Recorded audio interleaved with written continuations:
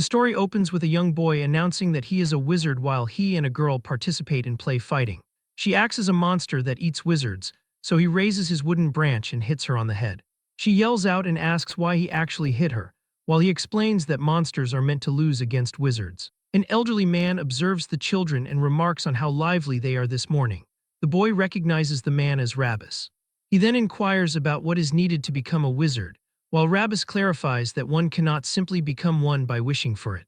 He describes wizards as the peak of humanity who rule from the highest social ranks, adding that they are nobles and knights who inherited the ability to use magic from their ancestors.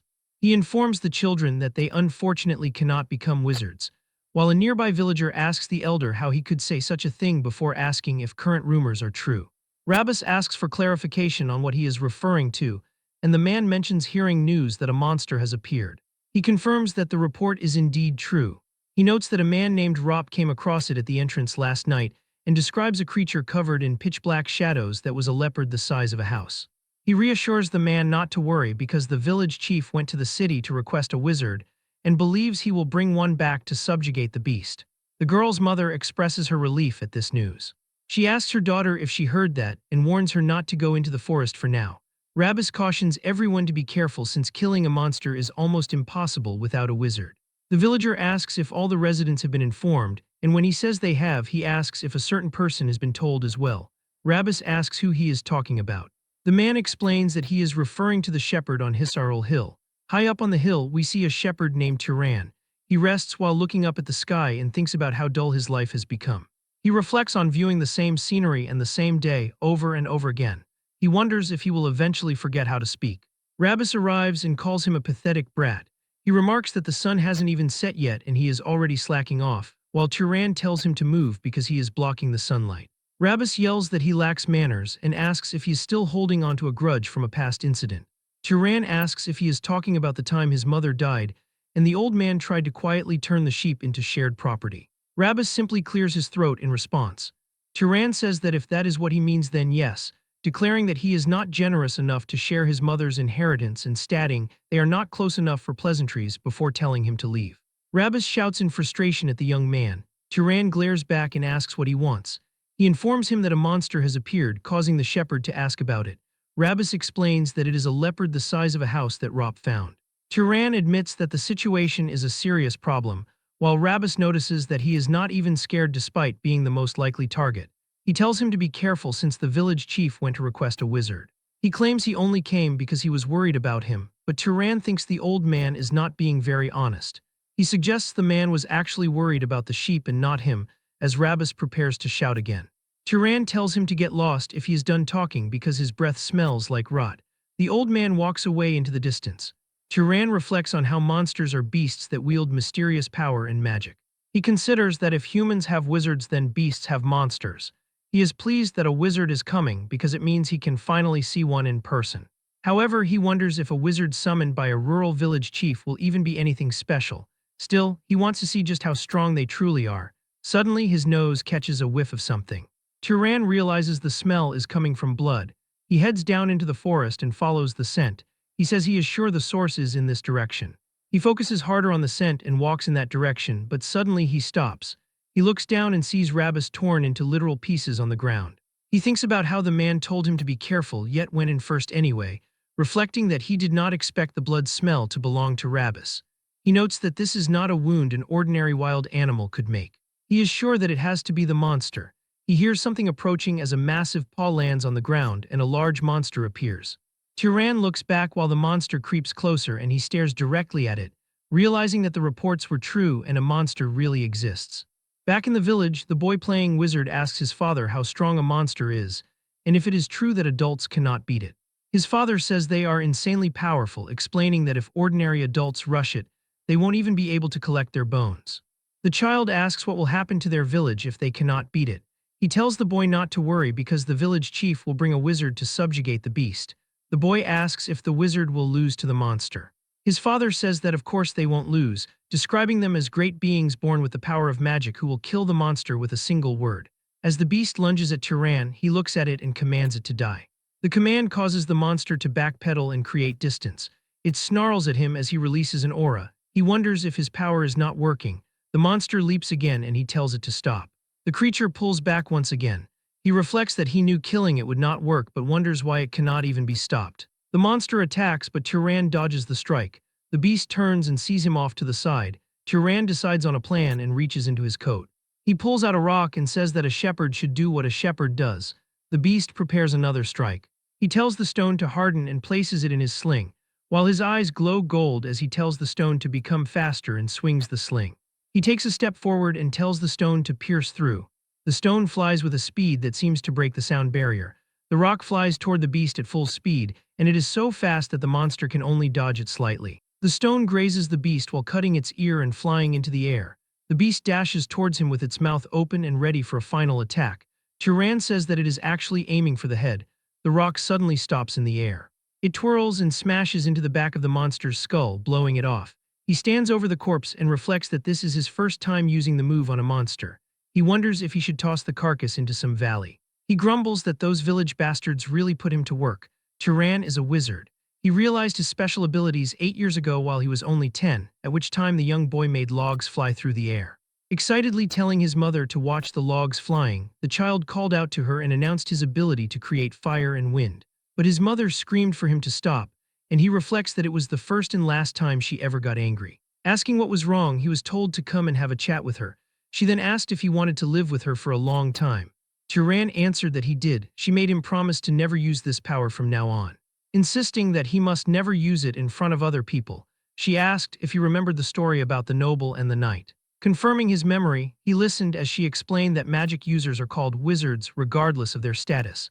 She noted that nobles and knights are fundamentally different. Nobles are descendants of divine beings called the Freyans who came to save humanity, while knights are descendants of nobles mixed with humans. The boy confirmed his understanding. She clarified that this is why they differentiate between ranks even among wizards. Explaining that he inherited power from his knight father, she warned of evil nobles who treat knights like slaves. She told him to remember that nobody can know he is a wizard. 8 years have passed since that day. Turan has continued to uphold that promise to his mother. He declares that the promise will not be broken. He has no desire to reveal himself as a wizard or to descend the mountain. Suddenly, someone pounds on his door and yells for him to come out.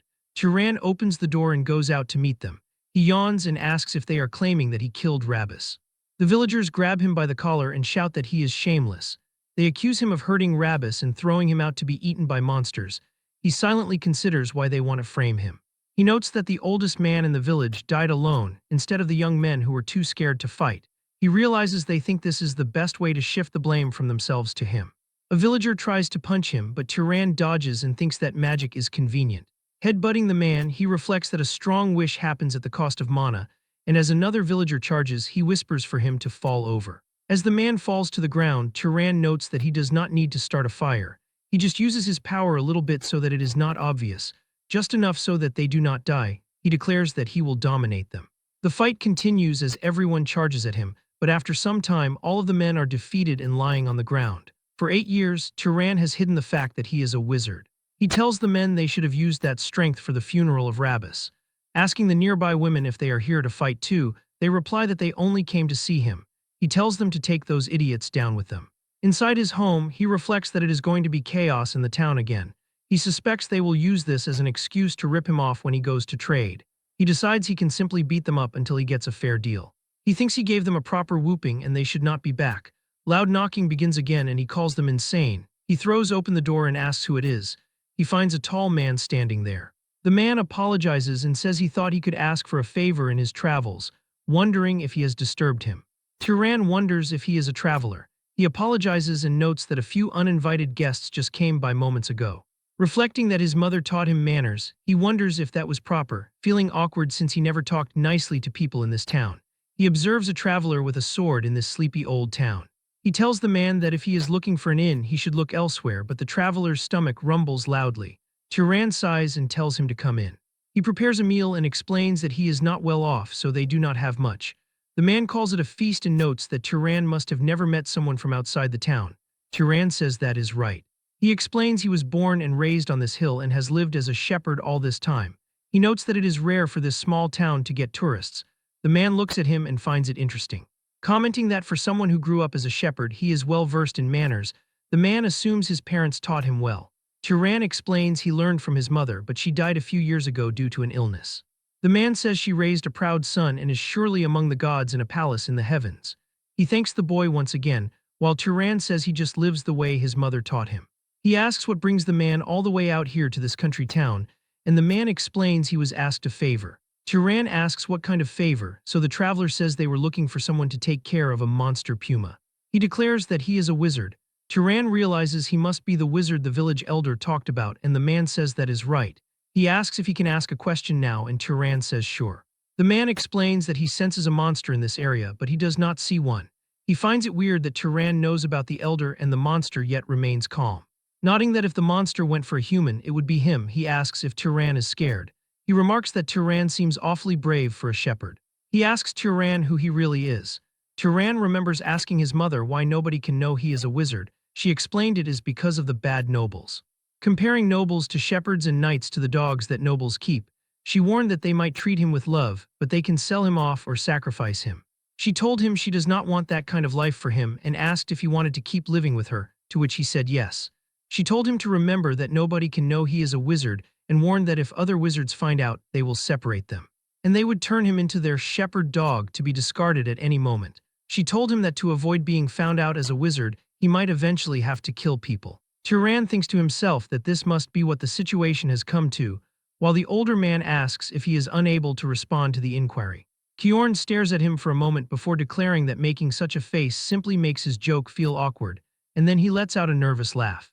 Turan realizes it was only a joke and apologizes for lacking a sense of humor, while Kjorn insists he is the one who should apologize as he realizes he must have flustered the young man. He reflects that it is his first time hearing a wizard joke, which is why it caught him off guard, while the wanderer remarks that the reaction was so entertaining that he took the teasing a bit too far. He notes they haven't introduced themselves properly and expresses that it is nice to meet him. The old man reveals that his name is Kjorn and describes himself as a wanderer. Turan feels he should have introduced himself first and identifies as a shepherd. He states that he is 18 years old this year, to which Kjorn responds that he will be 75.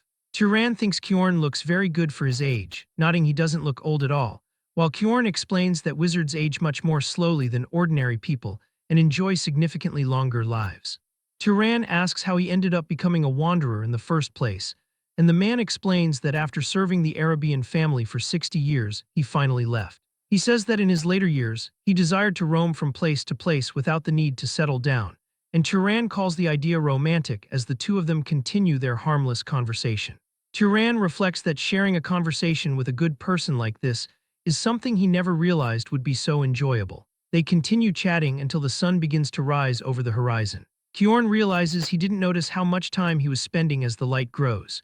He hands over a coin of Arabian silver, explaining that it is the purest of silver coins and worth more than the meal.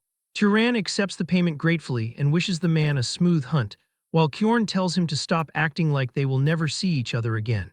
He suggests he might come by a few more times to mooch off him before he eventually heads out. Later in the day, Turan walks out to the field when it is time for the sheep to graze. He commands the animals to gather, causing them to look at him and begin walking his way. He reflects on the fact that this was the first time he has ever met another wizard, and wonders how long it has been since he shared a conversation that felt so naturally comfortable. Turan notes the ease and humor that naturally seeped into the man's speech was more than any adult he's ever met. He considers him a truly good person, recalling that the man even returned with a wolf. Turan had always thought knights were just emotionless hunting dogs used by arrogant nobles. He wonders how he is supposed to tell the man that there are no more monsters on Hisaril Hill. Meanwhile, Kjorn walks through the forest and notes that the surroundings feel strange. He sees traces of a battle but notes that he cannot feel a monster's presence anywhere. He looks up and discovers the rock from the sling embedded deep in a tree, wondering if the monster was already hunted and who in the world could have done it. He considers if the village chief hired another wizard, but he feels relieved that someone made things safe. Suddenly, he senses something and turns around to see the monster walking toward him with its face ripped apart. It releases a blood-curdling howl as Kjorn identifies it as a monster's wraith. He wonders who would do something like this as the monster attacks him, and he leaps backward to avoid the strike. He knows that failing to absorb or disperse mana from a dead monster's corpse turns it into a wraith, and he notes that a wizard who hunts monsters would certainly know this fundamental fact. Leaping high into the air, he concludes that the person who killed the beast was definitely a wizard, and he asks why they would leave it to become a wraith or if they were simply ignorant of the outcome. He reasons that a novice knight who doesn't know the basics could never have killed a monster like this. He wonders if they had some other intention, but decides that either way, he must destroy it. Drawing back a bow made of sheer lightning, he launches a magical arrow forward. The magic simply disperses as soon as it comes into contact with the monster's body. Kjorn asks if the monster's mana is vastly stronger than his. Suddenly, the monster disappears into the ground. He wonders if it is trying to counter magic with magic and wonders where it has gone. The creature begins to appear from his own shadow and looms over him. It swings down and strikes his arm, causing blood to fly from the impact. Kjorn realizes this is not a level a mere knight can contend with in battle, nodding that one would need to be at least a lower-ranked noble to have any chance. The monster sends Kjorn backward as he reflects on running into a wraith of this caliber in a remote village, and he thinks that you really never know what life will throw at you. The beast continues to change its shape into an even more grotesque and horrific form. Kjorn believes this is as far as he goes but refuses to die obediently. He vows that even if he dies, he will take the monster down with him. He plans to concentrate all of his mana into his hand for a final effort and stab the creature directly the moment it lunges at him. As the monster and Kjorn charge at each other, something shining comes flying out of the jungle. It was a rock that hit the monster hard. Kjorn is baffled as he watches the creature fall on the ground. Tyran approaches and asks if Kjorn is all right. Kjorn remarks that the shepherd's joke is quite startling too, but he is just surprised to see him. He realizes the boy is a wizard and asks why he didn't tell him the truth. Tyran remains silent, so Kjorn decides to change the question and asks why he helped him, nodding that the boy could have just walked away and let him die. Tyran says it is simple as he recalls the night Kjorn brought him a dead wolf. He remembers asking why the man went so far for a simple favor, while Kjorn wonders what he is talking about as Tyran continues. He notes that with his skills, the man could earn a lot more money more comfortably. Kjorn calls the villagers pitiful people, and Tyran asks in what way he means that. He describes them living on the frontier and trembling in fear without basic protection, while Tyran argues that it isn't the man's fault, but Kjorn explains a wizard inherits the power of a god, so they should live with pride by protecting powerless commoners. He admits that not every wizard thinks this way as everyone has their own way of living. Tyran smiles and tells him exactly that while the monster rises for another attack. Kjorn tells him to listen carefully because this is not a level they can handle. He warns it is a monster they cannot fight unless they are at least a noble, and he tells Tyran to inform the village chief immediately and help everyone evacuate. He vows to hold the monster off here. Kjorn admits he talked big but doesn't know how long he can actually last, but Tyran tells him that it is okay as Kjorn asks what he is saying. Tyran tells him if the attack he just used managed to land, then everything is going to be okay, while Kjorn asks what he is talking about, wondering if that attack wasn't his full strength, and he thinks a young knight hiding in the mountains couldn't hunt a wraith that even nobles deal with. That's what Kjorn thought at first, but he realizes what he is seeing isn't just a small connection made in a rural village, nor is it the reckless bravado of a young knight who ran from nobles. The scene before his eyes could be the beginning of a wizard who will turn the world upside down. Tyran declares that he was also curious about what his limits truly are. As Tyran stands before the monster, he declares that he wants to test his limits. Kjorn announces he will not permit the boy to face this alone, warning that despite his remarkable talent, this opponent is too formidable for them not to join forces. As the monster attempts to strike him, a sudden attack sends it flying. Kjorn realizes he would only be an obstruction since he could not even react to that previous attack. He acknowledges that at this moment, he provides no assistance to his companion. He decides that his current role is to help the young shepherd's talent truly bloom. Meanwhile, Tyran stands firm while launching a continuous series of attacks at the beast. However, he realizes the situation is not as favorable as it seems because his physical strikes are taking no effect. Kjorn shouts that it is impossible to kill a wraith with physical attacks alone. Tyran asks how he is supposed to slay the creature then, and Kjorn instructs him to use fire or lightning. The boy's eyes begin to shine as fire appears, yet it simply bounces off the monster, leading him to observe that it is not working. Kjorn is shocked to see that Tyran doesn't understand that establishing proper causality is a basic requirement for applying magic to another living being, wondering if the boy lacks fundamental common sense. He realizes now that Tyran was the one who killed the original monster and allowed it to become a wraith. This leads him to the conclusion that Tyran has never actually absorbed mana in his entire life. He tells Tyran not to simply light a fire but to create the flame and then shoot it at the target, yet he remains stunned by just how strong the boy is already. Tyran catches his balance and begins to imbue the fire into his hand. Kjorn reflects that while making fire isn't difficult for a wizard, controlling it requires separate training. Turan performs the task instantly, creating a powerful fire. He steps forward before hurling the flames at the monster. The flame explodes upon impact, causing the monster to scream as it burns alive. Kyorn urges him to keep his mind focused on the spell, explaining that he must keep pouring mana into it so the fire does not go out. He insists that everything about the wraith must be burned away as Turan continues to imbue his mana into the attack. His eyes shine like a rainbow as the flames grow more violent. Kyorn cannot believe they actually won and reflects on how absurdly strong that wraith was, nodding that one would need at least noble class power to fight it, yet Turan took it down. Turan asks if the battle is finally over, while Kyorn remains in disbelief that a shepherd from the mountains achieved such a feat. Kyorn warns that if he does not want to encounter another wraith, he must absorb the mana first, and when Turan asks how to do that, he tells him to imagine draining something into himself. Turan agrees and places his hand on the remains. As he focuses, a green aura emanates from the monster and gathers into his palm. As he does this, all of the mana is absorbed and circulates throughout his entire body. As he starts to shiver, Kyorn mentions he will experience a certain kind of pleasure. He declares he cannot believe it even after seeing it with his own eyes and asks if this truly was his first time absorbing mana, and Turan confirms that it was. Kyorn explains that after an initial awakening, mana grows slowly with age, and the most effective way to grow is to kill monsters or wizards and absorb their mana. Since this was Turan's first time, his innate potential must be in a different league entirely. He concludes that this young man must belong to a noble house. Kyorn bows and apologizes for his previous rudeness, then asks which noble house Turan belongs to, but Turan tells him to wipe the blood off himself first. Back inside the house, Kyorn has his arm covered in bandages. He once again apologizes for his lack of manners toward the boy, feeling he can only apologize for making someone as esteemed as Turan perform such a task. Turan reminds him he has already stated he is not someone esteemed, explaining he is just a shepherd who does not even know who his father is. He glares and tells him to stop the formalities, while Kyorn agrees and tells Turan not to glare at him. But the man wonders why a powerful wizard would choose to be a shepherd, explaining he does not mean to belittle him, but the role simply does not seem to suit him. Turan reveals it was his mother's request which she held onto until the moment she died, and Kyorn asks for more explanation. And Turan describes how nobles live below the mountains. He explains that if his wizard identity is revealed, he will only be used by them and then thrown away, while Kyorn observes his mother was very wise.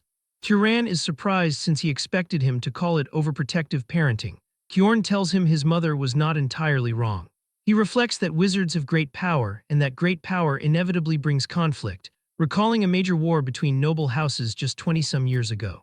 He explains it was a conflict between the House of Arabian which he served and the Great House of Zahar, noting that so many people died in that war. Out of roughly 3,000 Arabian knights at the time, more than 900 died. He reflects that nearly a third of them were lost.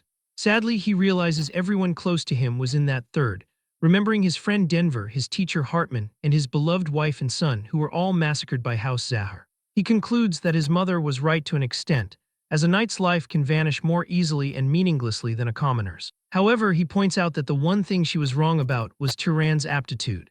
He admits it is embarrassing to say while in his current state, but he is a knight with fairly good skill, yet Turan easily destroyed a monster wraith that he himself could not bring down. He tells the boy his potential is not merely that of a knight but is at minimum noble level, and even among them, he possesses at least upper-tier aptitude. Turan asks if his mother was lying when she said his father was a knight, while Kyorn explains that on rare occasions, a child worse than a knight is born among nobles, or a noble-class child is born among knights. In that sense, he suggests it would be better for Turan to leave this hill and enter the world. Turan asks why he should do that, and Kyorn explains that humanity desperately needs more strong and kind nobles and knights, because humans are still not the complete masters of the world. Long ago, other races pushed out by the gods were left watching for a chance to rise again. In the midst of this, nobles only continue to wage war against one another. He argues this is an age that desperately needs someone strong and kind like Turan. More than anything, he asks if Turan is truly satisfied living as a shepherd. Turan looks at him and asks what he could even gain by going below the mountain. Kyorn explains that it depends on his desires, whether it be wealth, fame, authority, family, or friendship, noting that any of that is hard to obtain here. He tells him to try imagining the possibilities where he could wander as a wanderer and destroy monsters, or become an explorer in the unknown, or be adopted into a house to walk the path of power. Turan admits that listening to him, he thinks the man is right. He notes it would be more interesting than herding sheep here. For the first time, he is seriously curious about the world outside. Kyorn worries he might be planting expectations for no reason, but promises to support every possibility Turan has. Then he asks about his bloodline ability, and Turan asks what he means. Kyorn apologizes and explains he keeps forgetting the boy knows little about magic. He explains a bloodline ability is a trait nobles inherit from their ancestor, the Freyans, and whether or not one has this ability is what separates nobles from knights. He asks if any spell felt unusually easy, or if he has some outstanding ability that does not require magic. Turan wonders if it is because he is strong, but Kyorn explains that simply having mana makes a wizard's physical abilities stronger. Turan mentions he has a good nose and is pretty good at throwing stones, while Kyorn says that if his sense of smell is exceptional, it can be considered a bloodline ability. Kyorn notes that being skilled with thrown weapons is a trait of House Arabian, though it is a fairly common one. He tells Turan to continue explaining. After some time, Kyorn declares that he thinks he knows which house his abilities are closest to. Turan asks for the house's name. Kyorn's expression changes as he tells him the name of a great house known as Pursuers or Hunters. He reveals it is House Zahar, the very one that fought the war against House Arabian. Turan is visibly surprised by this. As Turan hears the name House Zahar, he becomes visibly worried. He looks at Kyorn with a sad expression since he shares a bloodline with the man's enemies. He considers the idea of apologizing, but notes that these relatives are practically strangers he has never encountered. Kyorn tells him not to maintain such a worried expression, noting that Turan did not participate in that war, and declaring that it is a situation for adults. He says that the fighting will never cease if they attempt to wash blood with blood. Turan asks if he possesses any regrets, causing Kyorn to inquire what he is referring to. The shepherd explains he is talking about the suggestion to descend the hill. Kyorn tells him that pursuing power after leaving the mountain will inevitably lead him to join House Zahar, noting that the young man has outstanding abilities, but declaring that he trusts his character. Turan asks what he means by that, so the man explains he is referring to the goodness within him, pointing out that he saved him while revealing an identity he has hidden for his entire life, and considering the idea that if someone like him joined House Zahar and achieved a high position, perhaps it could stop such a terrible war from occurring again. Kyorn says there is no need to think about the matter too seriously. He reflects that a decision regarding joining the family has not been made yet. Turan announces that his thoughts are now clear and he wants to try descending the mountain. Kyorn tells him he has thought well, but the boy declares he does not want to depart immediately. He tells Kyorn that he will head down once the man's injury has healed, while Kyorn calls him kind, nodding he is only slightly scratched and reflecting that the boy is truly a good person. Later inside the house, Kyorn explains that mana is absolutely required to use magic, stating that this is why mana is commonly referred to as the key to omnipotence. Turan asks about the term, so Kyorn clarifies it is not a truly omnipotent power despite the name, and that using magic requires mana that matches it. The boy asks what the standard for matching mana is, so Kyorn declares he will explain that immediately. He says the difficulty of magic is largely determined by 3 factors, listing them as bloodline, affinity, and causality. He explains that bloodline is determined by the specific lineage one is born into, which applies to most nobles who are not knights. He considers that it would be difficult for the boy to heal wounds using magic, asking if he is wrong about that, but Turan declares that he is not. Kyorn continues that for members of the Ravista bloodline from the south, it is something they can achieve even without training since the power originates from the bloodline. Turan asks about the second factor, affinity, which Kyorn says can be thought of as familiarity. He explains it is the concept that a mage can more easily perform tasks they prefer or are used to, while Turan reflects that it is like how he created a fireball as if he were throwing a rock. Kyorn confirms that he is correct and considers that simply making flames would not have achieved the same speed or firepower. He notes the last factor, causality, is the most important, though he reflects he does not fully understand it. He asks what would occur if Turan tried to kill him directly by using mana, so Turan says some light would probably shine from his head and nothing more would happen. Kyorn says that is exactly the phenomenon occurring from a lack of causality. He explains it applies when there is no appropriate cause for a desired outcome, or when what needs to be achieved is excessively difficult. Turan reflects that he thinks he understands a bit of what causality is. He notes that to kill Kyorn, instead of spending mana wishing for death, he would need to provide a cause of death like creating and shooting flames, which is more natural than directly lighting one. Kyorn tells him exactly that while reflecting Turan could have been a scholar instead of a mage. Turan says that he can control ordinary animals as he wishes and asks why magical beasts would need something like that, so Kyorn tells him it is because of their mana. They continue talking while a sheep eavesdrops. Turan reflects that magic is certainly not easy, while Kjorn tells him an excellent mage knows not just how to use mana, but also the principles and situations behind it. The shepherd wonders if the House Zahar bloodline also possesses special magic, so Kjorn tells him they are skilled in stealth and tracking and suggests he try it once. Tyran agrees to the suggestion. He closes his eyes and thinks how he does not want to be seen by others, wishing that neither sound nor smell could be detected. He starts to fade away and asks if it worked. Kjorn stands there speechless, seeing nothing in front of him.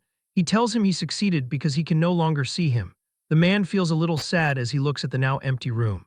Tyran slowly reappears, and Kjorn reflects it has been a while since he has seen that ability, nodding it is still a frightening power. He notes that during the war, the Arabian knights feared that ability the most, while Tyran reflects that this seems like an unfairly powerful ability. Kjorn tells him it is not invincible and declares he will teach him magic training methods. Tyran says the man is being too friendly and teaching too much to a mage from an enemy family. Kjorn reminds him he saved his life and treated him, declaring again that he trusts his character. Later, an ugly bald man asks if Tyran is truly selling the sheep and leaving. The bald man asks who will perform the shepherding from now on and how he can decide such a thing without consulting them. Tyran tells them they should figure out how to find a shepherd themselves, declaring it does not matter to them what he does with his belongings. He hopes they buy the sheep at a fair price or he will release them and leave. He says they are free to capture them but notes they will probably have a hard time. The chief reflects that this bastard is someone who keeps his word and that nothing good will come from irritating him. He says he understands and tells him to do whatever he wants while handing over a bag of money. As Tyran and Kjorn start to leave, Tyran reflects that the villagers still owe Kjorn compensation for everything and considers going to collect it. Kjorn tells him he does not intend to receive it because Tyran was the one who caught the beast. Tyran notes that is true and reflects they have reached a crossroads where they must part ways. Kjorn tells him he is sorry for refusing the offer to travel together as he is more comfortable alone. The boy declares he understands and thanks him for everything. Kjorn tells him to take care, and Tyran declares he hopes they meet again with smiling faces. He watches the knight's retreating figure for a long time. Only later does he realize why he did not want the man to speak formally. He reflects that although he never lacked affection from his mother, he had been secretly yearning for a father figure. He realizes he wanted someone who could be a role model for what kind of man he should become. The journey continues as Tyran travels deep into the desert and past a canyon. As he walks and looks up to try to look farther, he spots people off in the distance. He wonders if they are traveling merchants going from village to village. He reflects this is good since he can ask for directions. Tyran reaches near them. A man asks who he is to block their path, so Tyran explains he is traveling alone and asks for the location of the nearest city. They tell him he will reach a city called Mure if he follows the road they came from. Tyran thanks them for the information and starts to leave, but one of the men tells him to wait. He asks if the boy is really going to leave after receiving information, while Tyran asks what he is talking about and wonders what he wants. The man tells him he should give something in return if he receives something. They take out their blades and tell him to take off his bag. Tyran asks if they are bandits and the man asks what he will do if they are. The man who gave the directions declares this is just recklessness, nodding this is a wasteland where no one would find it strange if someone died. He points his sword at Tyran and tells him to take off his bag and cloak while they are being nice, because killing and stripping him would be unnecessarily bloody. Tyran understands and notes they are bandits who kill people. He remembers his training with Kjorn, practicing magic with him and remembering everything the man told him. Recalling Kjorn, Tyran declares he will use them for practice. The group begins to laugh at him, declaring that he is talking like some kind of wizard. Tyran moves his hand forward, sending the men flying through the air with a gust of wind. He notes that instead of generating wind from thin air, shaping it with his hand, and amplifying it uses much less mana. He didn't realize he could whip up wind this strong with such a small amount of mana, and the men are left completely confused by the attack. He then begins to pull water from his water pouch, forming it into a crystal. He creates multiple crystals now and the bandits realize they have made a mistake. One of the men is impaled by crystals, which kills him instantly. Tyran thinks that this spell is supposed to be useful near a lot of water, but considers that simply throwing stones feels faster and stronger than this so far. The bandits apologize and say they didn't know he was a wizard while begging for forgiveness. The leader is distracting him while the rest of the group creeps up from behind. Tyran lifts his foot and stomps down, causing a sand pillar to spawn under the men, and the pillars impale all of them as the leader stands there speechless. He stares at the corpses of his men and declares that this is impossible. Tyran says he has one thing to ask, and the man declares he will answer anything. He asks why they attacked him without a plan, nodding that a traveler walking alone could easily be a wizard. The leader explains it was because Tyran bowed his head. He says that even when they spoke rudely, the boy bowed and greeted them, so they assumed he was ordinary. Turan thanks him and declares that the man taught him something useful. The bandit smiles and asks if he is really going to spare him. Water begins to gather above the man's head, as a flashback shows Kjorn telling him that he is going to meet many people, and there is something he must absolutely know.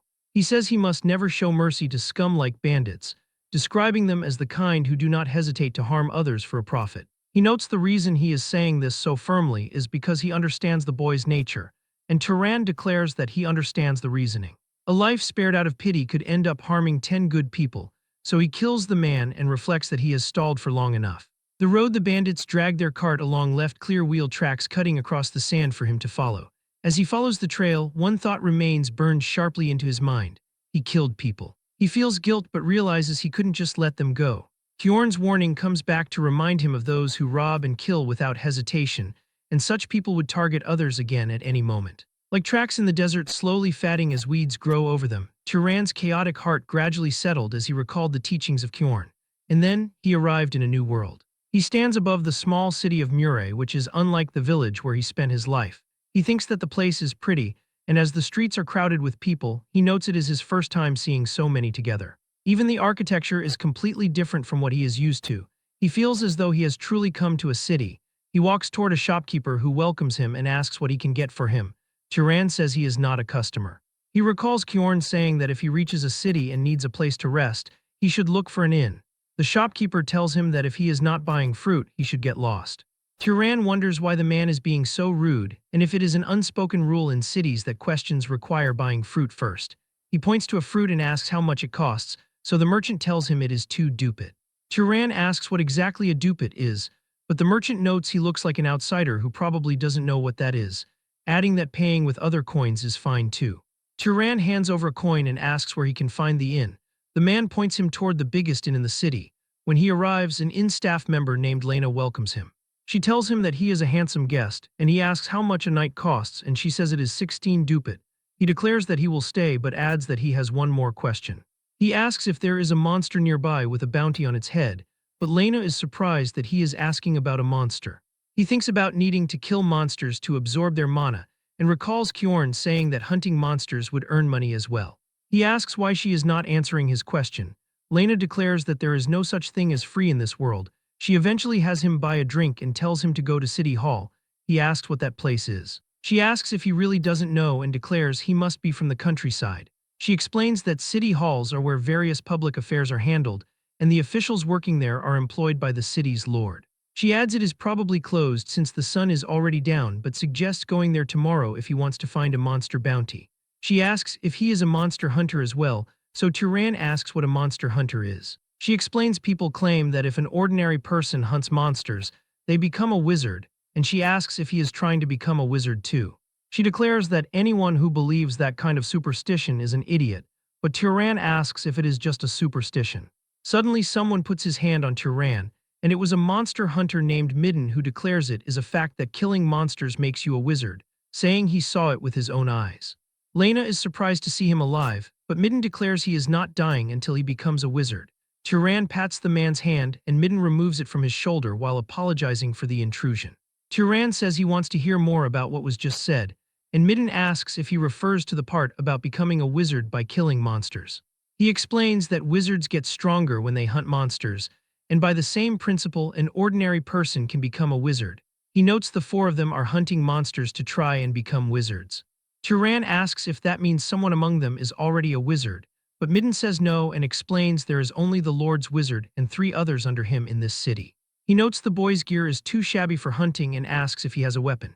Turan says he does and holds up a sling, while Midden notes that judging by how worn it is, he must have used it a lot. Turan says it is good for firing something the size of an egg quickly, but Midden says he could easily hunt rabbit or fox monsters with that.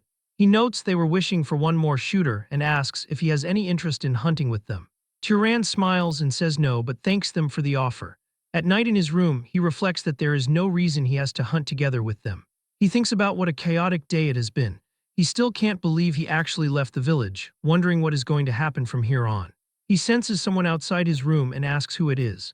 He recalls Kjorn telling him that a city isn't automatically safe and he should never let his guard down.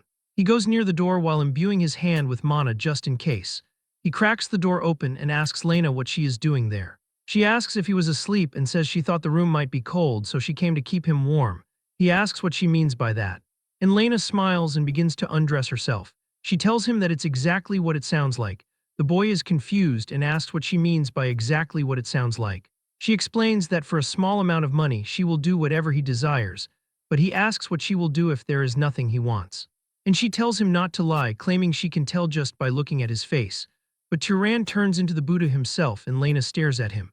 He recalls Kjorn getting mad and saying that he must never fall for the honeypot. The man had warned he always has to be careful with women at inns and prostitutes in general, since most of them carry sexually transmitted diseases. He noted that while they have strong disease resistance, and it is no problem for them, if Turan is careless, he could pass it on when he is with another woman, advising that he shouldn't let desire trap him into doing something he will regret. Turan thinks that cities are not easy to live in either, and reflects on the fruit shop earlier and now Lena too. He considers how they put a price on even small bits of information and conversation, and concludes that cities really are pretty cold-hearted. He then overhears Midden and his men discussing something. They ask Midden why he was trying to bring that guy from earlier along, as one of the men noted that he didn't look like he would be much help. The other dude said that was right, and that he just sounded so cocky he would be perfect to use as bait, but Midden explains it is because Turan reminds him of himself when he was young. He figured that if the boy was at least next to him, he might as well survive a little longer, while the others tell him that he is way too good-hearted. Hearing this, Turan smiles, thinking maybe the city isn't completely cold after all. The next day he heads to City Hall and a man asks if he can help him. Turan asks if he is an official and the man asks what else he would look like. The young shepherd tells him he came to hunt monsters, which confuses the man. He recalls Kjorn telling him previously that the world would not be kind to him. He thinks about it the other way around, nodding there's no reason it has to be kind, and he was advised that if he wants people to treat him kindly, the method is simple. He must reveal that he is a wizard and ordinary people will bow their heads. The official hands him a paper and says that he cannot take it with him. He instructs him to look and then hand it back. Turan asks if it is a crow monster and the man asks if it looks like a cat or something. He explains that it is unlikely, but if he kills a monster, he has to bring it to the city, nodding a wizard is needed to disperse the mana so it does not become a wraith. He warns that if he kills a monster and leaves it abandoned, the penalty under city law is execution. Turan knows this and understands what happens when a monster becomes a wraith, and he cannot repeat the same mistake. Turan then asks if knights don't hunt monsters, but the official says they are not people with time to spare. He explains a knight's job is to maintain public order in the city. He notes that hunting monsters outside the city is something for thugs like him to handle, and as Turan leaves, the official comments that another corpse is going to pile up outside the city. But later, he comes with a dead monster with a giant hole in its chest. Everybody is surprised, unable to believe what they are seeing. They ask him how he managed to bring it back so fast and if he killed it alone. Turan says that he did and asks if he can receive the reward for killing it. The official says they will give it to him and runs to get Turan's reward. He hands over a bag and tells him to go get some rest. The other officials talk about how incredible it is because even its wings are still intact, and they wonder if it is possible to bring back a blade crow in this condition. The official thinks about it and looks over, asking Turan why he is still here. Turan asks if there are any other monsters worth hunting. They ask if he is really planning to go hunt more. Later, Lena tells him that these are the most expensive items on their menu. She never dreamed that someone like him could defeat 30 monsters in just 3 days. She says he must have made a lot of money from the bounties, while Turan continues to eat like a baby. He responds that money isn't his only goal. More precisely, the goal is the monster's mana, and thanks to that, he has definitely gotten stronger. He notes that compared to when he met Kjorn, his mana has increased severalfold. However, he can feel a limit approaching, and with only weak monsters' mana, it is going to be hard to get any stronger. He then tells Lena that he has a question for her, and she asks what it is, and he asks if she took a bite of this, but she reminds him that he ate it all by himself. She notes that even though he is skinny, he can definitely eat, and the chef says he made it for the first time in a while and is happy he enjoyed it. Turan says it was delicious, and as he stands up to leave, one of Midden's men grabs him by the coat. He asks if he is really eating something so tasty by himself. They make fun of him, saying they have heard that he has made a lot of money and suggesting he should give some charity to his partners. Turan hits him in the face, and the man stumbles backward. Turan asks if he wanted some more charity. Another man gets pissed and swings at him, but Turan dodges and hits him in the face too, while one runs at him carrying a chair and swings, but Turan blocks it. Turan raises his hand and flicks the man in the forehead. Lena gets nervous and yells, telling them to stop fighting in the inn. Later, Midden apologizes and says he gave them a proper scolding. He promises this will never happen again and explains they have been tight on money lately. He says they just got jealous when they saw him and tells the other two to apologize. And they both say sorry. Turan asks if things are that hard for them and Midden says they have just been limited. He doesn't think they will be able to pay the room fee but notes that it is their problem. Turan then takes out a bag of money and tells him to take it.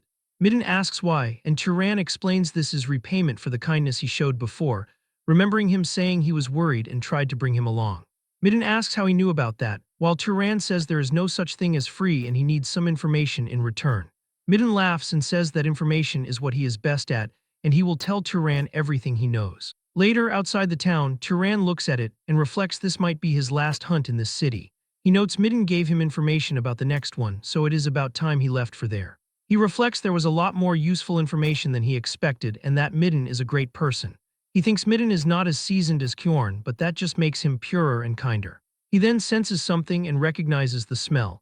He starts to run in that direction, knowing what is happening but hopping his hunch is wrong. As he heads into the jungle, he sees marks on a tree. He looks over and spots one of the men cut across the chest and bleeding out. Turan recognizes that he is from Midden's group. He then looks over and spots Midden's corpse and the coins that he gave him on the ground covered in blood. Turan just wonders what happened to him. Turan looks down at Midden and one of the men who is still barely alive as the man struggles to speak but manages to get the word rabbit out. Turan is confused and asks a rabbit. But the dying man is finally able to say it's a rabbit monster. Turan looks to the other side and sees the monster still eating another man. The monster also notices him and glares at Turan with its red glowing eyes. Turan was standing up when the monster charged at him with great speed, but he dodged the attack, and the monster hit the tree, destroying it instantly. Turan can't believe how fast it is and he was almost hit by it. He twirls his sling and raises it up before firing it. As the rock soars through the air, it splits into three and all of them move toward the monster, but the monster easily destroys all of them. Turan notes that this creature is used to defending against thrown weapon techniques. The beast readies itself and dashes toward him once more. It is surprised when Turan completely vanishes in front of it. The monster stops the attack as it can't see Turan, but he suddenly appears behind it with a dagger in his hand and stabs the rabbit monster in the neck. Turan retreats and starts turning invisible using magic. The monster tries to attack at that moment, but Turan had already become invisible, and the monster was only able to cut down a tree. The rabbit monster becomes mad and starts cutting every tree he can see. After some time, it comes to a stop as it becomes exhausted and screams loudly. As the monster loses more blood, it finally dies and falls on the ground, as Turan was able to successfully rage bait it to death. He then undoes his invisibility and approaches the monster's corpse. He stretches his hand out toward the beast and begins to absorb its mana. He notices that the amount of mana he is getting now is different, reflecting that it is more than the leopard monster he encountered the first time. The man who is still barely alive can't believe that Turan is a wizard. Turan confirms that he is, and the man asks why he is hiding his identity. But Turan asks if any of the four of them have belongings he can pass on to their families, and the guy begins crying, saying that he doesn't have a family as he looks at Midden full of regret. Turan remembers Midden telling him about a great city nearby called Orem, which has a place called a library. Turan asks what a library is, and Midden explains it has thousands of books. He then tells Turan that at the moment he said the word books, he looked fully interested, so Turan asks if he really did, and Midden explains that he heard not just anyone can enter the library. Turan asks how he is meant to get in then, and Midden tells him that apparently only wizards are allowed inside. Turan says he understands and that he has decided. Midden asks what he is talking about, and Turan declares he is going to that great city he mentioned. Now Turan stands over their graves after having buried them. He wishes them happiness there and walks away. Sometime later, Turan is standing in line. He is almost embarrassed that he was shocked by the small city of Mure. Now that he is standing before the great city Orem, he can tell how big of a city this is based on the scale alone. He did not think that there would be this many people trying to enter the city. He sees the guards and wonders if they are scanning for criminals. As expected of a great city, it has a more established system. The guards tell him to stop, and Turan asks what is wrong. They inform him that he cannot be allowed to enter because his clothes are absolutely filthy, telling him he should dust himself off at least.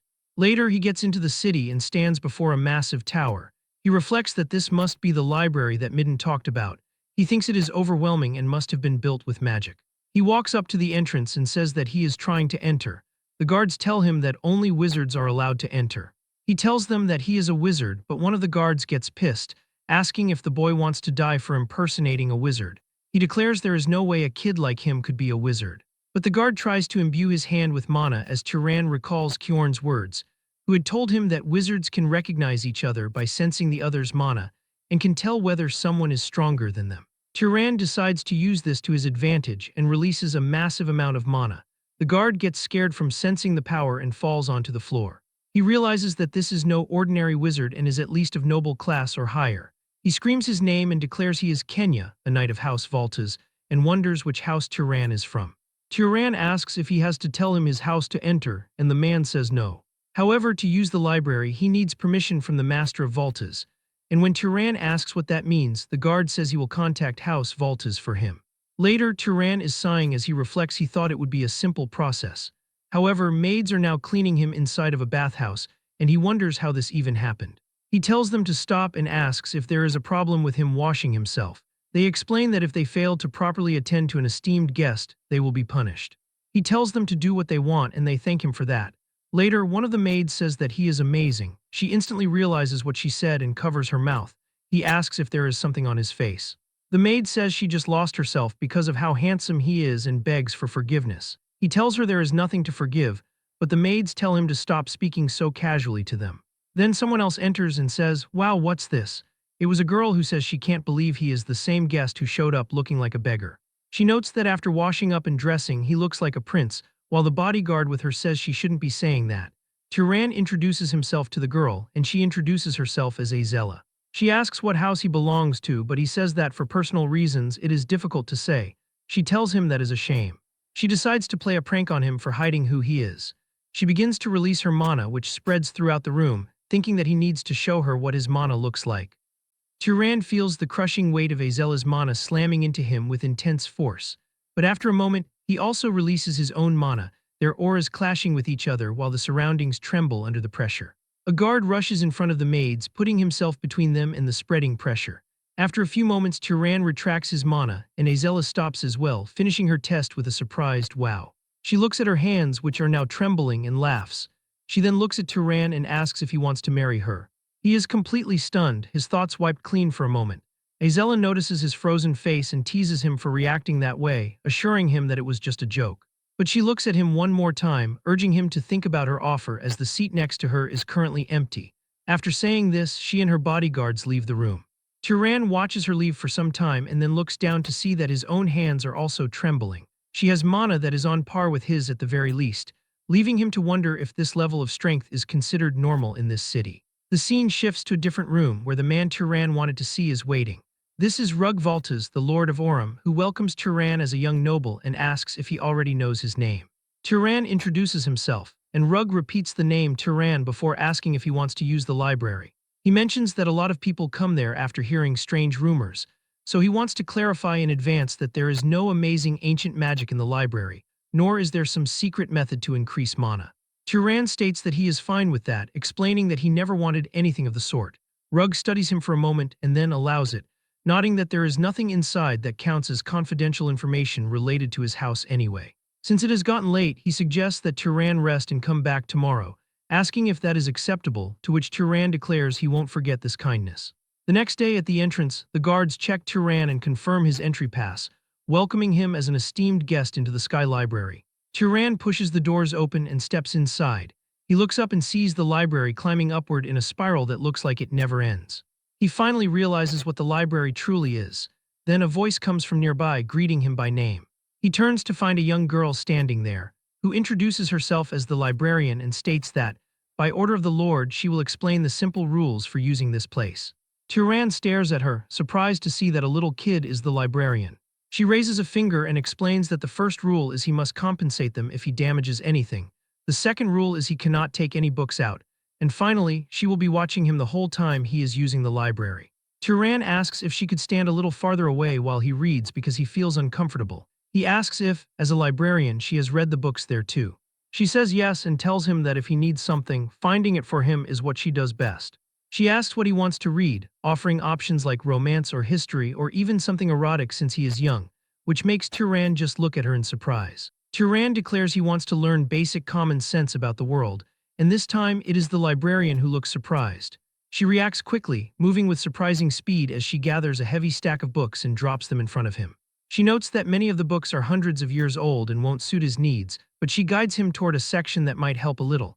Turan thanks her and she tells him he is welcome. He picks up one of the books and reflects on what a book actually is. Then he opens it carefully and starts reading, his expression changing as he thinks about how amazing these books are. Turan repeats this same routine every day, reading in the library. He now comes to understand the world's geography and its different races, learning about the etiquette of wizards and how various items are manufactured and processed, even studying monsters and relics from the era of the Old Empire. With each piece of knowledge he accumulates, his world, something that was once nothing but an unknown space, grows clearer and more vivid to him. Later, Lord Rugvaltas notes that Turan has been making excellent use of the library, which Turan confirms is true. The Lord then states that, separate from treating him as a noble, allowing him to use the library was an act of goodwill, and he declares he would like to receive payment for that goodwill. Turan does not stall and asks the Lord to tell him what he needs.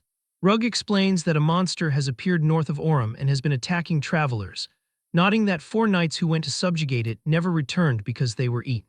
He adds that it seems a noble will have to step in personally, but his house can only mobilize 2 people at the moment. Turan agrees to help, thinking that protecting people is what a wizard ought to do. However, he feels something is off, knowing that wizards are usually the type who do not get involved in things like this. Rug adds that the Northern Road is an important trade route for Orem and has been blocked for 10 days, so they have to reopen it quickly. Turan realizes that 10 days ago was before he even arrived in Orem, figuring out that this is why the Lord let him use the library so readily. The scene shifts as a large group leaves the city. Yahello remarks that her father really is something else to think he would mobilize a guest for a monster hunt, asking if they were truly that unreliable. She tells Turan that she is not blaming anyone, but says the Lord is making a huge fuss. The man beside her laughs and asks if calling the Lord fussy is a bit much, prompting Yahello to tell him to drop it. That man stops for a moment and turns toward Turan to introduce himself as Marvin Valtas, saying he looks forward to working with him, and Turan returns the greeting. As they walk, Yahello says they should finish this quickly and go back to rest. Marvin leans in and asks if Turan is interested in his big sister by any chance, to which Turan says no instantly. Marvin looks genuinely relieved. Suddenly, the guard at the front shouts for everyone to stop. Up ahead, they find a destroyed carriage on the road. As they inspect the wreckage, one guard asks if this was done by that creature. Another guard says it probably was, reasoning that since they forbade anyone from going north from their side, the travelers must have come from the south and gotten attacked by the monster. Turan stays quiet and studies a mark on a wooden board. He then states that the monster is a monkey. Yahello repeats the word with doubt, so Turan tells them to look at a handprint and explains that the creature attacked the peddlers and went back into the forest. If they locate its trail, they should be able to find it. Yahello says she can barely use tracking magic and asks Marvin if he can, but Marvin says he cannot either. Turan then steps forward, volunteering to try looking, and searches for something amidst the carriage parts.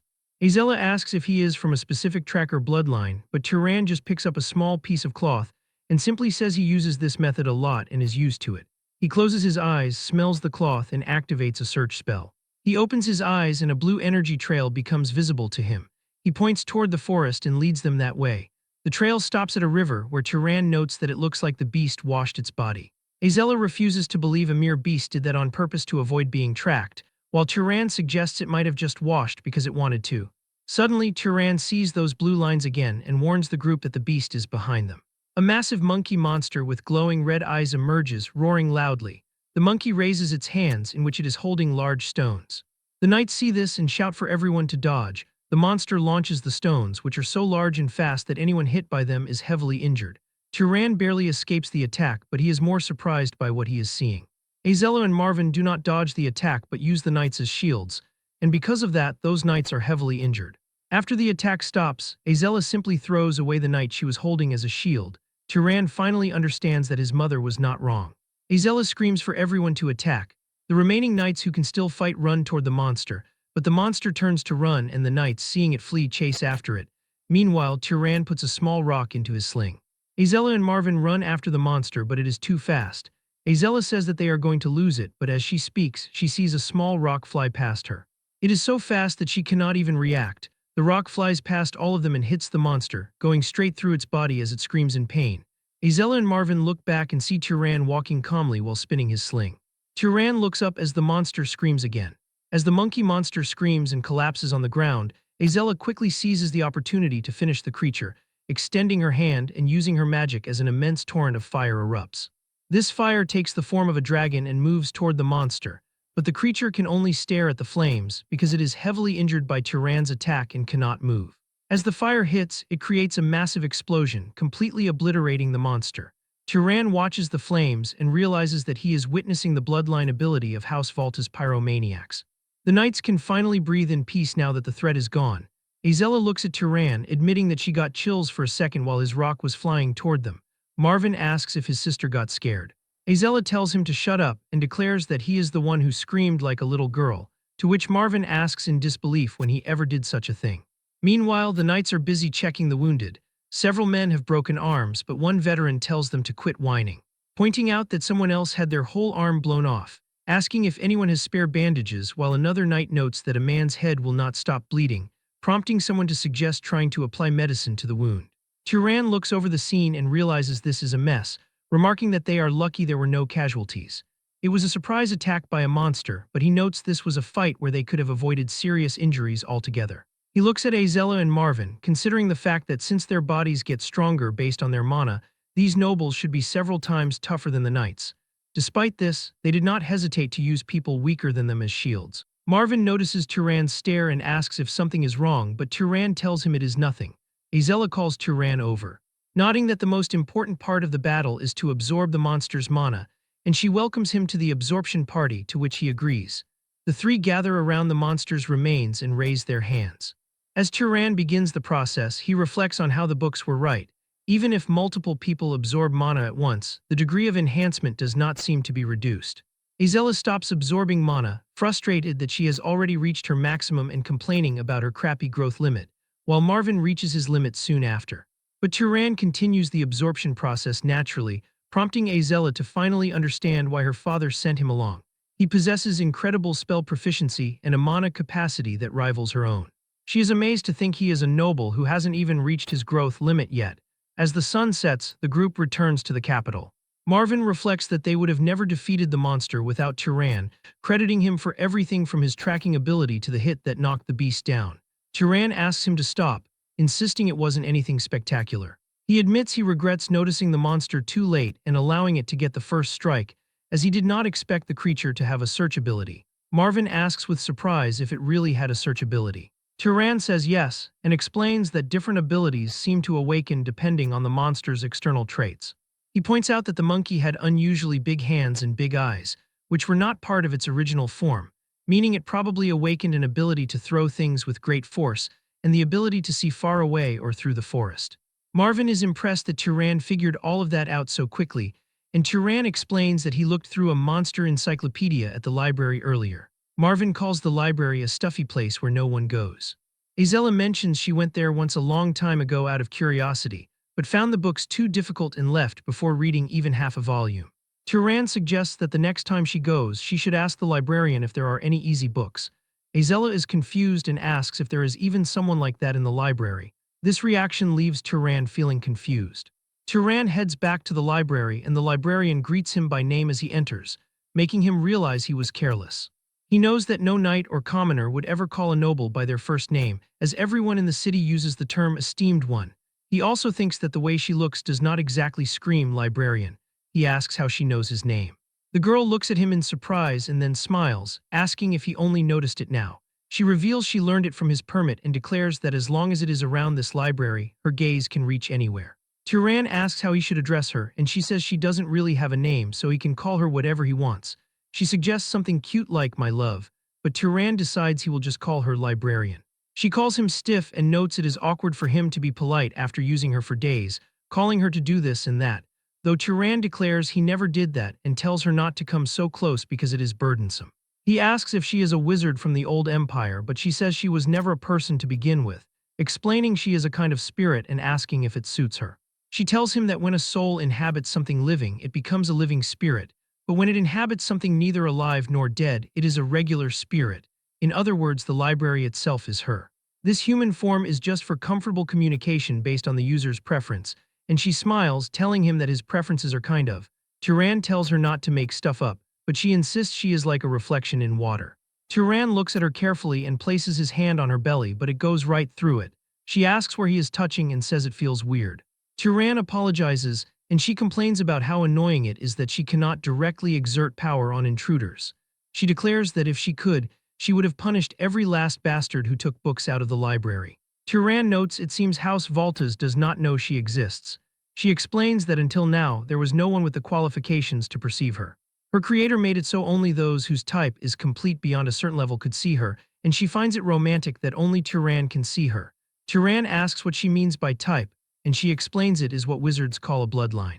He asks if she can tell him about his own bloodline, but she suggests asking his parents, to which Turan reveals he is an orphan. The spirit licks her lips and offers to check for him, saying she only needs his consent to examine his body. Turan asks what she means by that. The spirit laughs and makes a ghostly expression before suddenly sticking her hand into Turan's chest, which also goes right through his body, leaving him stunned. She laughs and notes that they are now connected. Turan tells her not to say weird things but realizes it doesn't hurt. She reveals that while there are a few small bits, the big chunks are the pursuer and hunter bloodlines, asking if that is a trait of House Zahar, and he says yes. However, she notes that there is one more bloodline and says that Turan is mixed. Turan asks what she means by mixed, and she explains he is the result of two people from different bloodlines, though she doesn't know what the other one is because it is still locked. She says a locked bloodline isn't that rare in bloodline combinations, and that it will open naturally as he grows stronger. Turan reflects on his mother, thinking she was far too polite and educated to be a commoner, making him wonder if she was a descendant of some noble with a bloodline so diluted it couldn't hold night-level mana. He tells the spirit he understands and thanks her, prompting her to tell him to stay one more month if he is truly grateful. From then on, Turan does not read alone. He asks the spirit about the contents of the books and requests explanations, asking if there are really that many invisible substances in the world. The librarian shares knowledge from books that were plundered and vanished thousands of years ago, teaching him that if he makes water float and looks through it, he will be able to see it directly. Turan finds these lessons on the laws of nature to be a treasure beyond measure. He learns that diseases arise from microorganisms and that the decay of living things is caused by the feeding of germs. He also grasps basic principles like the refraction of light, the generation of heat through friction, and the process of how living things get injured and how they heal. Turan decides to experiment with decay. He touches an apple before him and it quickly turns rotten. The librarian asks how his progress is, and Turan calls it incredible. While existing magic can achieve this effect, understanding the scientific principle allows him to consume far less mana. He realizes that simply changing the way he perceives the world has raised his skill as a wizard. He asks if powerful houses are monopolizing knowledge like this, nodding that if every wizard knew it, they would lose their competitive edge. The librarian notes that people's level of knowledge keeps dropping over time and says she now understands why. Turan eventually declares it is time for him to leave. He says that the owner of this place has been openly giving him hints to go. The librarian's spirit begs him to take her with him and tries to hug him, but she passes right through his body and hits the floor. Turan asks if she can even leave the place and she admits she cannot. She begs him to stay, promising to take good care of him, but Turan gently says he will pass. She huffs that he is never going to say he will stay. She encourages him to look around the land for the god's legacy, suggesting there might be spirits out there who know even more than she does. Turan promises to visit from time to time. She tells him to come if he wants to or not, though she is clearly sad to see him go. Turan smiles and says that there are still many books he has yet to read. He finally leaves the city, following a continental map he got from the library. House Zahar's base is in the Emerald Desert, east of Orem. He decides to head toward Zahar to find clues about his parents. As Turan walks, he notes that there is no need to rush. If the clues were going to disappear, they would have vanished sometime over the last 18 years, and if they are still there, arriving a little later will not make them vanish now. He continues to train, kill monsters, and absorb their mana. As he travels through the woods, he suddenly hears a horse neighing. He wonders what is happening and spots a majestic horse with a saddle. Turan realizes that the horse is not attacking the man lying on the ground, but is actually protecting him from attackers. One attacker calls it a demon and asks what kind of pet monster could be that strong. Turan watches closely, wondering if the horse is actually the one being targeted. Suddenly, Turan realizes who the attackers are. They are two dark elves, and one tells the other to try and create an opening somehow, to which the second elf replies that it is easier said than done. One dark elf uses magic as a purple energy spreads out, and monsters start to rise from the ground. Turan realizes this is the dark elf necromancy he read about in a book. He wonders if he should help but hesitates, thinking the man lying there might have been the one who attacked the dark elves first. His eyes widen in shock as he sees one of the dark elves eating a human arm. The first elf asks whose hand that is and tells the other to give her one too, but the second one tells her to eat her own, as she must have already taken some for herself. Turan realizes with disgust that they are cannibals. He activates his stealth magic and becomes invisible while the female dark elf remarks that the men she killed are too hairy. And as the male elf takes his final meal, he is killed by Turan's attack in an instant. The strike is so fast that the female elf cannot even react. The monsters summoned by the now dead elf vanish. Seeing this, the female elf panics and tells her monsters to gather and protect her, and the beasts immediately surround her. Turan attacks with a rock, but a monster blocks the projectile with its horn. The elf shouts, demanding to know who is there and ordering them to come out, as a buffalo monster charges in his direction and destroys the trees. The elf realizes her attacker is using stealth and declares they will see if he can still hide after this. As she summons a wolf monster, it releases a glowing orange aura that spreads through the area and detects Turan. Turan's magic fades away and he starts becoming visible. The elf also notices him and shouts that she has found the demon. She commands her monsters to kill him and they charge at him. Turan rubs his hands together and creates fire. He releases an explosion of flames at the monsters, which knocks out the wolf monster, but the buffalo remains unharmed.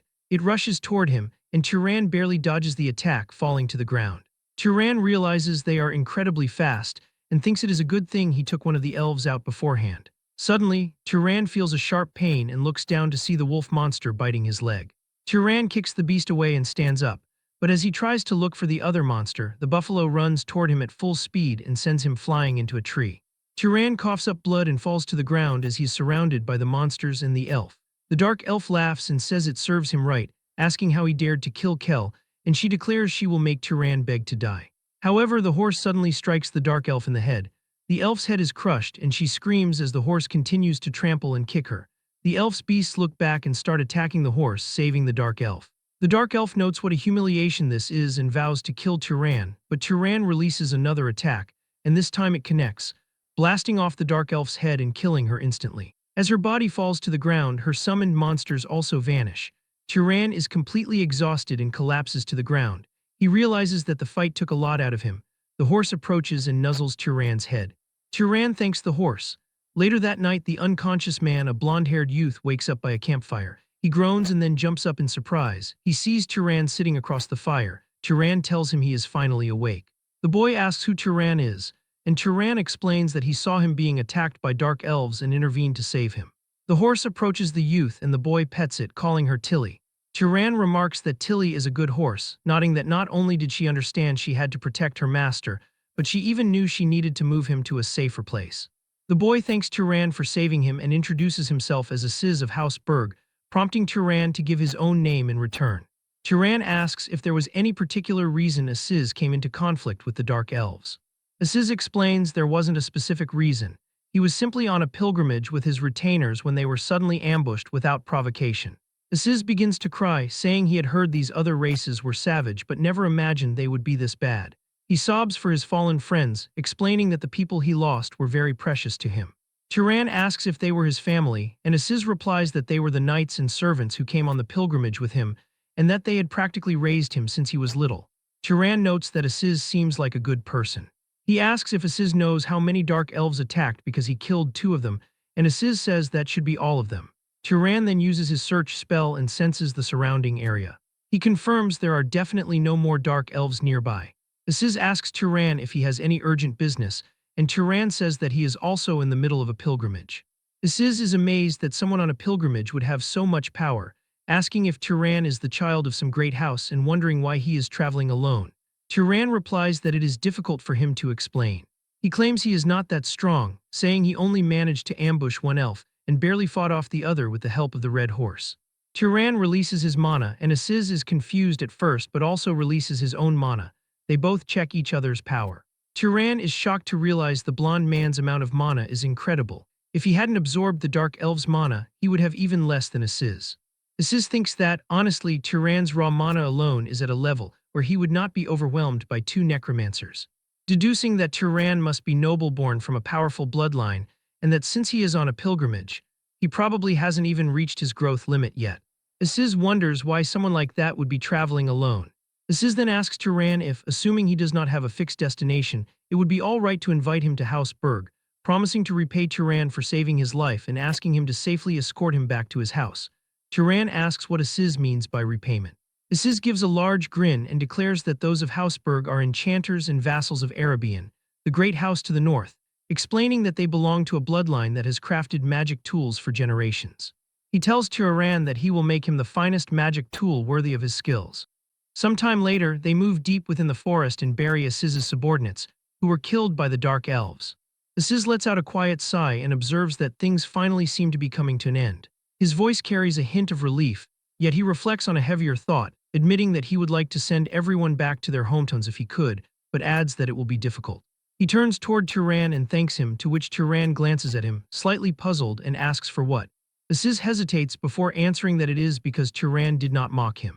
He is a noble, yet he cried at the sacrifices of his subordinates, calling it pathetic. So Turan asks why he would think that is pathetic, and Aziz replies quietly that it is because that is what his father taught him. Those who fall in a righteous battle shall dwell in the heavenly palace with the gods, as he was taught that to grieve for them would be weak, and that a true noble must move forward, standing upon that sacrifice. But if not grieving over a family member's death is strength, then he does not think he could ever become truly strong.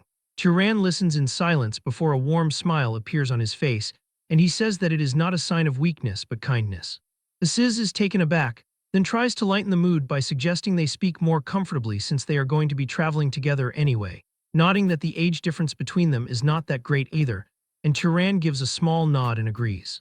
Aziz smiles and raises his hand, announcing that he looks forward to working with him as a friend. Turan stands still for a moment, repeating the word friend to himself.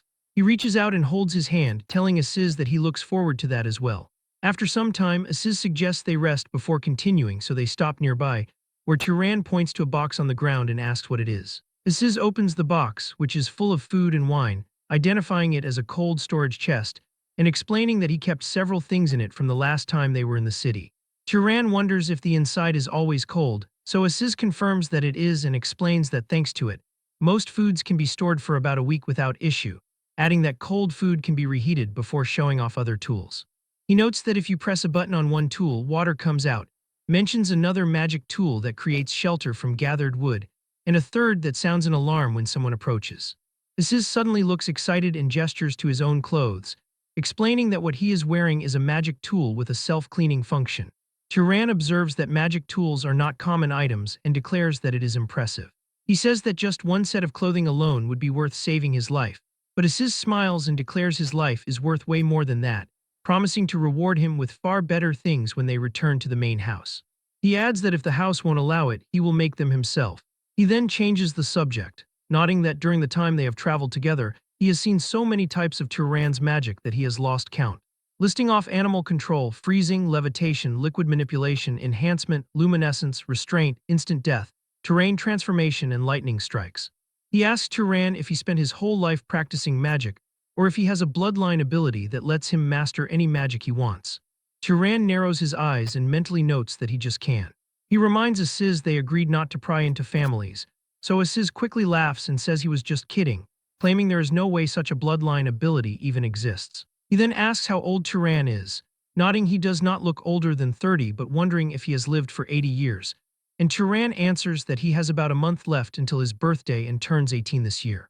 Aziz is completely shocked. He reveals that he is turning 43 this year, but then chuckles and says a 25-year difference is not that important to them.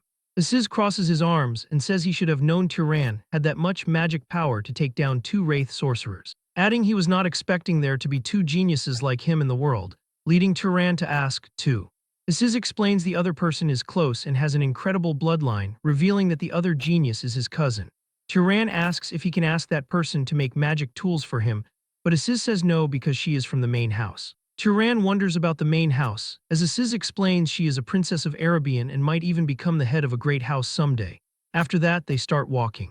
He explains that unlike ordinary wizard houses, heads of great houses do not easily pass positions to their own children.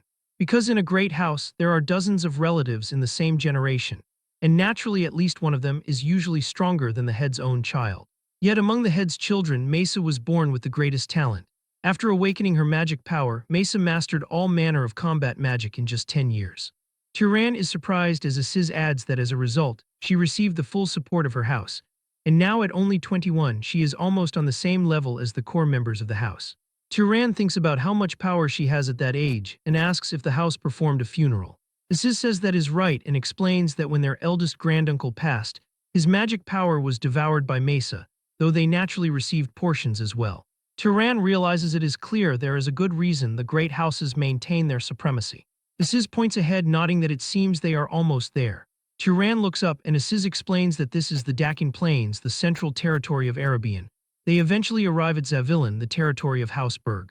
As they enter the mansion, a woman rushes out and asks Aziz what on earth is happening.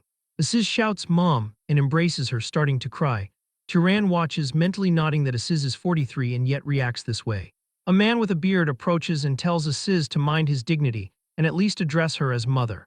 So Aziz apologizes and then introduces Turan as a new friend from the south who risked his life to save him, stating that without him, he wouldn't have made it back here alive. The mother says this pilgrimage route wasn't supposed to be that dangerous and asks what happened. So Aziz reveals they were attacked by dark elf wraith sorcerers. She is furious and calls them filthy wretches, declaring she will take an army and tear them to shreds. The man from before calls her the house head and tells her to compose herself because people are watching. He then asks Turan which house he belongs to, and Turan replies that he is afraid he cannot say. The man asks if he cannot, and Turan admits he does not really know, explaining he was born to a commoner mother and does not know who his father is. Aziz is shocked and asks why he never told him about that, but Turan replies it is not something worth boasting about. The head of Berg looks at Turan of the unknown house and declares that since he saved her child, she shall see that he is properly rewarded. She tells him it is difficult to offer him a room there, but says she will arrange for him to stay at the finest inn in the city, making Aziz frustrated as he asks his mother if they shouldn't host him at home. She explains that would normally be fine, but they have an important guest staying with them now. Regardless of the circumstances, it is difficult to bring in a stranger of unknown origin, and she hopes he understands. A voice suddenly speaks up, telling the aunt she does not need to worry about her, as surely the person who saved Aziz would not suddenly try to assassinate her. A woman dressed in black appears. Aziz realizes it is Mesa and asks what she is doing here all of a sudden. Turan observes the Princess of Arabian, thinking she looks more like a corpse in her current state. Mesa explains that she is there to hide because she was nearly assassinated by Zahor's vermin. Aziz is shocked that an assassination attempt happened at the main house. Given how fortified that place is, he asks if there could be an insider. Mesa replies that there is probably an insider because the main house does not just have one or two people with questionable loyalties. She declares she is tired and retires first, saying good evening to everyone. After that, Aziz's mother calls her maid named Ina and tells her to show Turan the second best guest room in the house. The next day, Turan opens his eyes on a bed in the grand guest room. After resting, he walks through the hallway where he meets Aziz again. Aziz notes that Turan is up early as usual and asks what he is doing alone in the hallway. Turan points to a magic lantern on the wall and says he finds it interesting, so Aziz says he makes those every now and then for practice and tells Turan he can have one. After hearing this, Turan says he is not that interested. Suddenly, a massive flash of lightning rumbles through the windows, lighting up the hall. Turan looks at it in confusion, while Aziz explains it is Mesa practicing magic and notes she is always diligent. Turan asks if that was Arabian bloodline magic, and Aziz confirms it is the Storm bloodline. He admits he has never hated his own bloodline but says he is a little envious, as she looks like she is becoming a literal god. Turan is curious and wonders about how strong the next Arabian leader is. Aziz asks if he wants to take a look, but Turan says he is curious, yet does not think it is a good idea for a suspicious outsider like him to approach. Aziz asks why that matters since he is not an assassin. He insists he can vouch for him and admits he is curious about who is stronger between Turan and Mesa. Turan says he thinks that is the real reason Aziz brought him there. Aziz laughs and says that, to tell the truth, he has been holding a grudge for a few years and wants to see Mesa frustrated for once. They go to the training grounds where Mesa is standing. Aziz calls out to her. She turns and asks Aziz who is beside him, so Turan introduces himself. Mesa repeats the name, remembering him from last night, and asks what brings them there. Aziz says they saw her practicing magic, so they thought they would join in just like they did in the past. But Mesa reminds Aziz that last time he stormed out crying after she learned something in 2 tries that took him a whole week, which makes Turan laugh. Aziz looks back at him and he quickly apologizes for laughing. Aziz asks Turan if he is mocking him too and then turns to Mesa. He declares Turan has magic talent second to none and suggests they have a duel. Mesa repeats the word duel and looks at Turan with a silent stare. Her eyes glow blue as her mana surges. Turan looks up at the sky where the weather has turned dark and a lightning storm descends. As she releases more mana, it becomes more terrifying, making her look like a monster. Turan's body stiffens under the sheer weight of her pressure, and his eyes go wide. After it is over, Turan is left panting and sweating from the intensity. After a moment of silence, Mesa looks at him and says she hates to say this, but she does not think Turan is a match for her. Mesa is sorry to say this, but it looks like it will be a bit difficult for him to duel her. Turan stays silent while he stares at her with a focused and determined expression. Aziz steps in with a wide grin and tells her that, in terms of magical power, he certainly would be no match for her. However, he adds that what is truly incredible about this guy is his ability to learn magic. He puts a hand on Turan's shoulder and declares that he is a genius unlike any he has seen in his entire life. Aziz looks at her and asks if even Mesa herself probably does not reach that level of talent. She replies that since Aziz is praising him so much, they should see what he is capable of doing. Turan looks back at her and suggests a new method for their competition. He asks how about they each show a magic that the other probably does not know, and whoever can perform it faster wins. Aziz turns to her and says that it is a good method before asking for her thoughts. She heard Turan does not even know the magic of his own bloodline yet. She explains that it would be unfair if she used her innate magic, so she decides to leave that out of the duel. She tells them she will start first and steps forward on the training ground. Mesa taps the stone floor with her foot and creates a small sprout that bursts through the floor. Turan and Aziz watch as the tiny plant begins to grow rapidly and turn into massive vines that coil around the entire courtyard. Aziz shouts in terror as the vines wrap around him and lift him high into the air. He hangs upside down, while Mesa looks at Turan and identifies the spell as plant creation and manipulation magic, asking if he can do it. Aziz screams and begs to be let go because he is getting dizzy, but she ignores him and tells him to stay like that for a moment because it is fun. Turan reflects on the principles of magic while he looks at the vines. Fire creation magic is merely the manifestation of the phenomenon of burning, and water creation magic is simply the act of extracting invisible moisture from the air. Turan crouches down and places his hand flat against the hard stone floor. He thinks to himself that these vines are the same way, as the magic involves forcing seeds already planted in the ground to sprout rapidly. He realizes that in other words it is not creation, but rather growth. He tells the seed to grow, and a bright blue pulse of mana flows around it. In a split second, several blue vines explode from the floor and weave around Turan. Mesa watches with a shocked expression as the plants follow Turan's will perfectly. Aziz is shocked too.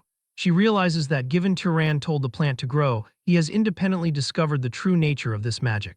She asks him if he happened to see this magic used somewhere before, to which Turan replies that it is his first time ever seeing it. Mesa HMPH and notes that the things Aziz said today actually turned out to be right for once, which is rare. She releases her magic, and Aziz falls to the ground, groaning in pain. She stands firm and tells Turan that now it is his turn to propose the challenge to her. Turan thinks to himself that using the Zahar's bloodline magic would be suicidal here. Suddenly, he remembers something and he reaches his hand out toward the tall grass. From the grass, a small rat appears and runs toward him. She watches it and asks with doubt if it is just animal control magic and if this is the best he can do. He catches a small rat and holds it tightly in his hand. He tells her it is hardly that and explains that this little guy here is just the ingredient for his magic. He uses his magic, he grips the rat as blue energy begins to pulse around the animal's struggling body. Its life force is drained and its body withers away. The rat turns into a dried husk within Turan's hand. He holds out the dead animal and declares that he is done with his magic. She looks on with a serious face before announcing that now it is her turn. She gestures with her finger and a second rat runs toward her. She grabs it and tries to use the same magic Turan used, but nothing happens to the rat. She closes her eyes and concentrates as she realizes this is not ordinary magic and wonders how he did that anyway. Aziz looks at the scene and asks why Turan would use that kind of disgusting magic. Turan admits that it was just the first thing that came to mind when he was asked. He looks at her and wonders if even a great family like the Arabian house does not know this principle well. Aziz tells her that it seems it is not working and suggests they just give the victory to Turan. Mesa tells him to shut up and asks him if he thinks she cannot do this. When using magic, the causality factor is an extremely complex element. If the phenomenon one intends to cause is something natural, the magic is more efficient.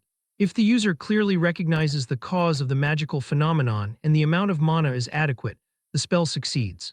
Among these, the capacity to perceive the cause of the phenomenon is an important factor that simultaneously influences the success rate and mana consumption. She just needs a little more time. One of the ways to compensate for the lack of causality is to invest a large amount of mana, filling the inefficiency with volume. Mesa tells the rat to rot while it is still alive. Suddenly, the rat in her hand shrieks as its skin turns to rot. The creature is turned into a mummified husk exactly like the one Tyran created. Aziz notes that it worked. She huffs and says in a tired voice that she really did it. Suddenly, she feels a sharp wave of exhaustion and her vision begins to blur. She collapses to the ground while Aziz screams her name and runs to help her. Tyran and Aziz crouch beside her as they look at her unconscious form. Tyran wonders what the reason could be and if she used too much mana during the spell. He reflects that people don't usually faint just from depleting their mana alone. At most, she should suffer from exhaustion since she lost even the strength needed to support her own body. He looks at her hand and realizes the problem, identifying that she is suffering from a lack of physical nutrients. Tyran lifts her in his arms and asks Aziz if there is no mage with a healing bloodline around here to assist them. Aziz tells him that there isn't anyone like that nearby. Tyran tells Aziz to have them bring water and salt to the ladies' room and bring the adults as well. As he carries her, he realizes that she is so light that he almost confuses her for a lamb rather than a person. Even the mana she used to barely sustain a body that shouldn't even be able to stand has been exhausted. After some time, Mesa opens her eyes and Aziz's mother, her auntie, rushes into Mesa's bedroom and screams her name, asking if she is conscious. Mesa asks why she is here. The woman explains that Aziz told her that she suddenly fainted while training magic with the guest.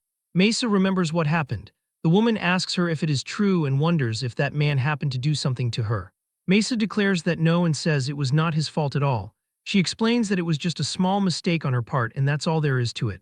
Mesa begs everyone to leave because her head is throbbing with pain. The aunt stays for a second to tell her she made some soup and places the bowl on the bedside table. The aunt tells Mesa that she knows she does not eat because of magic, but says she needs to think about her health too. She tells her to try to eat at least a little before she finally leaves the room. Mesa watches her aunt go and then says a soft thank you. She then looks at the bowl and lifts it. She takes a spoonful of the warm soup and eats it. But she is struck by a terrifying memory of her mother and sister getting attacked. She remembers them crying out for her to save them because they believed she could do it. Mesa groans in pain and drops the bowl and it shatters when it hits the floor and she tries to calm herself. Meanwhile, Tyran is sent to lock up in the Berg family basement and finds himself at the temple of the limping goddess. He stares at the giant winged statue in the golden light of the basement. A guard dressed in black draws his sword and tells Tyran that both the doors and the walls are solid without a single crack, and he thinks they are like muscles trained for hundreds of years. He tells him to give up on any thought of trying to break in and leave. This man is Haram Berg. Tyran tells him that he understands and he was not even thinking about doing such a thing. Haram tells him that it is very solid and Tyran says yes, but Haram comes closer and says extremely. Tyran wonders if the guard is currently bragging to him. Haram suddenly performs a swift swing with his longsword and Tyran's eyes follow the movement. He gets curious and asks Haram what he is doing. Haram replies he is training. Haram moves his body in a rhythmic flow, performing a series of strikes and steps. Tyran watches closely and observes that there was no movement wasted. Each movement was the minimum preparation to apply the next force in his strike. Tyran asks himself if this could be the efficiency of a truly trained body. Haram stops his training and looks at Tyran. Tyran quickly apologizes, asking if he interrupted him. Haram says no and asks him what he saw in his movement just now. Haram gets extremely close to Tyran's face and waits for his answer. Tyran declares that he thought it was incredible. The guard steps back and explains that most nobles consider martial arts insignificant because it is easier to attack from afar with magic.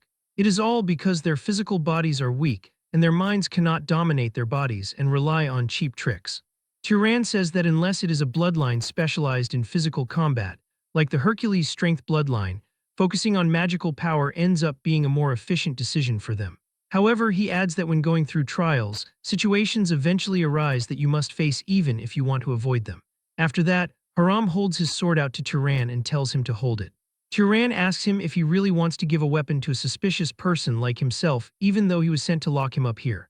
Haram smiles and says it does not matter, this weapon is just a piece of iron. He explains that what makes it a sword is the body of the one wielding it, and tells him that he cannot cut him with his weak body anyway. Tyran grips the sword in hand and wonders what he could even do with this sword. Haram looks at him. Tyran's entire body erupts with a massive aura of blue flame and mana. The intense power radiates from Tyran as he holds the sword and stares directly at Haram. Tyran flares his massive blue mana, holding the iron sword firmly in his hand. Haram looks at him and shouts that it is not right, telling him to stop pouring mana into the weapon. Turan simply replies with an all right and suppresses his energy. Haram steps closer and starts adjusting Turan's posture manually. He commands him to put more weight on his front legs and press down so the earth bears the blow. He tells Turan that his elbow is rising too much and warns that with such weak elbows, he cannot overcome the sword's weight. He adds that at this rate, his thigh will get pierced through by an opponent. He tells Turan to raise his arm and orders him not to set his own limits. Turan replies, "Yes, sir." Haram nods and tells him that was good, ordering 10 repetitions next. He tells him not to stop his breathing and instructs him to breathe directly into his muscles. The seasoned guard observes that Turan is a fine vessel, and if possible, he needs to make time to wring that body dry. Haram declares that mana is mere parlor tricks. He claims that wizards mistakenly assume their physical abilities are guaranteed, but says that is only the minimum function your body possesses. He tells Turan that a properly trained body tears through the battlefield without the need for mana, and insists he needs to understand that difference. Turan huffs from the effort and says he will bear that in mind. Suddenly, Turan turns his gaze as the heavy doors of the temple open and spots Asiz's mother entering the room. She bows her head deeply and asks for a pardon, telling Turan she has done something unforgivable to their benefactor. Turan remains composed and suggests he is the one who should apologize, guessing the young lady was unharmed. As a guest, his conduct was inappropriate.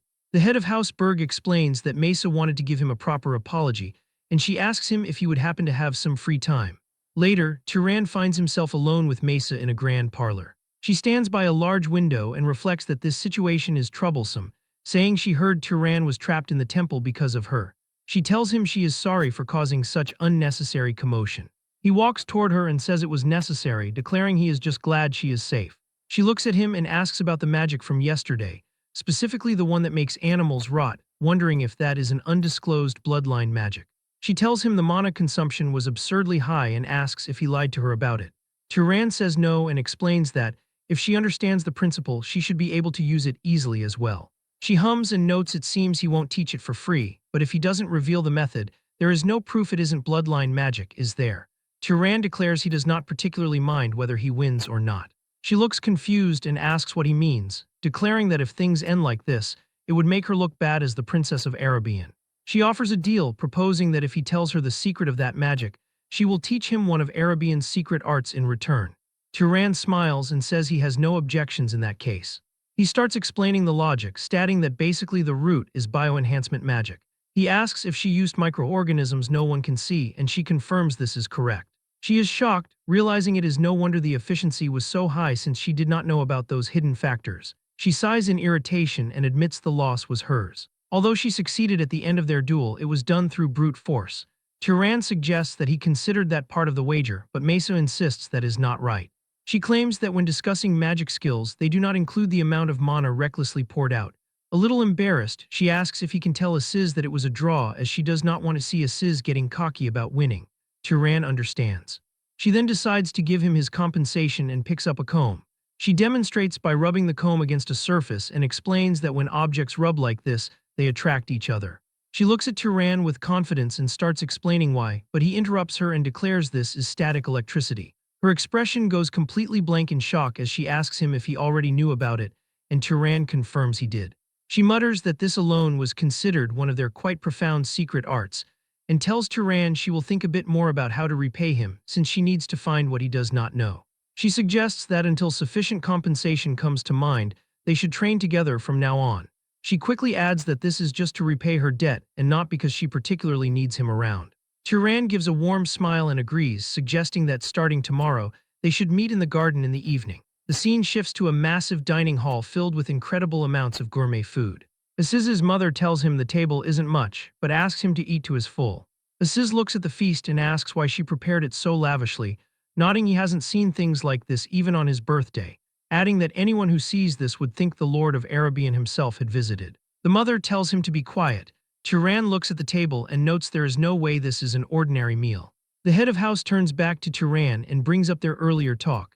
She asks if it is true her son promised a powerful magic tool as the price of his life. Turan confirms this is correct. The mother asks if Turan has something specific in mind. He wants something that aids in defense. He explains that while it is easy to harm others with magic, protecting oneself is difficult. If possible, it should be able to protect from surprise attacks. The mother says she has made similar items before, so it should not be difficult. However, she notes they do not have anything ready immediately. Aziz speaks up and asks if he may make the item for Turan, but the mother tells him that if he is thinking of dragging House Berg's honor through the mud, he should stop. Aziz's brother Milo raises his hand and says he will make it, stating he just finished a commission from the main house and has free time. The mother asks how he intends to make it. Milo explains that for defense against surprise attacks, something Turan can carry at all times would be best. He will embed mana into jewelry like rings, earrings, or necklaces to create a function that draws out a guardian bloodline's defensive power.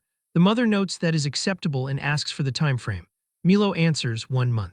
The mother mentions that while nothing is more unseemly than a parent bragging about their child, Milo is already a skilled wizard not far behind her. Turan realizes the gravity of the gift, thinking that a magic tool made by the head wizard of an enchanter's house over a full month is a bit excessive. He speaks up, expressing his appreciation but wondering if it is too much. The mother asks if it is excessive, then asks if it means her son's life is worth that little. It isn't excessive at all. She then orders Turan to stay as a guest at their house for the next month. She tells him to make himself at home and stay comfortably. The next morning, Turan and Aziz walk through the bustling streets of Zavillan. Aziz notes that it seems his mother has taken quite a liking to him. Aziz admits he talked more about Turan to her before bed, mentioning his talent and the fact that he never neglects his training. He reveals that originally she wanted to look down on him as just a wandering noble without backing, but her views shifted. Turan observes that it sounds like she is trying to recruit him into their house. Aziz confirms this, explaining that she gives generously, puts people in debt, and then introduces a pretty young lady as a way to tempt them. He mentions several adults in the house joined that way. Turan notes this is troubling. Aziz tells him not to worry and says the magic tool is just something nice to buy favor. He assures Turan he won't be forced into marriage even if he wants the magic tool, claiming his mother is not so lacking in refinement. He then asks what Turan has for the rest of the day. Turan explains he promised to train with Lady Mesa in the evening and asks if there is anything the matter. Hearing evening, Aziz says there is still quite a bit of time until then. He pulls Turan toward a different area, telling him to patrol with him instead. He promises Zavillan may not be the capital, but there is plenty to enjoy. He jokes, asking if Turan was planning to hole up in a corner practicing magic on a day like this. Turan admits that actually he was. Aziz tells him life is too short not to enjoy it, my friend, and drags him along. Aziz takes Turan to a casino with roulette tables and card games, but Turan refuses it. Later, they visit a lively bar for drinks and he still refuses. They wander through the market of the city. Suddenly, Turan stops and stares at the posters on a wall. His eyes widen in shock as he looks at the drawn face and thinks about Kjorn. He asks himself if it could truly be that Kjorn. After that, they go to see a drama where blades clash as they tell a story. It was the year 2195 when the warriors of Arabian ventured into that demon desert. And there was a knight named Kjorn who defeated the enemy with God's help after a hard-fought battle. Turan and Aziz applaud at the end. Aziz asks Turan if it was worth watching, and he answers that it was very good. He remembers Kjorn saying he is merely an ordinary knight and thinks his humility is unmatched. He vows that someday when he meets Kjorn, he must ask if that story is really true.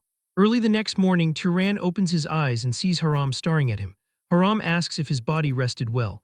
Turan says yes and asks what brings the man there. Haram says he noticed yesterday that Turan's vessel is quite good. He declares it is toughening time and commands Turan to follow him. Turan asks if they are going to train, and Haram says the body does not grow stronger by lying around, but only when it is being tempered. He asks Turan if he does not want to do it. Turan agrees to go, thinking he will gain more that way than just playing. Aziz suddenly bursts into the room, shouting Turan's name and saying he heard there was a really fantastic performance today. He sees his uncle Haram Berg and is surprised. Haram looks at him and says they are heading to training. He tells Aziz that he must also temper that weak body of his and asks if he will come. But Aziz backs away with a terrified expression and lies, saying he was just out and came back now, so he has not recovered yet. He runs away at full speed. Turan watches him go and wonders why he is acting like that. But he soon finds out the reason as he is forced into a heavy weightlifting session. Haram looms over him as Turan push-ups massive plates. He tells him not to hear his body's cry and demands one more. Turan groans in agony. Haram scolds him, saying that if he yields after barely this much pain, then his mind is being dominated by his body's weakness. He commands one last repetition as Turan's muscles tremble. Finally, Haram says that is enough and lets him stop. Turan collapses on the floor, gasping for air. Haram asks if it is tiring and Turan gasps yes. Haram says Turan is fortunate because since he is a wizard, doing this once is enough. Turan wonders if it is different if you are not a wizard. Haram explains that an ordinary body weakens again over time even after being tempered once and needs constant trials to maintain it in that case. However, wizards have mana maintaining their bodies in optimal condition, so once forged into steel, it does not weaken. He smiles at Turan and declares he must be fully rested now. Turan looks at him in shock and tries to say he is still, but Haram's expression turns dark as he says he knows Turan's body does not lie. He shouts that Turan has rested enough and now he will teach him weaponry and combat. Turan screams in exhaustion as the training intensifies. The following days at House Berg were fulfilling indeed. He wakes up early to train with Haram in a special space where the body becomes several times heavier than usual. One misstep and you'll be buried in the floor. In the evening, he returned to the mansion to repeat magic training with Mesa. She shows him how to use finger friction to generate electricity as golden lightning crackles between her hands. And before he knew it, 3 weeks had passed. Turan tries to fire a bolt of lightning at a target, but it misses. Mesa watches from behind and notes he is struggling more than expected. Turan smiles and says it is because he isn't from Arabian. She admits it is hard for her to help too, nodding she never thought of aiming lightning magic in that way. She asks if it doesn't hit just if you shoot it, but Turan explains it is harder than one may think. Suddenly someone shouts Lady Mesa, and a man comes near them. That man looks at Turan and asks who he is. Mesa looks at the man coldly and says it is none of his business, asking what brings him there. She reminds him she told the main house that no one should approach her while she is recovering. He reveals that the patriarch has summoned her. She asks what it is and tells him to answer quickly, warning him to prepare himself to be punished if it's a trivial reason. The knight reveals the emergency, announcing that dark elves have been rampaging extensively in the south. He reports that 3 cities have already fallen, and the main house will assemble an expedition force. Mesa orders the messenger to tell them she will return shortly, and the messenger bows to her, accepts his order, and leaves. She turns to Turan and tells him she thinks she needs to go. She pauses for a second and reflects that before she leaves, she should collect payment for Turan's disgusting decomposition magic. She suddenly gets an idea and claps her hands. She looks Turan in the eye and asks him if he knows that electricity flows through the human body as well. Turan is confused by this question and asks if electricity can really flow through the human body, which prompts Mesa to smirk. She declares that there is no way he would know as this is a secret of House Arabian. She suggests considering his debt paid if she teaches this to him properly, saying it will definitely be a great help, and Turan agrees. Mesa explains the fundamental theory, telling him that when a person sees or feels something, that specific part of the body sends a tiny electrical signal to the brain. She details that if it comes from the eyes, it travels from the eyes to the brain, and if it is a smell, it moves from the nose. Turan shuts his eyes to focus while he mentally traces these pathways. He realizes that a tiny electrical signal indeed flows through the entire body. If he can accelerate those signals transmitted through those pathways, he will achieve something incredible. He focuses on this tiny electrical signal more. And opening his eyes now, he can clearly notice those signals. A butterfly flies between them, and he can see its movements in slow motion and in more detail. She asks if he is able to do it and how it feels. He is impressed by this, wondering how this works and what it is. However, the effort causes a sharp strain and Turan gasps while clenching his forehead. Mesa laughs softly at his success, explaining he feels that way because he poured out his mana so recklessly. She mentions that while it will be hard to adjust now because of the headache, once he gets used to it, he will be able to maintain it for quite a while. He reflects on the value of the technique and states that no matter how much he thinks about it, this lesson seems far too valuable compared to what he gave her. She begins to float into the air and tells him to think of it as a simple investment since he seems to have talent. If he ends up learning an even more incredible spell in the future, she will collect it all back along with what he owes her now. She disappears into the distance while he watches her go in silence. The scene shifts to the Morgan City Center at the heart of the Daking Plains, where knights and wizards of Arabian are gathered. A massive crowd of local people is cheering with slogans like "Glory to Arabian" and "Long live Arabian." Aziz remarks that even though it is just a departure ceremony to hunt dark elves, it feels more like a victory parade because of the enthusiasm. He suddenly spots Mesa on horseback and waves his arms, shouting for her to look over there. His father grabs his arm and tells him to maintain his composure as a noble. Suddenly, someone shouts that the head of the house is entering. A tall figure walks through the cheering crowds. Turan looks at the man and identifies him as the current head of the Arabian house, known as Battle Arabian. He says that the head of the house does not look well at all and asks Aziz if he is always so pale, wondering if his health could be failing. Aziz recalls rumors that the Lord was severely injured while fighting the head of the Zahar house in the past, but since that was a long time ago, perhaps it is just because of his old age. Battle Arabian reaches his hand toward the sky, and people look at him and look up at the sky, and the blue light turns dark and gloomy as storm clouds gather instantly. A massive surge of golden lightning explodes through the clouds with a deafening rumble. The commoners start praying to the Lord of Thunder to protect his descendants. Turan looks at the sky and realizes this is the true power of Arabian. Even with his body in such poor condition, he easily covers the entire area, showing the absolute pinnacle of magic reached by a human. With determination, he thinks that one day he will reach that level as well. Sometime later, back in the workshop of House Berg, Milo holds out a leather-bound metal bracelet and says, "Here you go." He explains that just wearing it increases his physical stamina a bit, but if he injects mana, that level increases even further. Milo details that at its limit, it reaches a level similar to the nobles of the Guardian bloodline, but warns it consumes a lot of mana, so he should not maintain it for too long. Turan holds the magic tool and declares it is truly an incredible treasure. He notes that an object like this would not be common even among the great houses, and calls it an exceptionally well-made item. Aziz's mother says his name and asks if he has any interest in formally joining their house. Turan remains polite and says he is very grateful for the offer but thinks that would be difficult. The mother sighs and notes she already heard stories from Aziz. She reflects that since Turan has a lot to do, he would have a hard time settling down in one place. She tells him to consider her offer as an old woman's lingering attachments. Turan bows his head and declares he will never forget the hospitality he received. He says Aziz and the Berg family will be his friends forever. She nods and says yes, that is enough. As Turan prepares to depart and leave the house, Haram Berg and Aziz meet him. Haram throws a blade at him and tells Turan to take it. He explains it is a magical device with no major functions, but notes it is durable and the blade is quite sharp. Turan takes the weapon and thanks his master. Hearing the word master makes Haram proud. He gives a stern and wide smile and starts walking away. Aziz walks up and throws a heavy cloak over Turan's shoulders. Turan asks what this is, and Aziz asks if he wasn't jealous of his clothes before.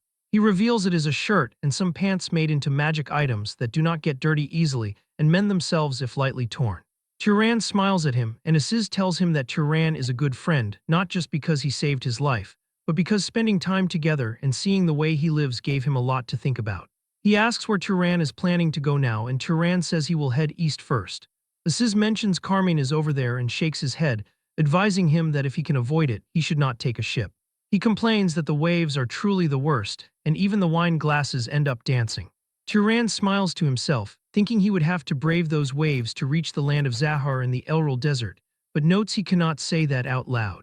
Aziz tells him that someone as stubborn as he won't starve to death anywhere, telling him to return safely and pay him back for the cloak. Turan says yeah and leaves. He begins his trek through the tall grass.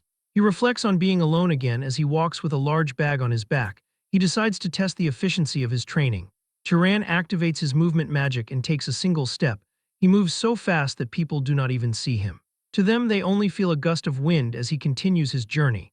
He covers an immense distance, passing through villages and cities and dashing through forests. After a long time, he comes to a stop. He is in a jungle looking up at a mountain and smells something. He first thinks that it is the smell of a campfire, but quickly realizes it is something far more disgusting, like the smell of burning flesh. His eyes go wide as he reaches that location. He enters a destroyed town and is shocked by what he finds, seeing ruins and wooden debris covering the ground. He walks through the town and sees rows of mutilated corpses of men tied to posts. He wonders if they could have been attacked by bandits because those dark elves should not have come this far. He looks at the surrounding area, and while investigating a ruined structure, he spots something. It is a basement entrance. He approaches it and looks at it, thinking that it is here. He grabs the doors of the basement and yanks them open. He looks into the darkness and what he sees shocks him. A young girl is sitting in the corner. She cries and screams in fear. He jumps down, holding up a hand and telling her to wait, declaring that he is not an enemy and came to help. The girl looks up with tear-filled eyes and asks if he is telling the truth. He replies yes and asks if she can tell him what happened, while the child weeps and claims that a wizard killed everyone. Turan asks if she means a wizard. But before the girl can answer, she collapses from exhaustion. He lifts her and reflects that fortunately it is nothing serious, as she is likely just exhausted from being trapped for so long. He decides he needs to get this child somewhere safe first. As he begins to carry her out, an arrow made of solidified blue mana is aimed directly at him. A group of warriors is surrounding him, and a girl wizard holding a magic bow glares at him with rage, calling him a murderous bastard and telling him to get on his knees. But Turan just stands there holding the unconscious child, not understanding what is happening. Turan stands perfectly still in the charred remains of the village.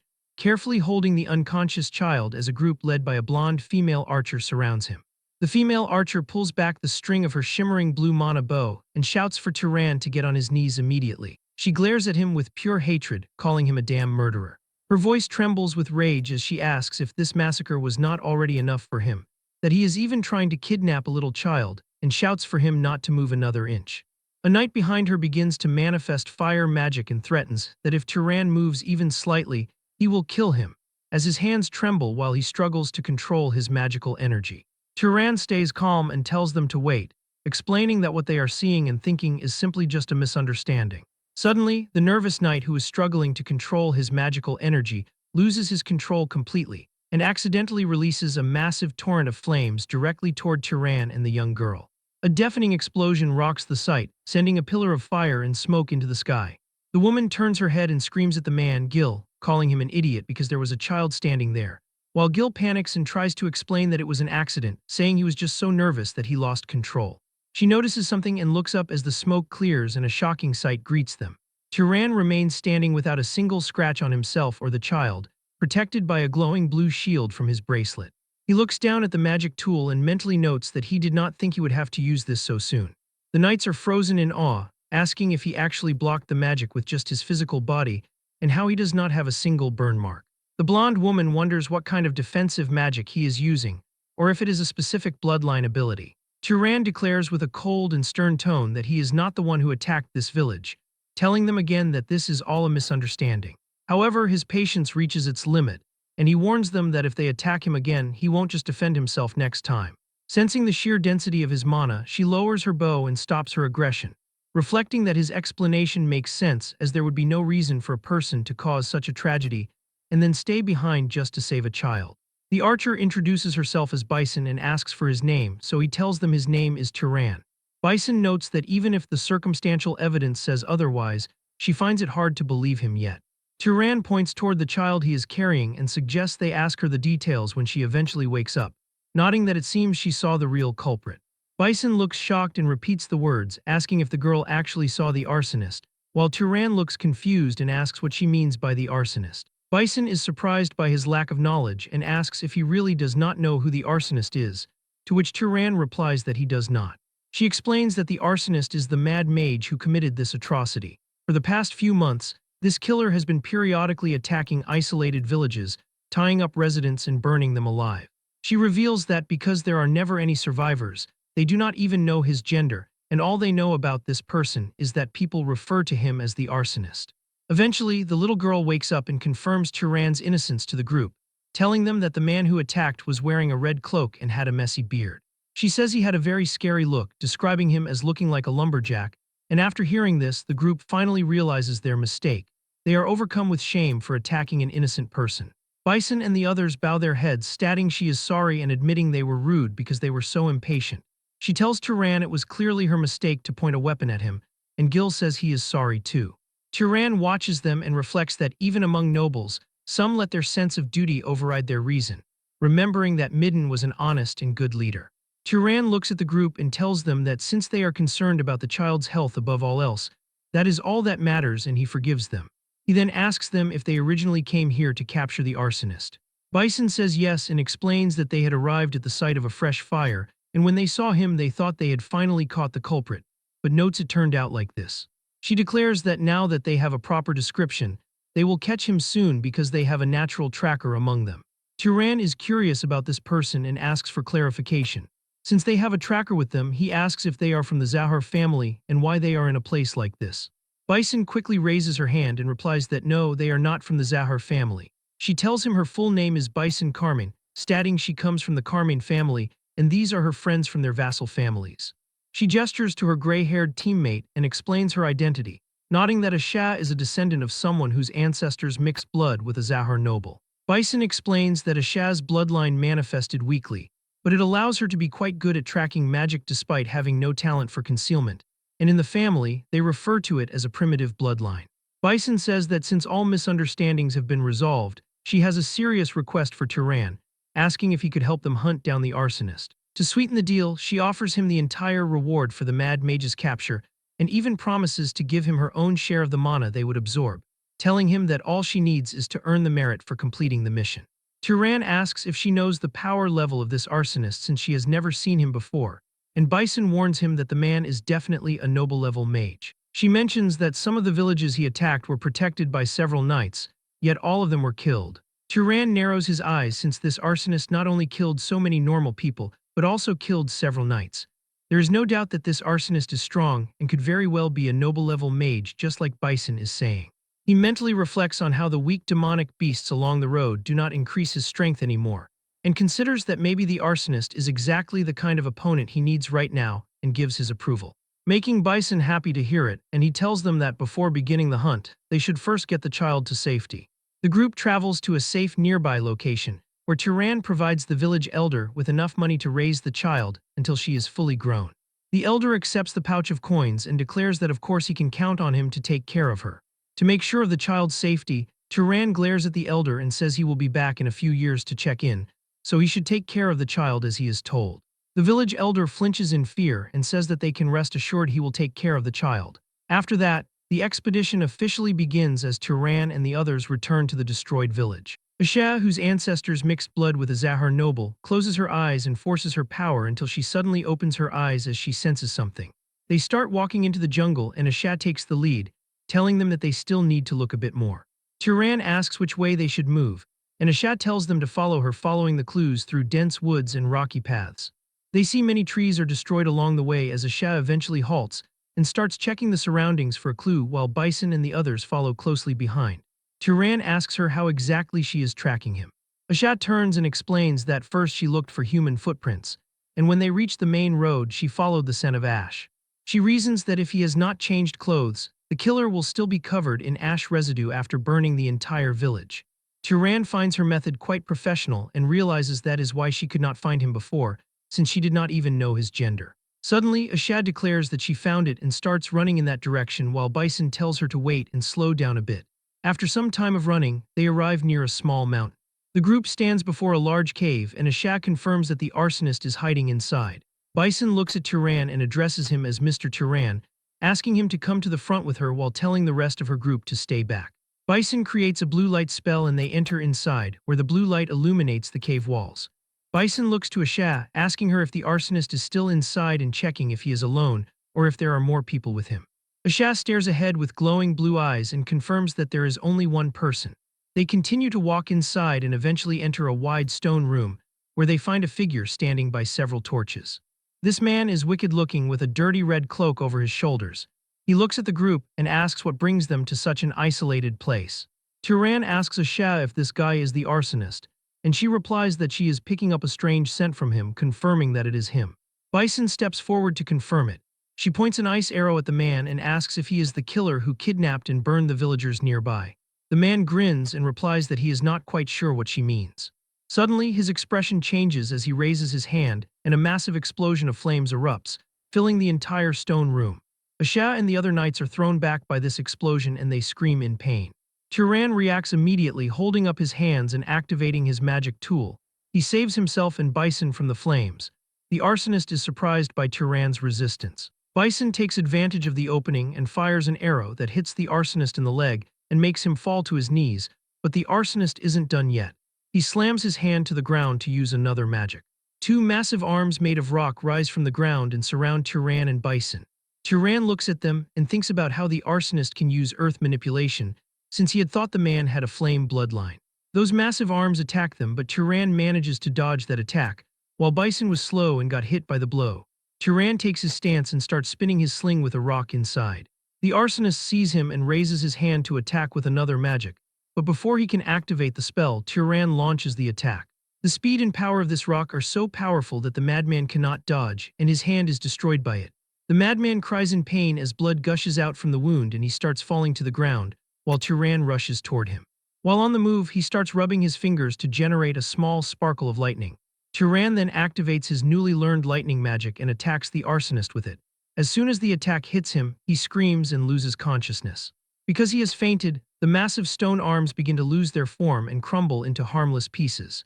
Turan stands above the defeated enemy, still charging his lightning magic to make sure the man does not recover. Bison walks over through the settling dust and asks him if he has successfully taken the man down. Turan pants slightly from the exertion and states that it is most likely finished. He tells her that he will handle this one personally and asks her to please check on the others in the group. Turan takes out some seeds and throws them onto the ground. He then uses his magic, causing several vines to grow from the seeds and wrap tightly around the arsonist. Turan thinks that since he has sealed the man's sight and movement, it is over. He uses his dagger to tap the prisoner and tells him to wake up immediately. The arsonist tries to use his mana, but Turan leans in and presses the dagger against his throat. He sternly demands that the man not move even an inch and issues a final warning, stating that if the man tries to release any more mana, he will kill him on the spot. The blindfolded man asks who they are and how they could have possibly found this hidden place, while Turan calmly replies that they have their own ways and asks for absolute confirmation that he is the arsonist responsible for the village massacres. The man remains silent and stubborn until Turan stabs the dagger into the man's leg, causing him to cry out in pain.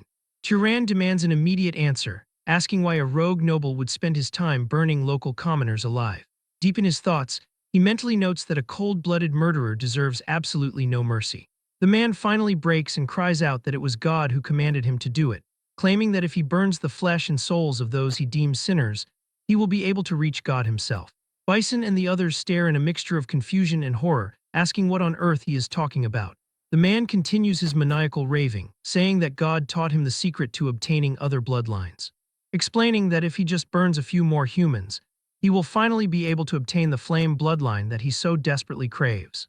Bison is repulsed and asks if this isn't just total madness, wondering how anyone could think they could obtain an innate bloodline like that, and to commit such massacres for a reason like that is so ridiculous. Turan's face darkens as he remembers Midden saying that even commoners can gain power by killing demonic beasts, and he has seen many mages do it. The arsonist continues to mutter about how he just needs to burn a few more villages, and he will have the power of flames. Turan, gripping his own arm, thinks to himself that maybe this is not just the delusion of a madman, and considers the horrifying idea that perhaps he has discovered a secret of this world. After obtaining all the necessary information, Turan instantly severs the arsonist's head without a second of hesitation. The decapitated corpse collapses onto the floor in front of the assembled group. The gruesome sight causes several members to feel a deep sense of dread, leading Bison to question her comrades' reactions as Gil struggles to find his words, but eventually explains that killing someone who is tied up and defenseless feels more like a cold-blooded slaughter. Hearing this, Bison immediately scolds him for such foolish talk, reminding him that they all would have perished if things had gone differently and wondering how he could feel sympathy for a murderer. She declares that even skinning the villain alive would not atone for his countless victims, while Turan quietly turns away to search the room. As he walks, he discovers a book lying on the ground and picks it up, beginning to examine the contents hidden within the pages. Upon opening the book, Turan finds a map with markings that match the exact locations of the burned villages, realizing he now has definitive evidence of the man's guilt. While looking through the pages, he notices something unusual and mutters that the combination formulas are unlike any he has seen, wondering if the voice of God taught the arsonist these secrets. Turan remains lost in thought until Bison calls out to him. She suggests they begin the mana absorption process and leave to inform the nearby people that the arsonist is finally dead. Soon after, the entire group begins to absorb mana using their respective techniques.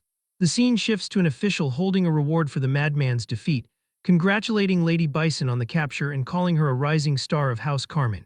She accepts the box and dismisses the praise, telling him that he flatters her far too much.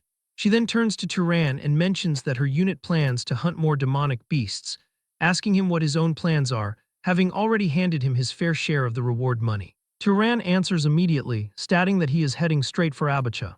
Bison approaches Turan and warns him in a low voice not to repeat the madman's claims from the day before, to which Turan calmly promises silence, reflecting that such knowledge would cause massive chaos.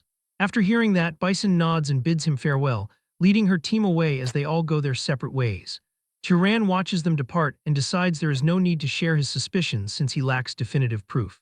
He continues his journey alone through the desolate desert region where, as far as he can see, no one else remains. After some time, he starts to sense a shift in the atmosphere and eventually pauses to observe the change. As Turan concentrates, he realizes that the air is becoming increasingly humid with every step he takes. He snaps his fingers to test his magic and observes a noticeable shift in his elemental powers. A small flame flickers in his hand as he reflects that his fire power has decreased while his mana consumption has increased, making fire magic difficult in this environment. On the other hand, a large sphere of water manifests effortlessly in his opposite palm. Turan reasons that since fire magic is weakening while water magic becomes easier, it can only mean one thing. He looks into the distance and spots a shimmering water reflection and immediately begins to walk in that direction. After a while, he arrives at a port town where ships are docked, concluding that this environment confirms he has successfully reached Abacha. The scene transitions to the interior of the city, where a group of sailors is deep in conversation as one man asks if they are setting sail the following day. The captain, a man with a distinct eye patch, confirms they are heading back to the Emerald Desert, while complaining about mermen pelting their route with harpoons and ruining their hull. Another man asks if the situation is truly that dire, and an old sailor adds that they must also contend with ruthless pirates. The eye patch captain groans that they will be paying for funerals instead of wages at this rate, muttering that they desperately need a skilled knight for protection. At that exact moment, Turan approaches the table and stops in front of them, asking if they are indeed heading toward the Emerald Desert. The captain looks up and tells him bluntly that they leave tomorrow, but since the ship is not a cruise vessel, there is no room for passengers unless they leave behind a barrel of booze. Hearing this, Turan remains calm and places his hand over a cup resting on the table. Seeing this, the captain asks what he is doing, but he is silenced when the cup is suddenly encased in solid ice. The captain is visibly shaken by this sudden and impressive display of magic.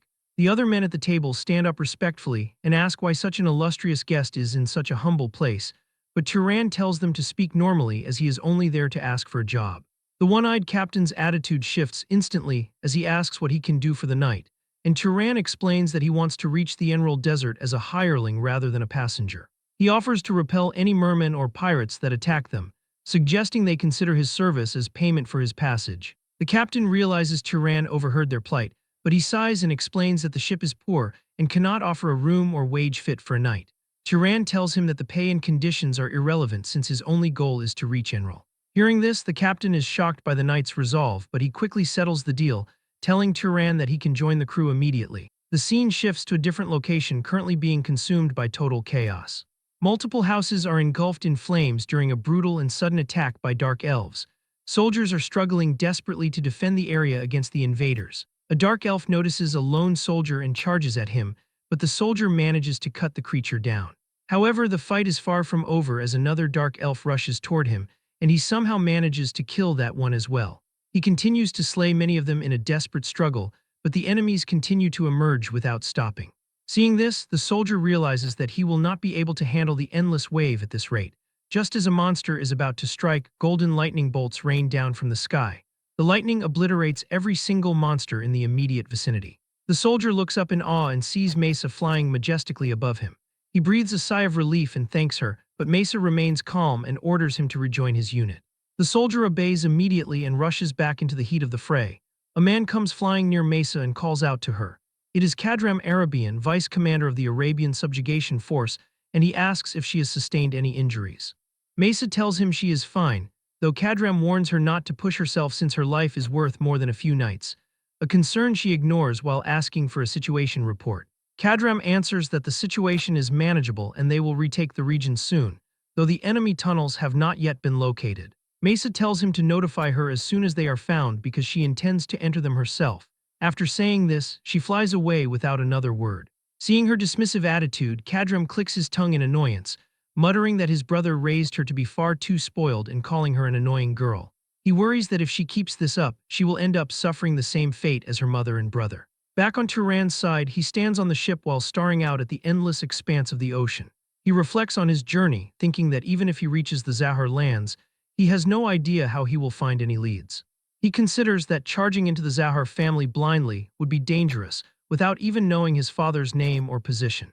With only a portrait of his mother and a few of her belongings, he wonders how long it will take to uncover the truth, but his thoughts are interrupted as the one-eyed captain taps his shoulder. He jokes that Turan will dry up the sea if he keeps starring and asks what is on the knight's mind. Turan replies that he was just thinking about the vastness of the ocean, a sentiment the captain agrees with. He mentions that even sailors get sick of the sight after too long and asks if Turan is handling the seasickness well, to which Turan says he is fine. The captain notes he heard Turan has been learning the ropes from the bosun, from tying knots to handling the sails, adding that the bosun was excited to teach a knight the trade. Turan smiles and admits he thought it would be good to learn, finding that it was actually more fun than he expected. As they are talking, a crew member shouts that it is finally time for chow. The captain claps his hands and tells everyone to head to the mess hall. As they eat, an old man tells Turan the food isn't as good as land fare but expresses relief they have sauerkraut, explaining that without it, they would all die of gum disease. The old man explains it is a disease where gums bleed until a person dies, but sour food helps cure it, nodding that sauerkraut is the best method since fruit spoils so quickly. Turan finds this fascinating and asks how such a thing was discovered, to which the old man says the word simply spread over time. He mentions that before this was common knowledge, some people even resorted to eating raw mermaids, a fact that surprises Turan. Suddenly, a lookout shouts that there is a mid-sized vessel ahead at the 2 o'clock position. Someone asks if the approaching ship belongs to pirates. The lookout says he cannot tell for sure, but there is no family crest flying from the mast. The old man mutters that the weather was too good to be true and assumes they are definitely pirates. The captain shouts for the crew to prepare for combat, and they rush to grab weapons from the barrels. The old man approaches the captain to ask for the plan, suggesting they run, but the captain notes the enemy is faster and they will eventually be caught. The captain thinks about the dire situation and asks Turan if he can handle the threat. Turan declares that as long as there is no noble or knight among the enemies, it will not be a problem. Hearing that, the captain orders the ship to turn and take the fight to them, prompting the crew to cheer for Turan as they shout for the enemy's deaths. The two ships draw close together. On the enemy ship, the pirates are armed and waiting, shouting for the sailors to stop and promising to spare their lives if they surrender. Turan wonders if they would actually spare the crew, but the old man asks if being tossed overboard after having their legs cut off counts as being spared. Turan notes that the reality of the situation is exactly as he suspected. He leaps from his ship and boards the pirate vessel alone. The pirates are shocked by his boldness and demand to know who he is. Turan uses his magic to lift water directly from the sea, turning it into deadly ice shards as the enemies try to rush him. He unleashes a barrage of ice shards that pierce through the pirates, leaving them screaming in agony. Turan glares at the survivors, saying there is no reason to spare their kind, as he begins to release a terrifying amount of mana. After many pirates have already been killed, the ones who remain turn their eyes toward Turan with faces filled with anger, while fear quickly begins spreading among them. One man steps forward and shouts to the rest of the crew, calling them idiots and telling them not to be afraid as he declares that if they do not kill the youth, they will be the ones who die. Hearing his words, the hesitation among the pirates disappears almost instantly. Driven by desperation, all of them charge forward at once, raising their weapons and rushing toward Turan to launch a coordinated attack. Turan stands there calmly and watches everything unfold with a cold and composed expression, appearing as though none of it truly bothers him. At that moment, a thin strand of water suddenly erupts from the sea and shoots toward him. Before the pirates can even reach him, that water reaches Turan's hand and instantly transforms into a blade of ice. Without wasting a second, Turan swings his weapon and manages to cut down several pirates with that single, fluid attack. Seeing this, a voice from behind shouts for the others not to stop and demands they finish him right there, encouraging a few more pirates to rush forward to attack. Turan immediately blocks the incoming strike with surgical precision. In one smooth motion, he sends their swords flying into the air and kills both of those pirates in an instant. One more man tries to land a sneak attack, but Turan manages to cut him down as well. Even so, there are still many pirates surrounding him, and he mentally notes that handling all of them at once is not entirely effortless. Realizing this, Turan unleashes a powerful attack straight ahead, the force of which wipes out multiple pirates in a single devastating blow. As their bodies fall, strange ice crystals begin to emerge from their wounds and spread rapidly across the deck. Suddenly, in the middle of the chaos, one pirate manages to sneak up from behind and grabs Turan tightly. Trying to restrain the knight, he raises a knife and begins stabbing Turan in the neck. The man shouts to the others that he has him and tells them to hurry up and kill him now, prompting two more pirates to rush forward with their weapons gripped tightly as they prepare to strike.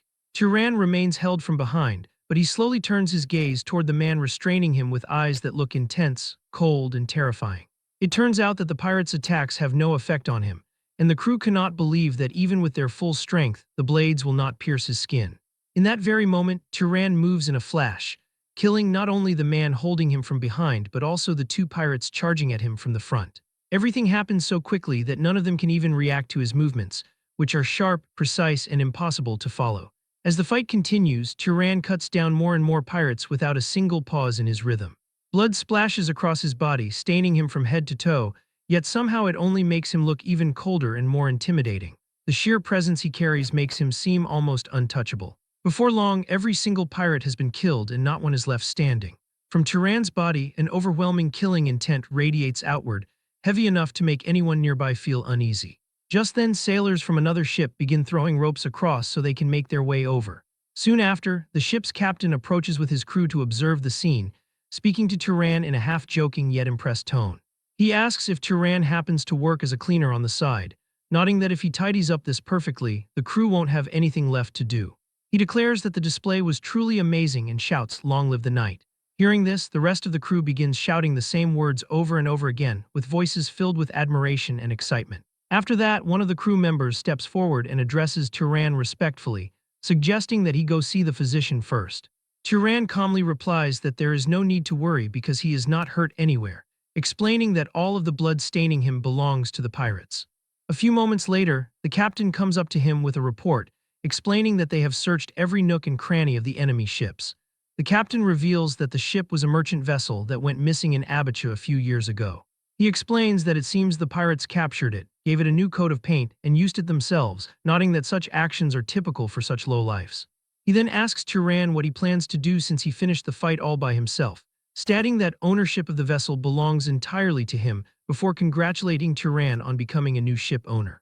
Even after hearing this, Turan shows no real excitement and does not look particularly thrilled by the idea of suddenly owning a ship.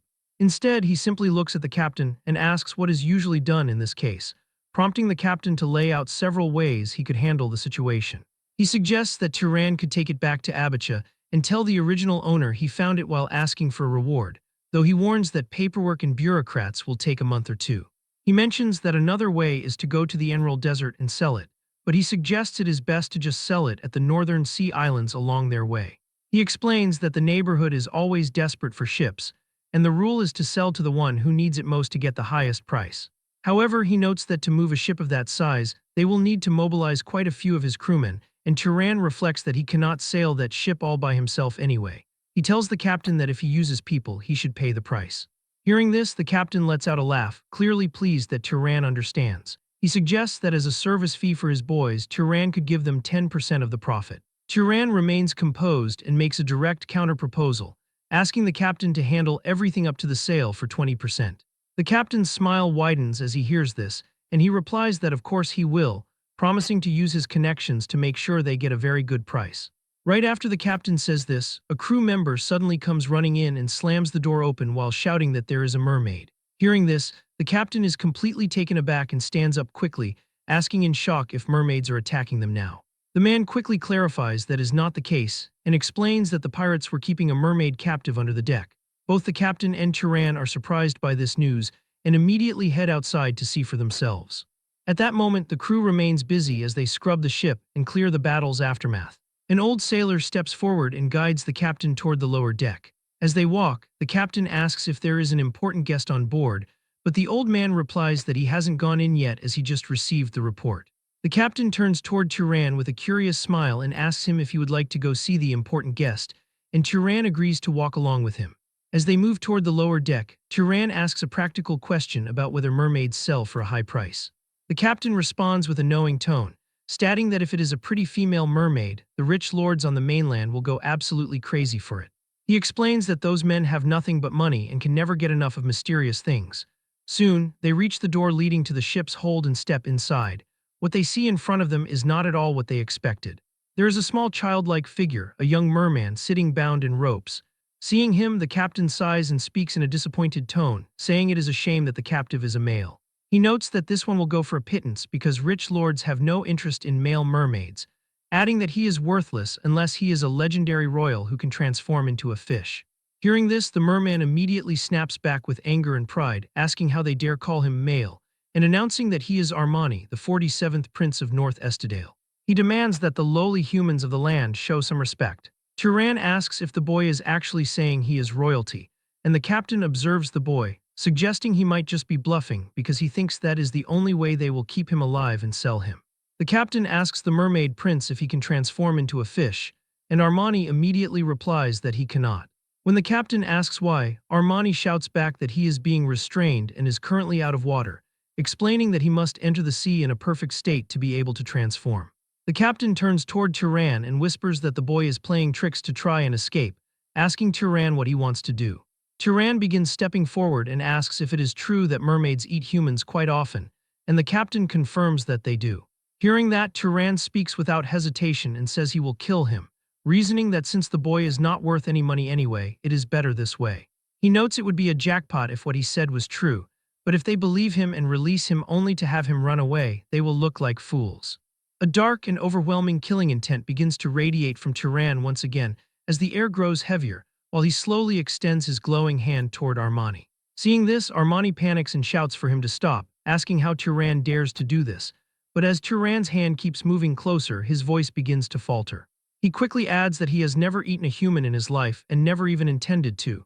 He looks into Turan's cold eyes and sees no hesitation at all. Real fear takes over him, and in desperation he shouts that if Turan spares him, he will give him treasure, causing Turan to pause slightly at the word. Armani nods quickly and continues, promising to give him things left behind by the Freyan gods that humans worship. With that, the scene shifts to a port where everyone has disembarked. The sailors who have come ashore are busy talking about having a real drink today. Amidst this, the captain approaches Turan and asks if he has reached a conclusion. Turan replies that fortunately, the location doesn't seem to be very far from here, saying he will head there and come back tonight. The scene then transitions into night under a full moon. Turan is heading out in a small boat with Armani brought along in chains. Armani looks annoyed and asks what the chains are for, questioning if Turan thinks he will run away while insisting that as a prince, he keeps his promises.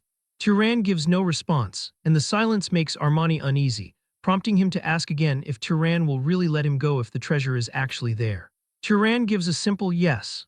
Armani tells him not to blame him if he is disappointed when he sees it, nodding it is only considered amazing by the standards of land people. Turan tells him he gets it and to just lead the way. After that, Turan dives straight into the water and heads down to search for the treasure. He continues going further down until something unusual appears before him. He sees ancient fragments and statues that resemble massive snake-like creatures. As they head out to find the treasure, Armani speaks up with a smirk, warning Turan not to place any blame if he ends up disappointed once he actually lays eyes on the items. He explains that since it is a Freyan treasure, it is only considered amazing by the simple standards of land people. Turan listens and simply tells him that he understands, urging the merman to just lead the way.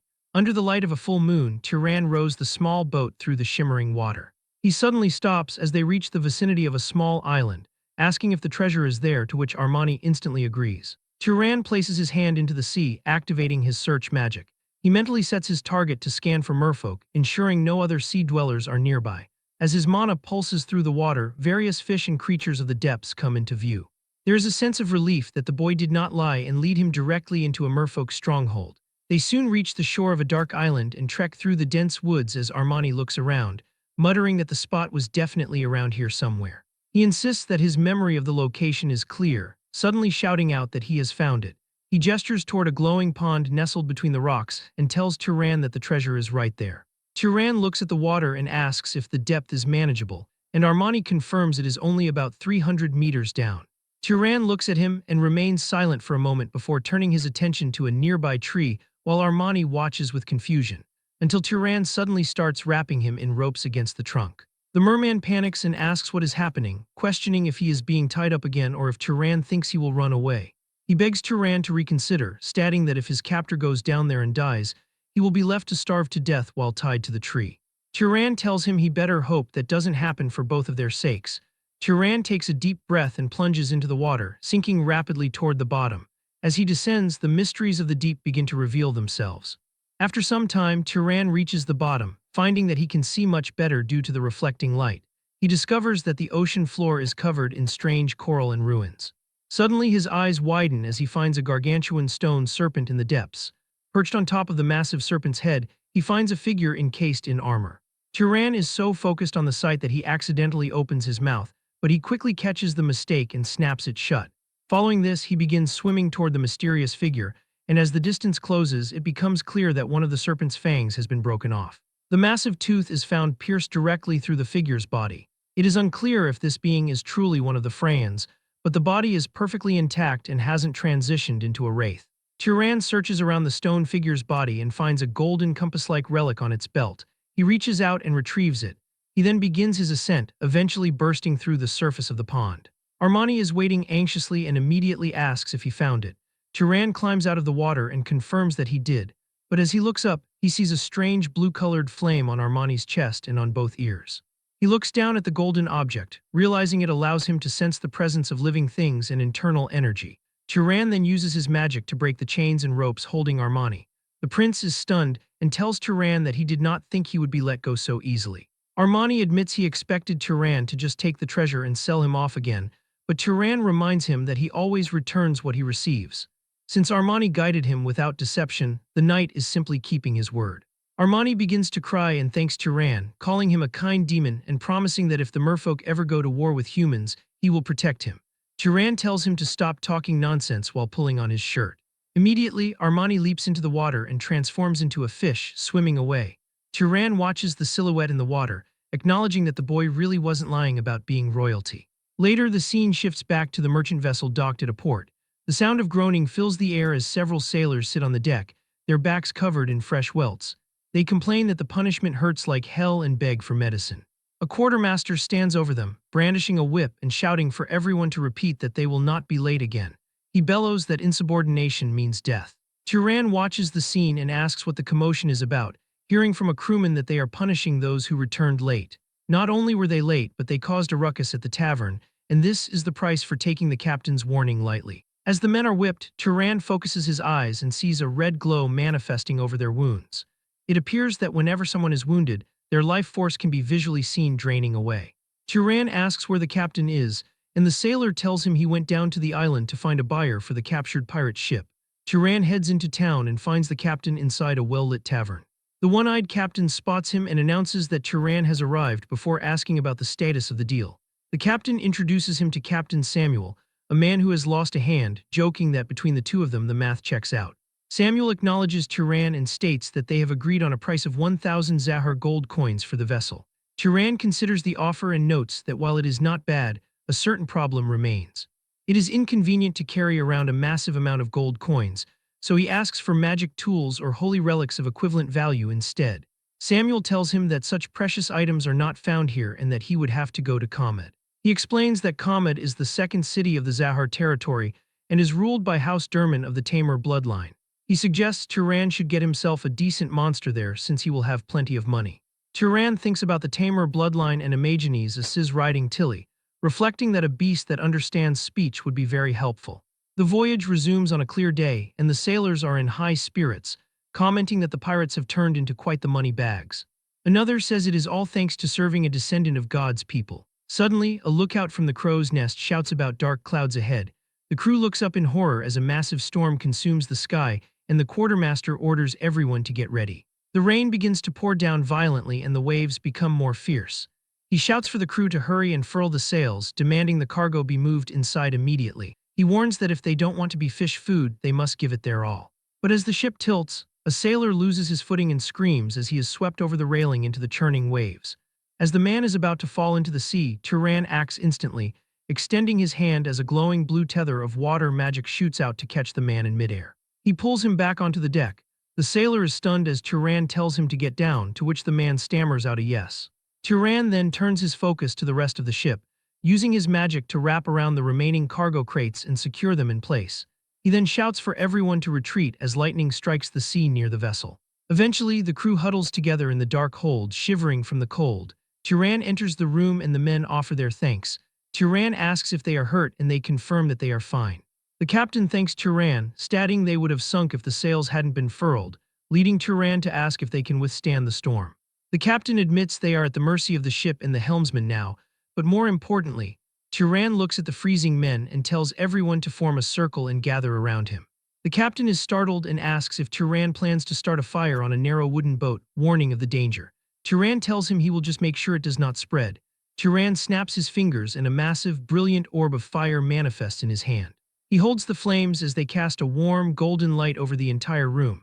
The captain can hardly believe his eyes, never having heard of magic this sophisticated. The sailors smile as they feel the warmth. The captain stares in awe, finally understanding the instructions the old-timers used to repeat until their breath ran out. He reflects on the prophecy that humans shall serve the wizard, and the wizard shall reign over humans while caring for them.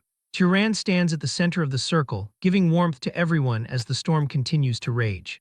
The scene transitions to a sprawling view of Kamad, the largest city in the northern Emerald Desert. where numerous ships are docked and sun-drenched buildings stretch across the sandy horizon. People are busy transporting goods while the city hums with activity. As Turan disembarks, the captain approaches him to hand over a heavy bag of coins, explaining it is a small hearing fee and asking him to accept it. Turan is surprised by the weight of the bag and insists it is far too much, reminding the pilot they were simply helping each other out. The one-eyed captain shakes his head, explaining that the entire crew chipped in from the proceeds of selling the captured pirate ship, and insists that if Turan does not accept, God will be angry with them. The man's sincerity is evident as Turan agrees to take the gold, telling the crew that if they ever meet again, he will treat them to a proper meal. The captain bows his head, declaring that such an invitation would be a true honor. The merchant vessel prepares to set sail once again. The sailors line the railing and shout out to Turan with voices filled with genuine affection, telling the knight they will miss him and promising never to forget what he did for them. The captain and the old sailor also pay him their final respects as the ship drifts away. Turan watches the vessel leave with a happy face. He turns his focus toward the bustling streets of the desert city, where the air is thick with the scent of spices and the dry heat of the emerald sands. As Turan walks through the market, he observes every detail carefully, not missing a single small element of his surroundings. Stopping suddenly, he activates his newly acquired power to scan the crowd. Ordinary people with very small or no magic power have a small glowing blue flame in them, but Turan then sees one person whose body is completely covered in blue flame, which means he is a knight. The man is wearing armor and carrying a sword with him. Turan approaches and calls out to the knight. Releasing his mana, he asks if the man is a knight of House Durman, causing the guard to panic as he senses terrifying mana from a noble behind him. Startled by Turan's presence, the man quickly bows and confirms he is at his command, not even daring to look at Turan's face. Our boy introduces himself as Turan from Abacha and announces that he wishes to see the house head. Turan is soon guided through the Grand Palace of Kamed, a structure defined by towering minarets and expansive courtyards. He is eventually led into a lavish reception room for a meeting with the head of the Durman house. The head of the house sits comfortably on an ornate couch, nodding that the local attire suits Turan well as a blue, ethereal aura briefly flickers around him. The man greets his guest and introduces himself as Cal Durman, the head of the house. As they sit across from one another, Cal looks at Turan's face carefully as if he has seen him somewhere before.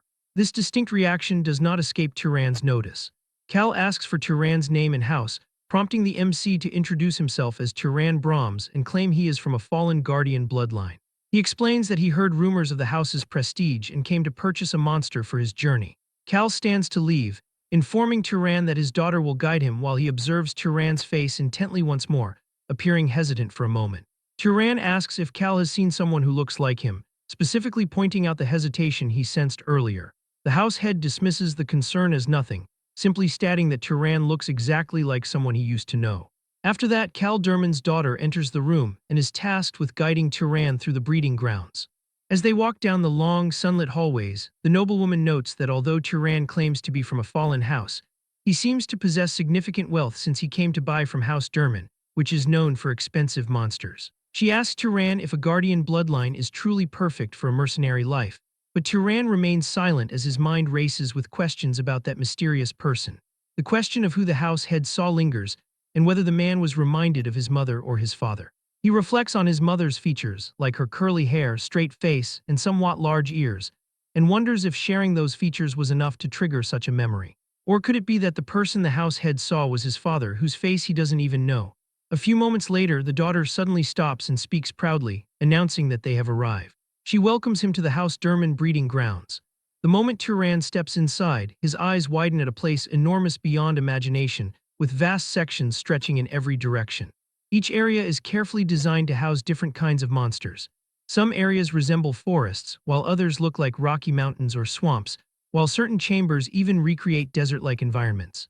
Turan looks around in genuine amazement at how each room has its own habitat.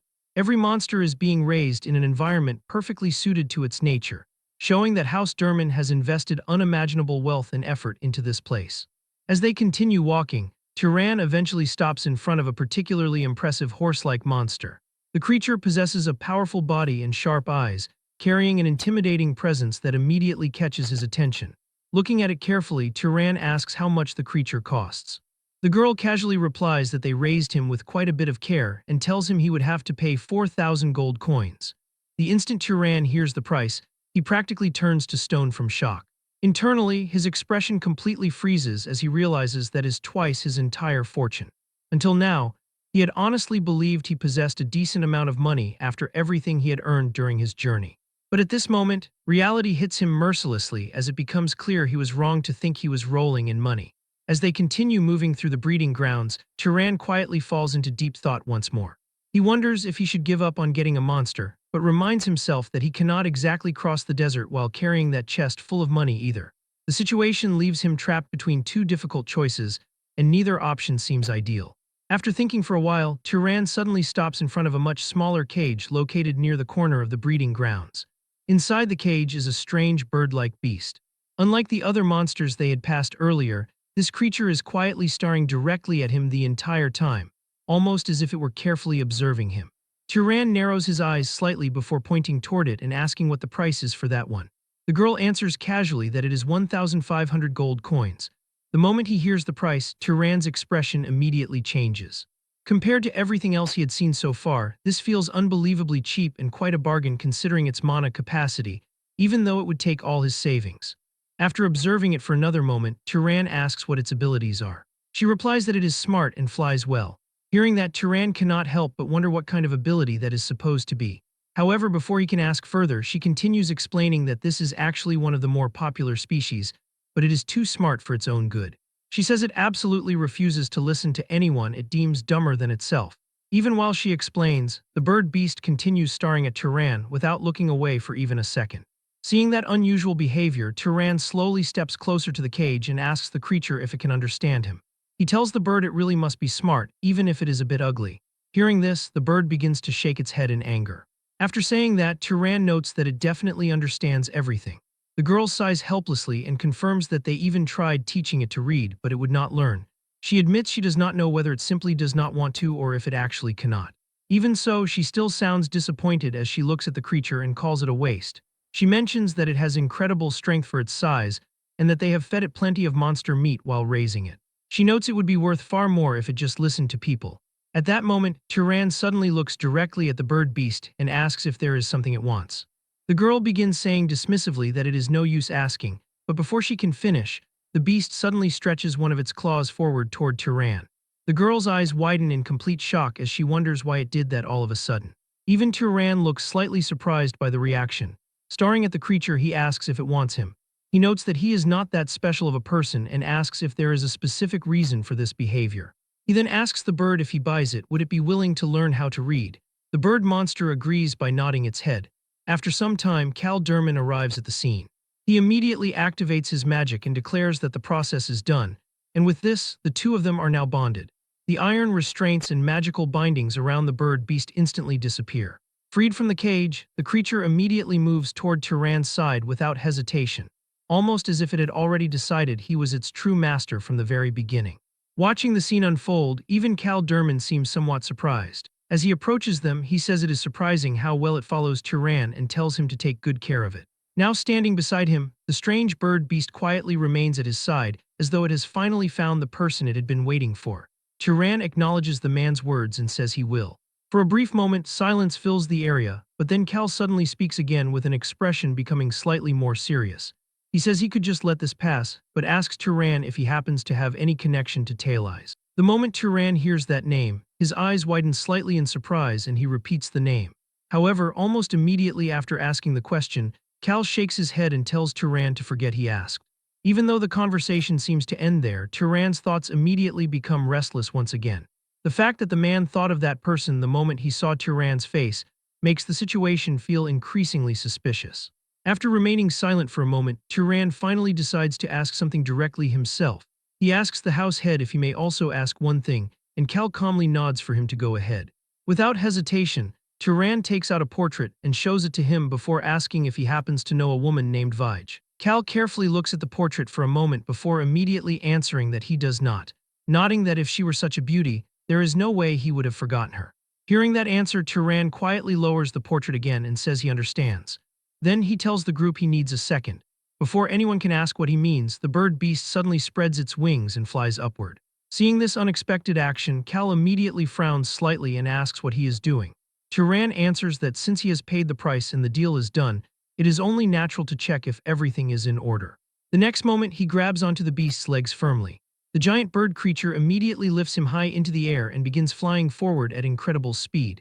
Wind rushes past Turan as they soar across the vast grounds of House Durman. Sometime later, the scene shifts again. Turan can now be seen walking into a room for his meal. A servant standing nearby respectfully bows toward him and hopes that the master enjoyed his meal. Just then, Cal's daughter approaches him and asks how the flight was. Turan replies that it was good and felt like it cleared his head. Soon afterward, she begins introducing him to several people gathered nearby. She announces to everyone that this is Turan Brahms and mentions that he came from the Carmine side. The moment she says that, one person among the group reacts with surprise and asks if that wasn't near Arabian. Before the atmosphere can become awkward, she immediately shoots back at him sharply, telling him not to associate their guest with those sparrows. After that, a man steps forward toward Turan and offers a handshake with a friendly smile. He introduces himself as Dolph Marin of a history bloodline. Turan politely shakes the man's hand and says it is nice to meet him. However, the man suddenly tightens his grip far more than necessary. The pressure in his hand clearly is not normal. It is obvious he is intentionally trying to show off his strength, which Turan immediately notices. Smirking slightly, the man says that as expected of a guardian, Turan is sturdy. Before the situation can continue any further, the girl standing nearby suddenly interrupts with an annoyed expression. She says she is not interested in a show of strength and tells them to leave it at that. She then immediately changes the subject and asks where that picky eagle is, mentioning she came here because she wanted to see him. Hearing that, Turan answers that he told the bird to fly around nearby for a bit. He explains that the creature must have felt stifled after practicing his writing all morning and offers to call him over. He sends a message for the creature to come there, and the giant bird beast flies in and lands on Turan's arm. The moment she sees it arrive, the girl's eyes light up with excitement and she says it is true. She starts approaching it repeatedly, calling the creature over toward her and expecting it to approach immediately. However, despite her efforts, the bird completely ignores her and shows absolutely no intention of going near her at all, even refusing to let her touch it. Seeing that reaction, she becomes irritated and shouts at the damn bird brain. She asks what on earth she lacks that it is acting like this, stating she could raise it much better than some fallen noble. Seeing the bird becoming annoyed, Turan quietly tells the creature to hold its temper. Soon afterward, at the dinner table, everyone has gathered together while discussing various matters happening across the region. The atmosphere is lively, though the topics themselves are far from peaceful. One person comments that it has been noisy lately because of the dark elf tribes to the west. Another mentions the Arabian subjugation force and says they heard the commander is that skinny Mesa. The moment her name comes up, one woman sitting nearby speaks with open hostility and says she hopes Mesa gets assassinated this time. Yet even after saying something so extreme, she still does not stop there. She says it will be quite the thing if that wench dies, calling her nothing but skin and bones who would probably die on her own. She claims Mesa is such a hideous sight to behold and says she feels sorry for whoever ends up being her husband. Turan does not react, he just lowers his head and keeps eating. The conversation around the table continues casually despite those cruel remarks. She adds that those people from Arabian have it easy since they already have a successor. Meanwhile, they still do not know whether it will be Raman, Alma, or Perga. She wishes Talais would just make a clear decision already. The moment that name surfaces once again, Turan quickly becomes alert, not wanting to miss a chance to get an answer. He asks Cal's daughter what kind of person Talais is. She explains that he is the house head's younger brother and the current second-in-command of Zahar. The girl then adds calmly that he is essentially the one leading the house. The moment she says that, Turan's thoughts become even more complicated, especially since Cal Durman himself had suddenly asked whether he had any connection to Talais after seeing his face. The realization hits him that his father might be a much bigger deal than he originally thought. Turan continues to sit at the lavish dinner table while absorbing the words of Cal Durman's daughter. She explains that Talais is the house head's younger brother and the current second-in-command of Zahar, emphasizing that he is essentially the one truly leading the house. Turan remains quiet as he processes this information, for if the girl speaks the truth and Talais is indeed his father, he is a much bigger deal than originally thought. The weight of this realization hangs over him as the scene shifts to later that afternoon. Turan is shown sitting on a wooden bench in a quiet courtyard of Kamad, while the picky eagle uses its sharp beak to scratch words into the sand, making him wonder if House Head Carl saw the face of Zahar's second-in-command when looking at him. And if that person really is his father, then if he is even the slightest blemish to him, he would be crushed like a bug the moment he is discovered. Lost in thought, he raises his eyes and notices something strange as the bird carefully writes out that it is a black eagle before adding a question asking if it wrote well, though it spells the word good as good. Turan watches the bird in silence for some time and tells it that he did not tell it to copy that specific part, pointing out to the creature that its spelling is wrong. He then asks the eagle if it has decided on a name for itself yet. The bird stops and shakes its head from side to side. It pecks at the sand again to write the words "not yet," leading Turan to ask if "not yet" is supposed to be its name. The eagle continues to peck at the ground while Turan crosses his arms and leans back, asking the bird why it chose him as its master. The eagle looks up and writes that Turan is good, adding that his inside fits the bird perfectly. Turan leans down closer and pats the bird again, saying he assumes it meant to say good, while declaring the rest of its writing is full of mistakes and needs more study. Gazing at the bird, Turan wonders if its claim about his inside fitting perfectly is because of his specific bloodline, which is a mix of Zahar and another house. His thoughts are interrupted when the rude man from Ariel walks up and mentions a hunting trip to stretch his legs, asking Turan if he would like to come along. But the youth remains seated and answers that he is leaving today.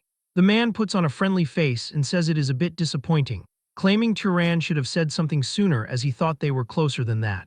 Turan stares at him with a neutral expression, seeing that Dolph is merely pretending to be friendly while actually wanting to suppress him with force, just so he can feel superior. Dolph does not give up and offers to act as a guide since he knows this area inside out, but Turan looks at the eagle before telling him no thank you. Dolph waves a hand dismissively as he walks away, telling Turan to be sure to let him know if he changes his mind. Turan watches Dolph go and reflects that the man is backing off far too easily, which feels suspicious. Later that day, Turan prepares to depart from the city, but it seems like he is a little bit too annoyed, as Turan tells a group of armored knights that there is no need to see him off, though they approach and explain it is House Head Cal's order to escort him safely to the fortress walls. Before leaving the city entirely, Turan enters a local library filled with scrolls and books to tell the attendant that he wants a desert guidebook and enrolls religious texts. After some time, he finally gets the books and places a few coins on a book, telling the man this should cover the cost as the attendant bows and calls him master. Soon Turan stands outside the library, busy reading with the picky eagle perched on his shoulder. He flips through a book by Britso Zahar and notes the support of the main house, figuring that while the map might be lacking, the information should be useful. As he walks, he senses something and looks up, immediately using his power to check for pursuers. He sees a wizard lurking nearby and hiding to avoid being noticed. But Turan does nothing about that. Turan eventually reaches the massive city gates. As he exits the city wall, the guards there bow to him.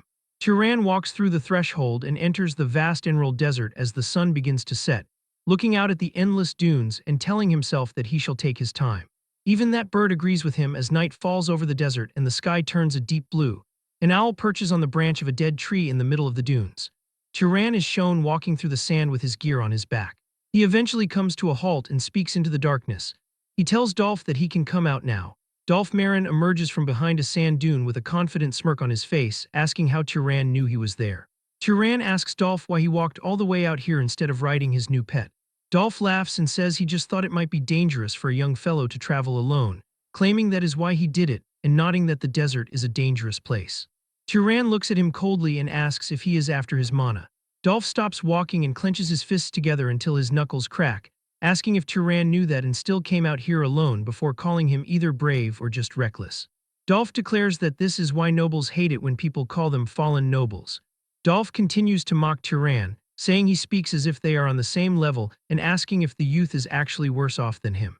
Dolph claims that since Turan's mana is strong but his physical strength is pathetically weak, he must be of the guardian primordial bloodline that only has defense left and has lost the power to strengthen the body, declaring it a waste for a husk like him to have that much power before demanding he hand it over quietly. A lack of physical ability combined with overflowing mana makes Turan a tempting prey. Turan looks up at the sky and tells the eagle to go on up. Dolph watches as the bird flies into the night air as Turan remarks that it is too bad, because the one who thought the other looked delicious was actually him as well. Turan's body begins to vanish as he activates his magic. Dolph grins and mocks the stealth magic, calling it a petty spell for night spies that only hides appearance while the presence remains completely exposed. Dolph laughs loudly and tells Turan not to even think about running, declaring that breaking stealth magic is child's play. However, his expression suddenly changes as he looks around the empty desert. Turan's presence has vanished entirely, with no footprints, no smell, and no sound to be found. Dolph's eye widens as he wonders if Turan could actually be a Zahar. Suddenly, a massive burst of blue energy explodes against Dolph's chest, throwing him backward as he screams in pain. He coughs and asks what that was. He looks at a rock on the ground and wonders if he really was attacked by a stone. But before he can do anything, another rock strikes him directly, and he groans as blood spatters the ground. Dolph huffs and puffs as he struggles to stay on his feet. He raises his hand and shouts for the flame to manifest, sending a massive wave of fire across the area to light up the night, thinking he can break the stealth if he illuminates the surroundings and demanding that Turan come out. Suddenly, 6 glowing orange rings of fire appear in the air before Dolph. As these 6 glowing orange rings get charged up and launch attacks, Dolph screams while trying to avoid getting hit by the barrage. But no matter how hard he tries to run and avoid the attack, the beams blast into Dolph's back and shoulders, causing him to scream as explosions of light cover his body. Dolph becomes angry and uses his magic to slam his foot into the ground, shattering the area nearby him. Even after using that trick to destroy the surrounding area to locate Turan, Dolph finds nothing and can only punch the air, screaming again for Turan to come out. Panic takes over as it becomes clear he cannot win. He starts sweating and quickly starts to run as fast as possible, realizing that the youth was not from the Guardian bloodline after all, and that fighting a Zahar wizard in the desert at night is literally suicide. He sprints across the sand, thinking that unless Turan has a body-strengthening bloodline like his own, he can never catch up. Suddenly, he hears the sound of wings fluttering above him. Dolph looks up in shock and sees Turan being carried through the air, holding onto the legs of the eagle. Turan looks down and notes that Dolph is sturdy, though not as much as those of the Guardian bloodline, reflecting that an ordinary noble would have died long ago before asking if he has a magic tool that helps with defense. Dolph falls to his knees and begins to tremble, begging Turan to have mercy. Turan stares at him with a cold and merciless gaze, telling Dolph that he already knows that he cannot do that. Turan extends his hand downward, and a colossal pillar of fire erupts from his palm, completely consuming Dolph. Turan stands over the charred remains of Dolph Marin on the desert floor, as thick smoke billows from the blackened corpse. The man was clearly sturdier than expected, raising the possibility that this resilience is a natural trait of the history bloodline, while the eagle flies down from the night sky to perch on his shoulder. If Dolph had been a properly trained guardian of the Zahar family, breaking through his defenses with the current rock-slinging technique would have been much harder, making it obvious that a stronger means of attack is needed, specifically some form of piercing magic capable of breaking through heavy defenses. Turan looks down at the remains to consume the leftover mana, raising his hand, as glowing green energy begins to flow from the corpse toward him. But instead of taking all the mana for himself, he shares some with the eagle so it can grow stronger and help him in the future. However, alongside these 2 streams of mana, one more begins to form, flowing directly into the magical bracelet. Turan looks at this in surprise, taking the magical bracelet in hand to closely examine it. The Freyan relic is actually an item designed for storing mana, clear from the way the green energy swirls inside its glass casing. He holds the glowing compass and questions if he seriously has to drink the liquid mana directly from it, but quickly dismisses the idea, concluding that since it is an item from the Freyans, it requires more verification before attempting to use it. The scene transitions to daytime in the vast desert as Turan flies across the endless sand dunes by holding onto the eagle's legs. While still flying, a structure comes into view, as a colossal golden pyramid gleams in the distance, serving as the monumental structure known as the legendary Tomb of the Gods. Later, Turan sits inside a dimly lit local tavern, enjoying a meal across from a dark-skinned woman with her hair tied up, who smiles and comments that it is reckless for him to run away from home and travel all alone before asking if he hasn't run into any bandits or monsters yet. Turan calmly takes a bite of his food and replies that he has been lucky, smoothly shifting the topic to ask how one gets into the Tomb of the Gods, explaining that according to a book, a person only needs money to enter. She chuckles and guesses he is a child from a well-off family since he reads books, but warns him that he cannot go inside right now, prompting Turan to pause and ask why not. She lowers her voice and reveals that some powerful figures showed up about a week ago, locking down the site ever since, and adding that even the large merchant caravans had to turn back without catching a glimpse of the tomb. Turan asks who these powerful figures are, watching as she points a finger upward and clarifies that it is the Zahar family. Absorbing this information, Turan lets out a soft sound of realization. The scene shifts to the dark, massive stone hall inside the Tomb of the Gods. A curly-haired man frantically looks around the shadowy hall and yells for Purga, demanding to know where he is. Purga, a heavily muscled warrior with half-shaved hair and a massive circular blade, steps out of the shadows, snapping at the man to stop yelling because the things lurking in the dark will hear him. The curly-haired man blames Purga, stating that this is all his fault and wishing he had never suggested they come inside. Purga glares back and tells the man not to blame him, reminding him that he was the one who tagged along asking for a high position once he becomes the next house head, firmly ordering the man to shut up. Purga clenches his fists, cursing his situation repeatedly. Back then, his grandfather mentioned an underground beneath the gods, where anyone who solved its secret might become the next house head. But Purga never knew that this underground place would be a maze with no exit. Searching like crazy every year he visited the tomb never bore any fruit, leading him to believe it was just a legend. Finding such a truly hidden place feels unbelievable, and he grins at the thought that solving its secret will make becoming the house head a piece of cake, fully convinced that the god of Zahar is on his side. However, his confidence is shattered as he looks down the dark corridor and spots dozens of glowing red eyes. Right before a horde of pale, fleshy, multi-eyed monsters emerges from the shadows, screeching and crawling toward them.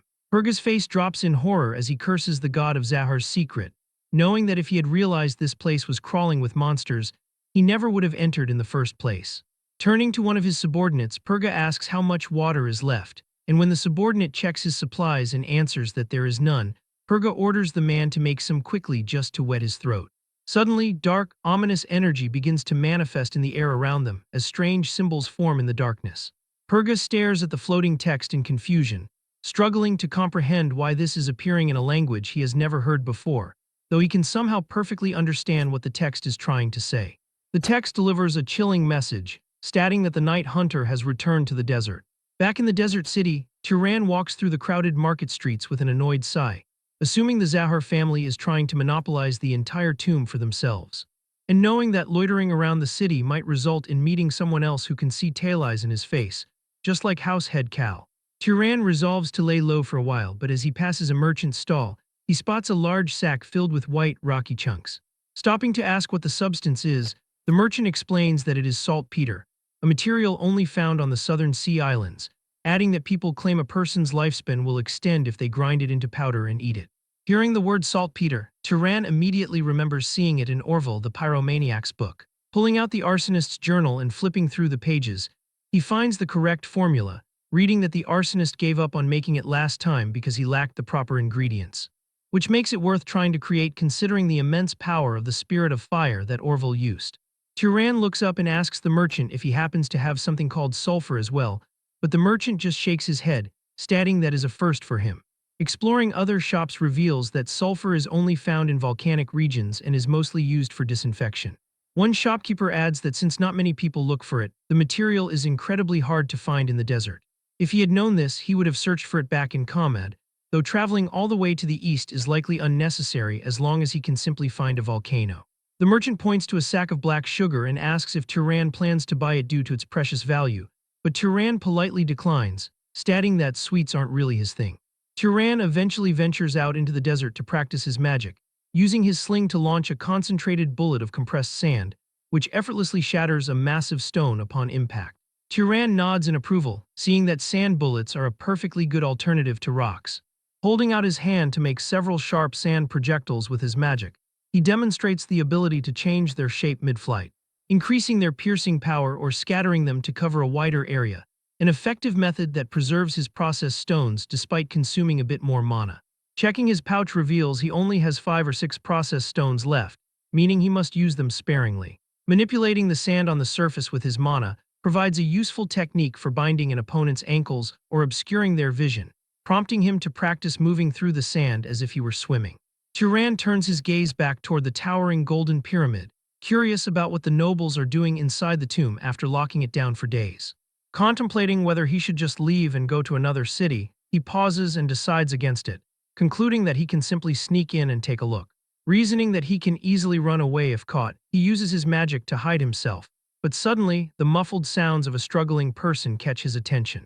Turan hides behind a large rock and peeks out to see 2 men in desert robes dragging a bound captive across the sand, with one of the men cursing and asking why the captive is so noisy. He instructs his partner to keep the man quiet, but strictly orders him not to kill the prisoner. Turan watches as they drag the man into the entrance of the tomb, questioning what kind of operation requires kidnapping people. Turan quietly follows the men down the dark, stone staircases of the tomb, eventually reaching a large chamber. In the center of the room, a colossal, swirling black portal spins like a whirlpool on the floor. Armed guards stand around the captive as he asks what this place is, only for the guards to yell at him that questions are not permitted. Turan stares in shock, completely baffled by the portal. Observing the scene reveals that although these men are kidnappers, they are the ones who look visibly scared. The guard points at the dark portal and orders the captive to take the cargo and go inside, forcing the man to carry two large barrels and wade blindly into the darkness. Turan looks at the captive's eyes, recognizing that the workers' minds are being manipulated by animal control magic. As soon as the man steps into that mysterious portal, he begins to descend. One man asks the bearded leader if he thinks Sir Purga is safe, to which the leader answers that they have to hope so, explaining why they are continuously sending in food and water, and violently scolding a guard for suggesting they contact the main house for help by demanding to know what would happen if Sir Purga's rivals heard he was trapped. Overhearing the conversation allows Turan to piece the information together, confirming that Purga is the candidate to be the next house head of Zahar. This big shot is clearly trapped inside the portal, perfectly explaining why the Zahar family occupied the tomb for days. Turan smiles as a plan forms in his mind. The risky move presents a perfect opportunity, as saving Purga and making the man indebted to him will allow a natural infiltration into the Zahar family. Turan's eyes change as if under some sort of influence, feeling that the reason doesn't matter, and he just has to go in because what he wants is in there. Without further hesitation, Turan leaps into the swirling black abyss. For a moment, nothing but darkness surrounds him, until he grabs his head as his mind clears, cursing upon realizing he was briefly bewitched by something outside the portal and chastising himself for the stupid plan. Questioning what guarantee there is that a man like Purga would even repay his debts. While thinking about this, the sound of someone screaming echoes out, and Turan emerges on the other side, landing inside a dimly lit room while still in his invisible form so no one notices him. Purga looks at the supplies brought by the captive and calls it great that the subordinates outside are continuously sending people in, while the captive groans loudly on the floor nearby. Purga glares at the man and complains that he is too noisy, casually ordering someone to take care of the captive to conserve food. The subordinate immediately complies, stepping forward and ruthlessly stomping on the captive's head to kill him instantly. Turan watches the brutal execution, seeing firsthand the true nature of Purga Zahar. Killing a person to take their water without a shred of guilt confirms that Purga is definitely not the type of person to repay a favor. But just as he turns to look around the palace, a mysterious voice calls out, stating that he is mistaken and is not the Night Hunter. Long ago, massive giants ruled over the fertile and prosperous plains of Enril. With their enormous bodies, they relentlessly consumed everything in their path and eventually turned the entire land into a dry, barren desert. Requiring vast amounts of water every single day, the giants reached a point where they could no longer withstand their thirst.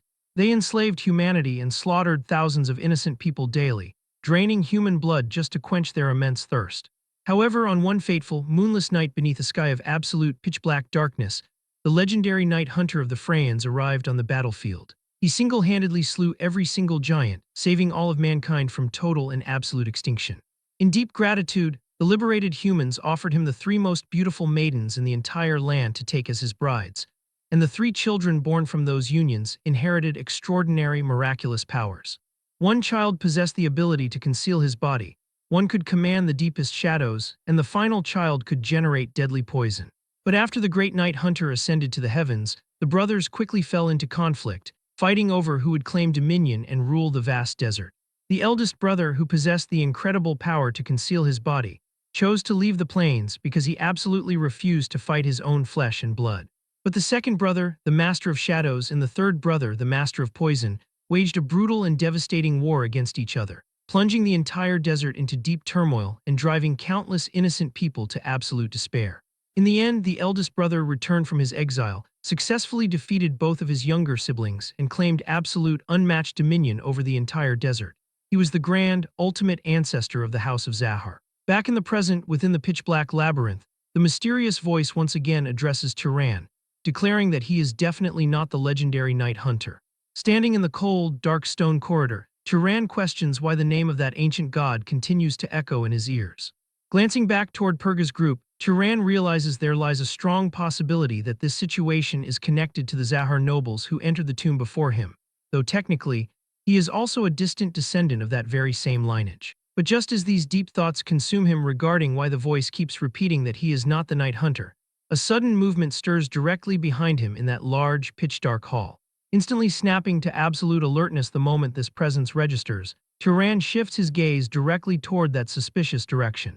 With an unknown presence rapidly approaching, Turan decides that maintaining his magic to continuously conceal his body is an incredibly wise decision. especially since deadly danger can be lurking absolutely anywhere in this mysterious and unpredictable underground place. Drawing upon his power to inspect the surrounding corridor, Turan spots glowing blue flames indicating a high concentration of mana. This raw mana radiating through the darkness belongs not to any human, but to a monster. Having confirmed the exact location of the beasts and counted how many there are, he cautiously creeps closer to get a direct look at the threat. Moving closer and closer to where the energy concentrates, Turan watches as the shape of the beast finally begins to emerge more clearly, revealing a massive, muscular, human-shaped monster standing completely still at the far end of the stone corridor. Staring directly at the towering creature, Turan finds that its distorted features and physical form appear thoroughly unpleasant and hostile. But suddenly, the monster shifts its ominous gaze and spots his location. Initially, Turan simply stands his ground without running because his magic is still actively concealing his body, leaving him questioning if the beast actually managed to see through his stealth. But in an instant, the aggressive beast charges directly toward him with terrifying breakneck speed. Leaping backward in a flash to dodge the incoming attack, Turan quickly realizes the creature's movement speed is incredibly fast. Raising his hand high, he unleashes a massive, roaring pillar of fire that successfully stops the monster's advance and pushes it back a little. Even as the creature burns in the intense flames, it continues to relentlessly advance alongside several other beasts of its kind. With these aggressive monsters refusing to back down, Turan quickly retreats further back into the corridor, questioning how the monster detected him and finding it highly impressive that the creature can see through the stealth magic of the Zahar family. Looking back at them once again, Turan notices that the creatures are not actively pursuing his movements. Instead, they are searching blindly in every single direction, revealing that the beast's detection range is actually quite narrow, meaning that as long as he maintains a safe distance from them, he will remain completely unharmed. Reaching deep into his pouch, Turan pulls out a carefully processed stone. Readying his sling, he declares that the first strike belongs to him as he begins spinning the weapon with rapid speed. Infusing the stone with a surge of his magic, he launches the high-speed projectile straight forward. The magically charged stone pierces straight through the monster's tough skull with absolute devastating force. The massive creature instantly collapses onto the stone floor, completely dead, while the other monsters simply crawl right past the corpse, showing absolutely no reaction or concern even when one of their own kind is brutally killed. Once the other monsters finally depart, Turan carefully and slowly approaches the dead beast, extending his hand to absorb its residual mana. But as the absorption process begins, a highly strange sensation occurs. Instead of drawing power from the corpse, he realizes this beast is likely a purely magical creation. He obtains a far too small amount of mana from the beast, especially considering that a creature with physical abilities of that high caliber should have contained a much greater amount of mana. When Turan touches his holy relic compass, even this highly sensitive item fails to show any reaction whatsoever to the creature's internal mana. Staring down at the motionless body, Turan finds its true identity remains a complete mystery, while the ominous voice echoes once again to repeat that he is not the Night Hunter. Kneeling on the cold floor, Turan calls the entire situation utterly tiresome, as he searches diligently for any clue he can find. Suddenly, heavy footsteps echo nearby, forcing him to quickly run and hide deep within the shadows. Purga Zahar and his group of subordinates walk down the dark corridor. Reaching the exact same location where Turan stood just moments ago, Purga abruptly orders his subordinates to halt. Looking up, they spot the dead body of the very same type of monster they have been fighting for days, yet this one was clearly not killed by their hands. One of the men asks what is going on, questioning if they have passed through this specific area before, to which another subordinate replies that he has no idea, complaining that their sense of direction went to hell a while ago. Purga abruptly silences them, confidently announcing that a rat must be hiding in here because he is absolutely certain they have not passed through this specific area before. The men look around nervously, hoping that it could be a rescue party, but Purga quickly reasons that if it were indeed a rescue party, they would have noticed their presence by now, adding that making a commotion in a dangerous place like this would easily stand out. Purga immediately orders a man named Galvan to set traps nearby to catch the rat, and Galvan quickly agrees to the command. Purga then orders a woman named Imelda to keep the surroundings lit, prompting her to light up the room with her magic, as a subordinate asks if they should catch the rat first, only for Purga to order them to leave it for now, assuming it is just some lucky knight who survived an earlier encounter. Smirking maliciously, he declares that they will let the rat run around for a little while so they can eventually use him as bait for the monsters. But as they actively plan their next moves, Turan listens to their entire plan while remaining perfectly silent and hidden within the shadows. 3 days pass, and Turan finds himself in the bizarre situation of coexisting within the pitch-black labyrinth right alongside Purga's group. Fortunately, the traps laid by the barrier-bearer bloodline are clearly visible directly to his eyes because of the holy relic, posing absolutely no obstacle to his movement at all. In fact, thanks to the intense darkness of the labyrinth, Purga's men often suffer the humiliation of triggering their own traps, leading to a loud scream as a sudden explosion engulfs one of them.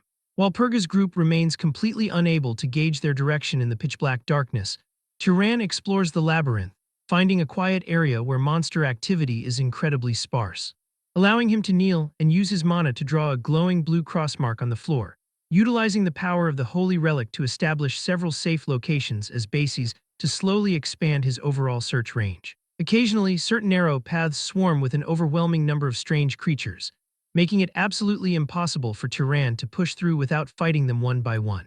During these difficult moments, Turan borrows the strength of Purga's group by secretly luring the hostile hordes toward the Zahar nobles, forcing Purga's men to struggle desperately to fight off the massive wave of beasts, while one man loudly curses that the monsters are attacking again, asking why it feels like they strike more often, as another yells that their bright lights are responsible and orders the team to block them for now.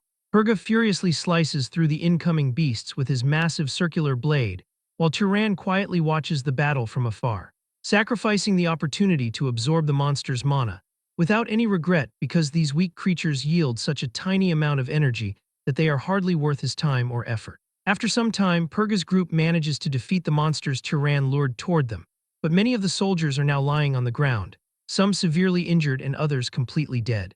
While tending to a dying comrade, a subordinate mentions that they are starting to build up quite a heavy stockpile of bodies because the people on the outside keep sending captives down their way, assuming that their allies above are doing this under the belief that the knights are still alive. Another man complains that if he had known this would happen, he would have kept those captives alive instead of letting them die, pointing out how uncomfortable it is to have no one to wait on them, prompting another subordinate with a smudged face to look over and joke that he does not even mean what he says. Observing them from his hiding spot, Turan finds their behavior and words to be utterly despicable. The strange, mysterious voice that only Turan and Purga can hear echoes once again, but this time it only makes a strange noise without saying anything coherent. Prompting Purga to notice this sound, alert his group of another approaching wave of monsters, and order his men to dim the lights immediately. Smirking from his hiding spot, Turan finds this situation absolutely perfect, allowing those men to make noise and continue acting as bait while he goes to check out the deeper parts of the labyrinth. Turan rapidly sprints down a long dark hall until he eventually reaches a complete dead end. Stopping in his tracks, he stares up at a colossal, intricately carved metallic door. This door in an underground place like this is incredibly massive, with a grand, imposing structure that looks as though it were built specifically for giant beings, raising the exciting question of whether this could finally be his exit. Suddenly, the center of the massive metallic door shifts and mechanically opens, revealing a giant glowing blue eyeball that stares directly down at him, as the same strange voice manifests again, seemingly coming from this bizarre door with the eye. It observes Turan intently, declaring that he is not the night hunter nor is he the pursuer and the conditions are not met. But just as the giant blue eye takes yet another look at Turan, it notices the glowing holy relic compass hanging on his hip. The voice quickly identifies the relic as a wave rider and a mimic, also mentioning that the required conditions are now met. Turan and the mysterious mechanical eye look at each other as the voice asks him if he will enter. Staring intently at the glowing blue eyeball embedded in its center, Turan stands silently before the colossal, intricately carved metallic door as they continue to lock eyes for a long time, until the ancient structure suddenly asks if he wishes to enter. Mentally reflecting on those mysterious words, Wave Rider and Mimic, Turan wonders if they could be the names of legendary bloodlines that have not yet manifested within him. Considering that if two such bloodlines are somehow combined, it will mean he possesses the blood of a great, prestigious noble house. Staring directly down at him with its massive gaze, the giant door asks once again if he will enter. But just as he prepares to speak, Turan notices that the gaze of the giant eye is not actually fixed on him at all. Instead, he sees that the door is looking directly at the holy relic compass strapped to his hip, which means the door is recognizing the relic's original owner rather than his own bloodline, leading him to conclude that the ancient entity is using those special abilities in conjunction with his bloodline to make its final judgment. Speaking out loud, Turan asks the door what a wave rider and a mimic actually are, commanding the door to tell him more about them. which prompts the massive structure to answer by stating that his information request has been accepted without any issues. The spirit door explains that the Wave Rider's first type grants underwater respiration, physical enhancement, and fluid manipulation, while the Mimic's first type grants flow detection, absorption, and mimesis. Looking at his own hand, Turan reflects that he does not feel like he has gained the ability to breathe underwater or manipulate fluids, leaving him to wonder if the door only uses these traits for identification, rather than granting the actual abilities themselves. When Turan asks the giant door what it is, the massive mechanical structure replies that it is the spirit of the door. Thinking to himself that this strange entity is like a librarian, just far more rigid and completely inhuman, Turan asks the spirit what this labyrinth is, demanding to know for what purpose it was made and how one can escape from it. The door reveals that this is the labyrinth of the Night Hunter, explaining that the one who slays the chief while possessing the correct 4 types will become the Night Hunter, adding that if he slays the chief, the escape route will finally open. Shocked by this incredible revelation, Turan slowly repeats the title of the Night Hunter, wondering if this truly means he will be able to become a god. But suddenly, the spirit door glitches violently as its mechanical eye begins to spin around like crazy, causing the door to start repeatedly stating that there has been an error. The system then starts listing that the Hunter, Pursuer, Wave Rider, and Mimic contain 2 types of error, pointing out that the Shadow and Alchemist are completely absent, stating that while 4 types are indeed fulfilled, an error remains because the types do not match the Night Hunter. Watching in deep confusion, Turan wonders what is happening as the spirit door declares that the door cannot be closed, stating that internal personnel are remaining while unauthorized personnel have entered, attempting to inquire with the creator but declaring another error because the creator is completely absent. Suddenly, the giant blue eyeball glows intensely red as deep cracks spiderweb across its metallic surface, announcing that autonomous judgment has been initiated and a deployment order is being issued to the labyrinth chief, while a heavy rumbling echoes loudly from beyond the cracked door. Sensing the immense danger, Turan realizes there is something massive waiting inside.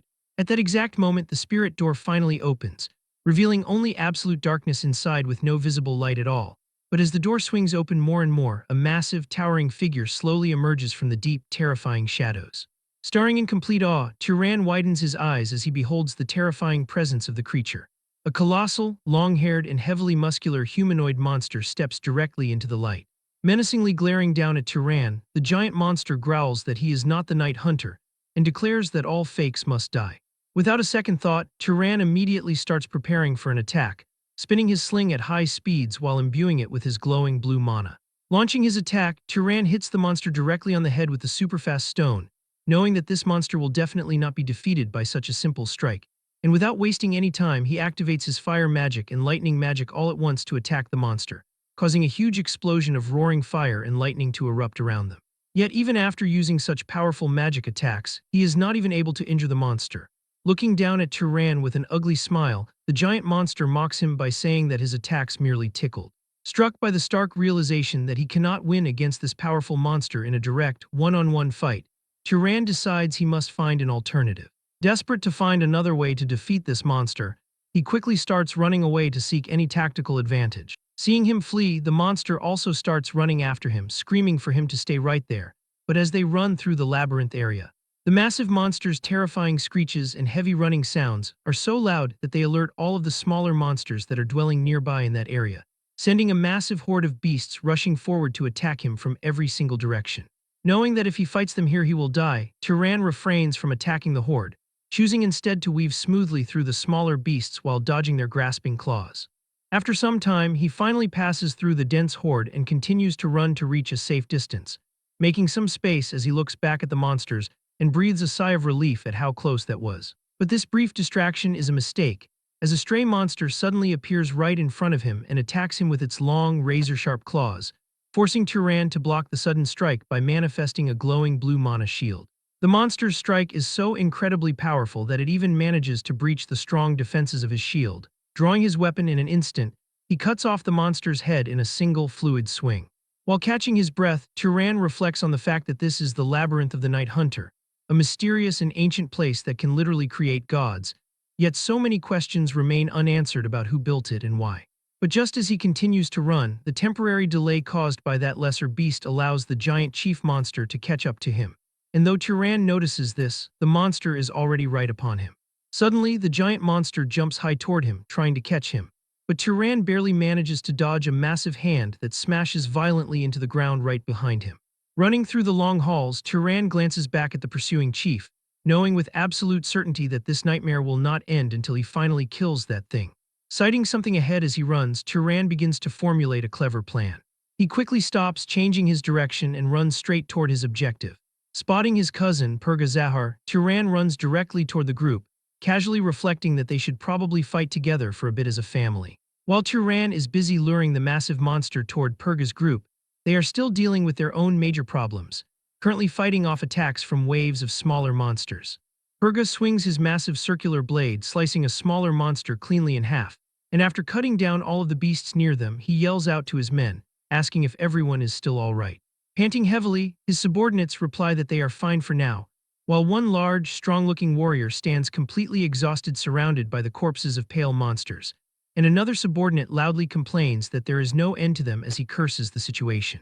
The strong-looking warrior suddenly stops and looks highly confused, mentioning that he hears a very strange sound coming from down the corridor. Purga and his men turn their gazes down the long hall as the giant monster finally approaches them, though the beast is the only one that arrives, meaning Turan has already hidden himself and left the monster to the group, while the creature slowly walks toward them, calling the night hunter the children's enemy and demanding that they kill them all. One of Purga's men asks in pure terror what in the world this terrifying entity is saying, while another man points out that it has been muttering strange things like that on and off for a while now. Suddenly, the giant monster starts running directly toward them. Seeing this, Purga screams at his men, telling them that the creature's words are not what is important right now, demanding that they do not just stand there blankly. But before they can even react, the monster's massive hand reaches toward them, and its fingers with long, claw-like nails tear straight through their bodies, killing them instantly. Purga screams their names in absolute horror. Cursing loudly in his grief, Purga orders his remaining men to strike, charging forward with his massive circular blade while shouting for them to kill the beast now. As the group closes in, one of the men manages to stab the monster with his weapon, but the strike feels like a mere mosquito bite to the giant beast. The giant monster swings its massive fist, slamming directly into that man and sending him flying violently backward. Another subordinate calls the creature a bastard and tries to attack it by unleashing his fire magic, but the monster simply crushes him underfoot like it is absolutely nothing. The monster is so incredibly powerful that getting hit by it even once easily kills most of his men, with its sharp claws acting like deadly swords that slice through them the very instant they make contact. To make matters even worse, the smaller, normal monsters also reach their position and start to attack them relentlessly. Purga watches the bloody massacre in absolute horror, cursing as he realizes that even the small monsters are appearing in waves to overwhelm them, knowing that at this rate, their entire group will be completely wiped out. But suddenly he notices something unexpected.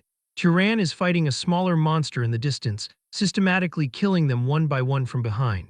Seeing this, Purga thinks to himself that even a rat will fight to survive, deciding to use Turan's distraction to his own advantage so that if Turan draws the attention of the small fry, he will be able to attack the chief. The strong subordinate from before, who heard the monster first, charges forward with his weapon while roaring loudly. He swings his heavy blade and violently slashes the back of the giant monster's leg. Dark blood sprays across the stone floor as the giant monster momentarily loses its balance. The subordinate laughs maniacally, proudly declaring that he did it and successfully smashed the bastard's leg. But before he can even celebrate further, the giant monster delivers a devastating kick that sends him flying backward, blood spraying from his battered body as he crashes violently against the heavy stone pillars. Looking around at the broken bodies of his loyal men, Purga reflects that it is all over and that every single one of his supporters is now dead. Realizing that even if he somehow manages to survive this terrible ordeal, his political career is completely finished. All because of this single wretched monster, everything that they have built so far is completely destroyed. Grinding his teeth in pure rage, he desperately throws his heavy circular blade directly at the monster like a boomerang. But it is of no use, and though the monster tries to grab him, he swiftly dodges the massive hand. While suspended in the air, he grips his blades tightly and starts to attack relentlessly while running directly along the monster's arm.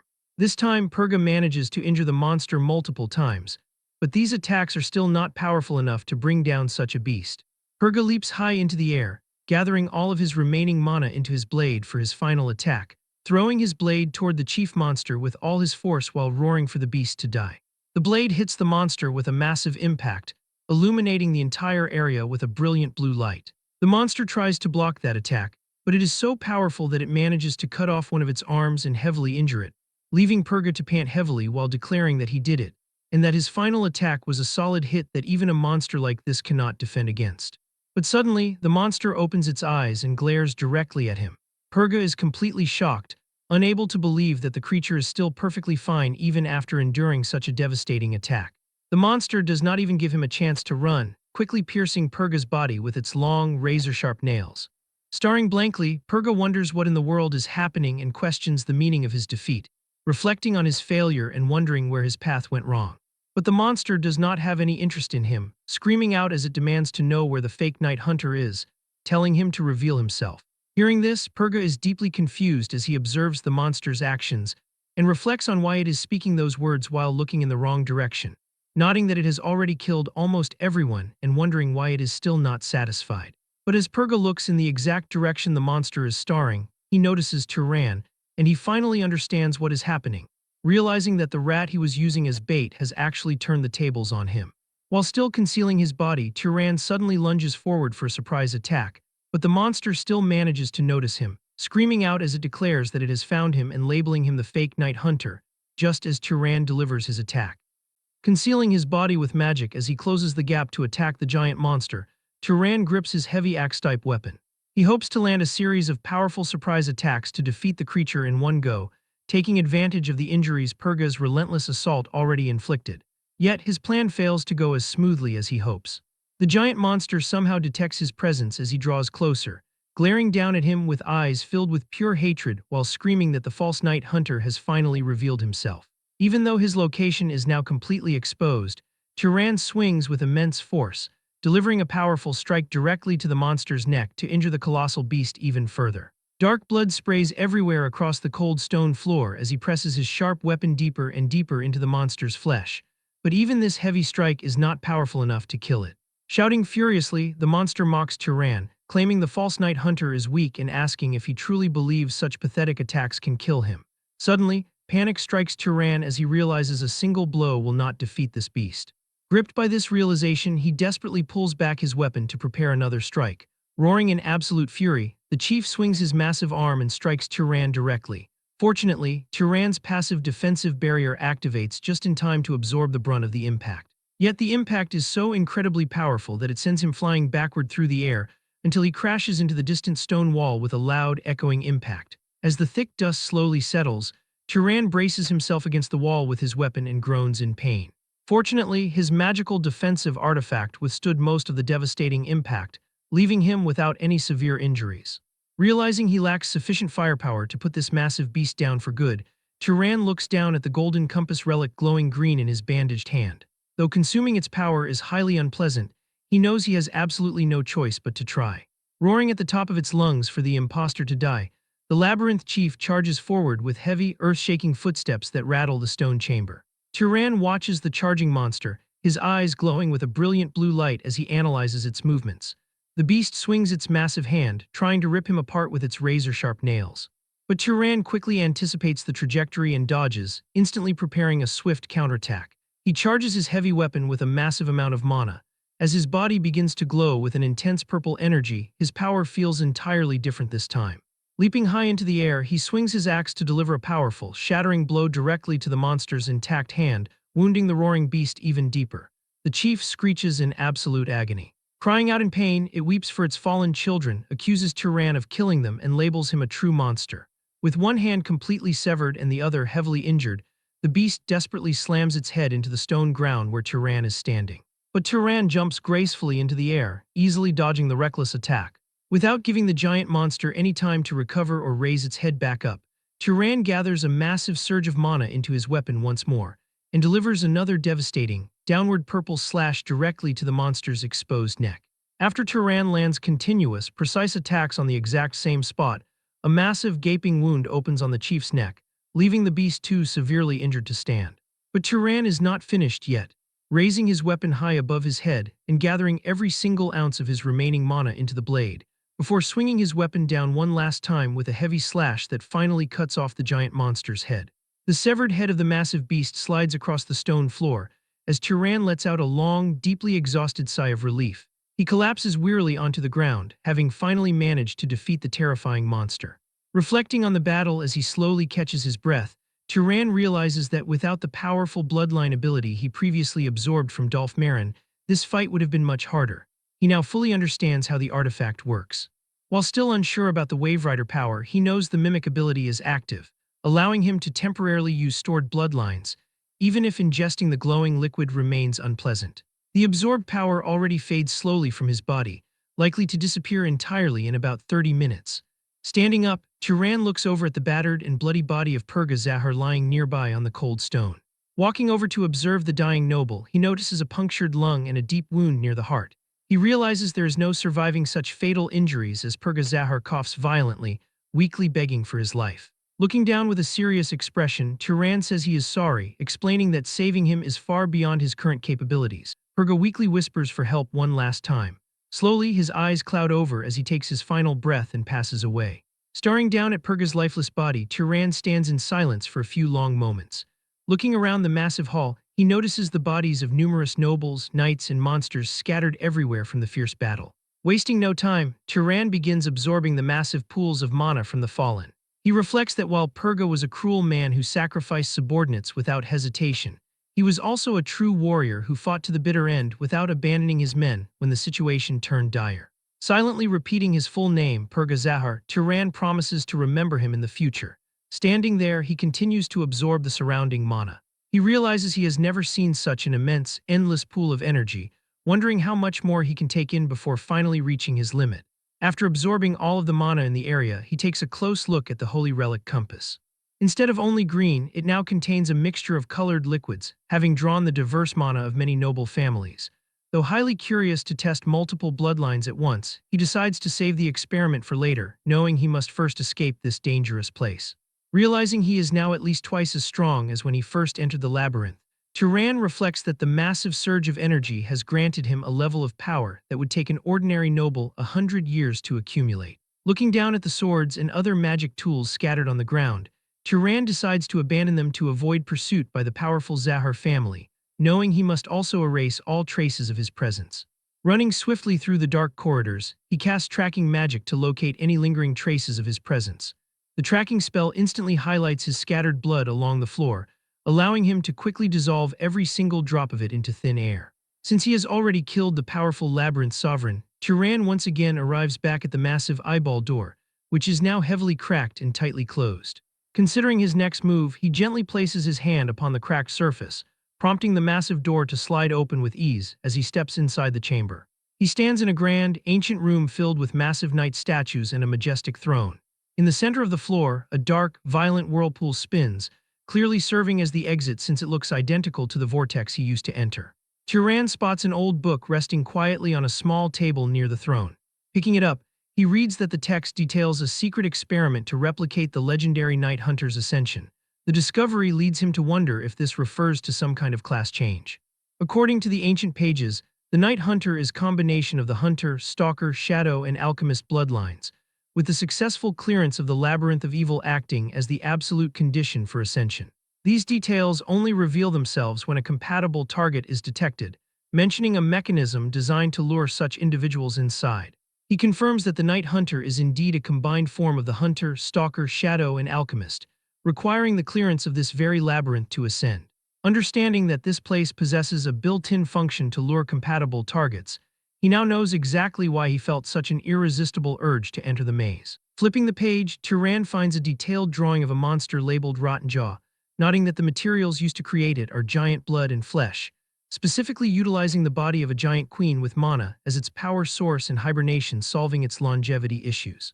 The book also notes that the method to replicate acidic blood and fire breath is absent, making the creation far inferior to the original dungeon's monsters. Shocked to learn that those creatures were constructed from the flesh of giants, Turan reads further about a failed experiment to replicate the Earth Mother Goddess Ascension. Closing the book, Turan reflects that almost everything written inside is incomprehensible, but concludes that at least one thing is absolutely certain. The creator's true goal was to produce a Night Hunter, and the gate mistook him for a candidate possessing all four bloodlines because of the holy relic compass, unaware that the Shadow and Alchemist bloodlines went extinct long ago when the ruthless Zahars wiped them out. Remembering that the arsonist claimed a god revealed a method to artificially obtain a bloodline, he wonders if permanent acquisition is truly possible, but realizing he will not find answers by standing here, he runs toward the vortex to escape before it disappears and leaps directly into the swirling portal. Emerging outside in the hot, sandy desert, Turan looks back at the massive pyramid structure. Declaring in relief that he finally made it out, he realizes he has landed on the outskirts of Banifal. The picky eagle lands next to him, flapping its wings angrily as it writes in the sand to ask if he is 1 or 2 days late. Smiling, Turan apologizes and asks if the bird was scared. Slinging his bag onto his back, Turan grabs the eagle's leg firmly, allowing the majestic bird to spread its wings and carry him high into the sky. From the air, Turan looks out over the vast desert. He reflects that after killing Purga, a candidate for the next Zahar leadership, along with over 10 other nobles, the entire desert will fall into absolute panic. He knows they will eventually search for a culprit, and if anyone discovers he possesses the strength to kill Purga, he will instantly become a suspect. Turan decides to leave the Emerald Desert for a few months until things cool down, after which he will resume his search for traces of his mother.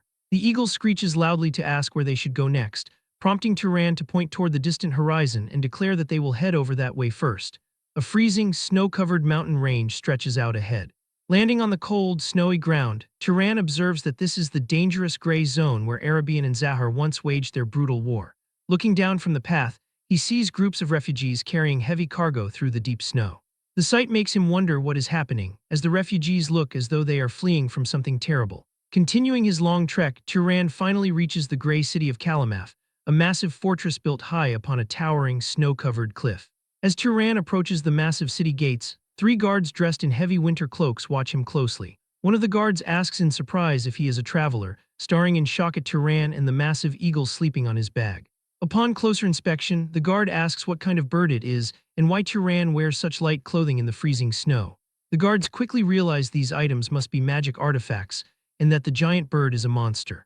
Nervously bowing to welcome him, the guards ask if Turan belongs to a great noble family. Realizing they have identified him as a powerful mage, Turan silently decides to buy much simpler clothes next time.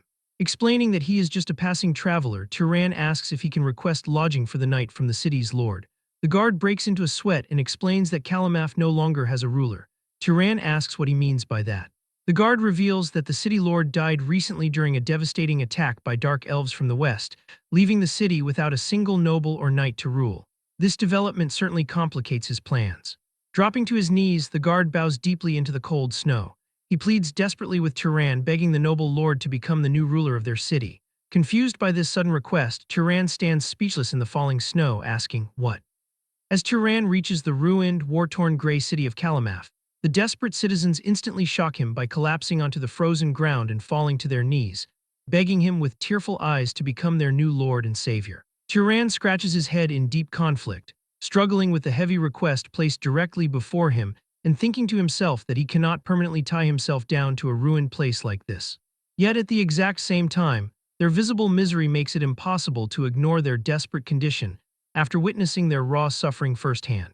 Looking down at the kneeling guard, Turan says he will consider the idea but asks him to explain exactly what happened first.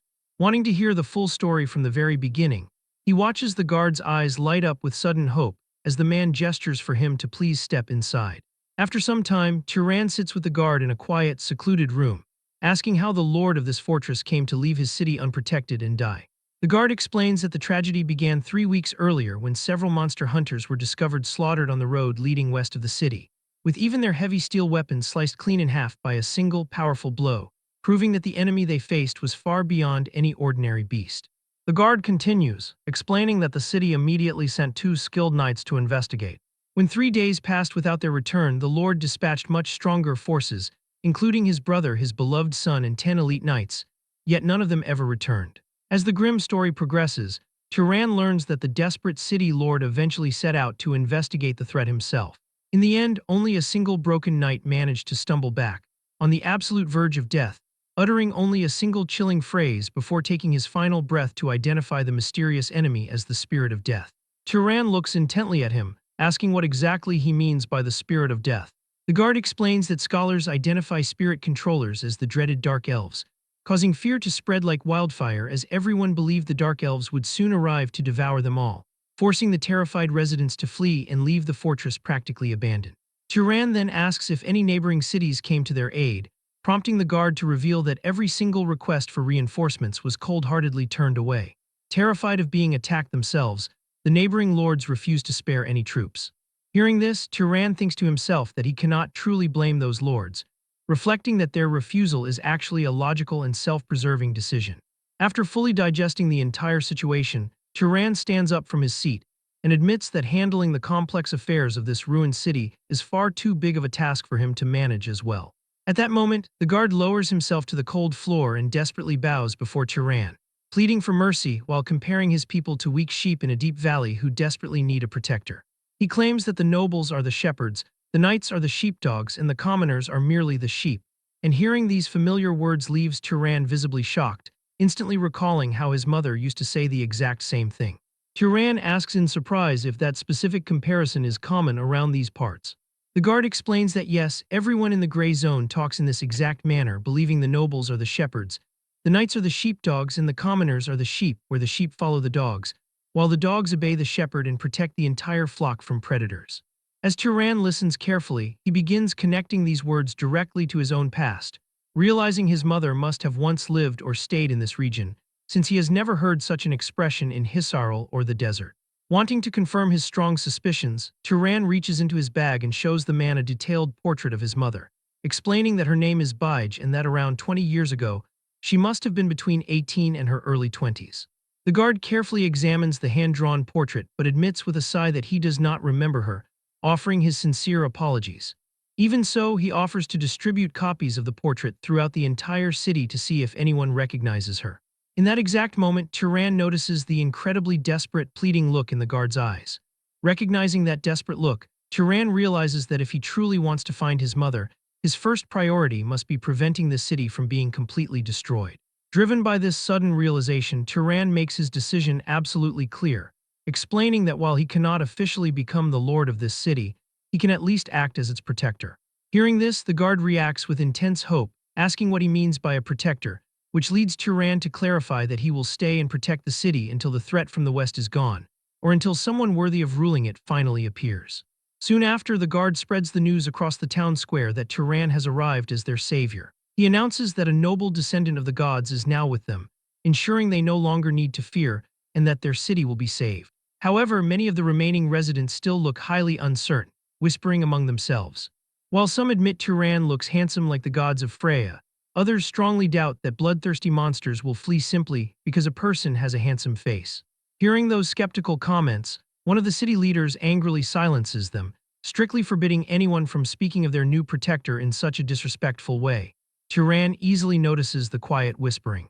He reflects that their reaction is not one of mockery, but rather deep-seated fear, realizing they simply do not want to get their hopes up only to be cruelly disappointed once again.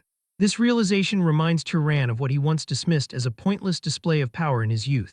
Now he finally understands how incredibly important it truly was, knowing that for sheep to feel at ease, they must see with their own eyes exactly how strong their shepherd is. Deciding to perform a demonstration of his power, Turan steps forward and raises his hand toward the sky, unleashing an overwhelming burst of fire mana that erupts from his palm to shock the gathered citizens.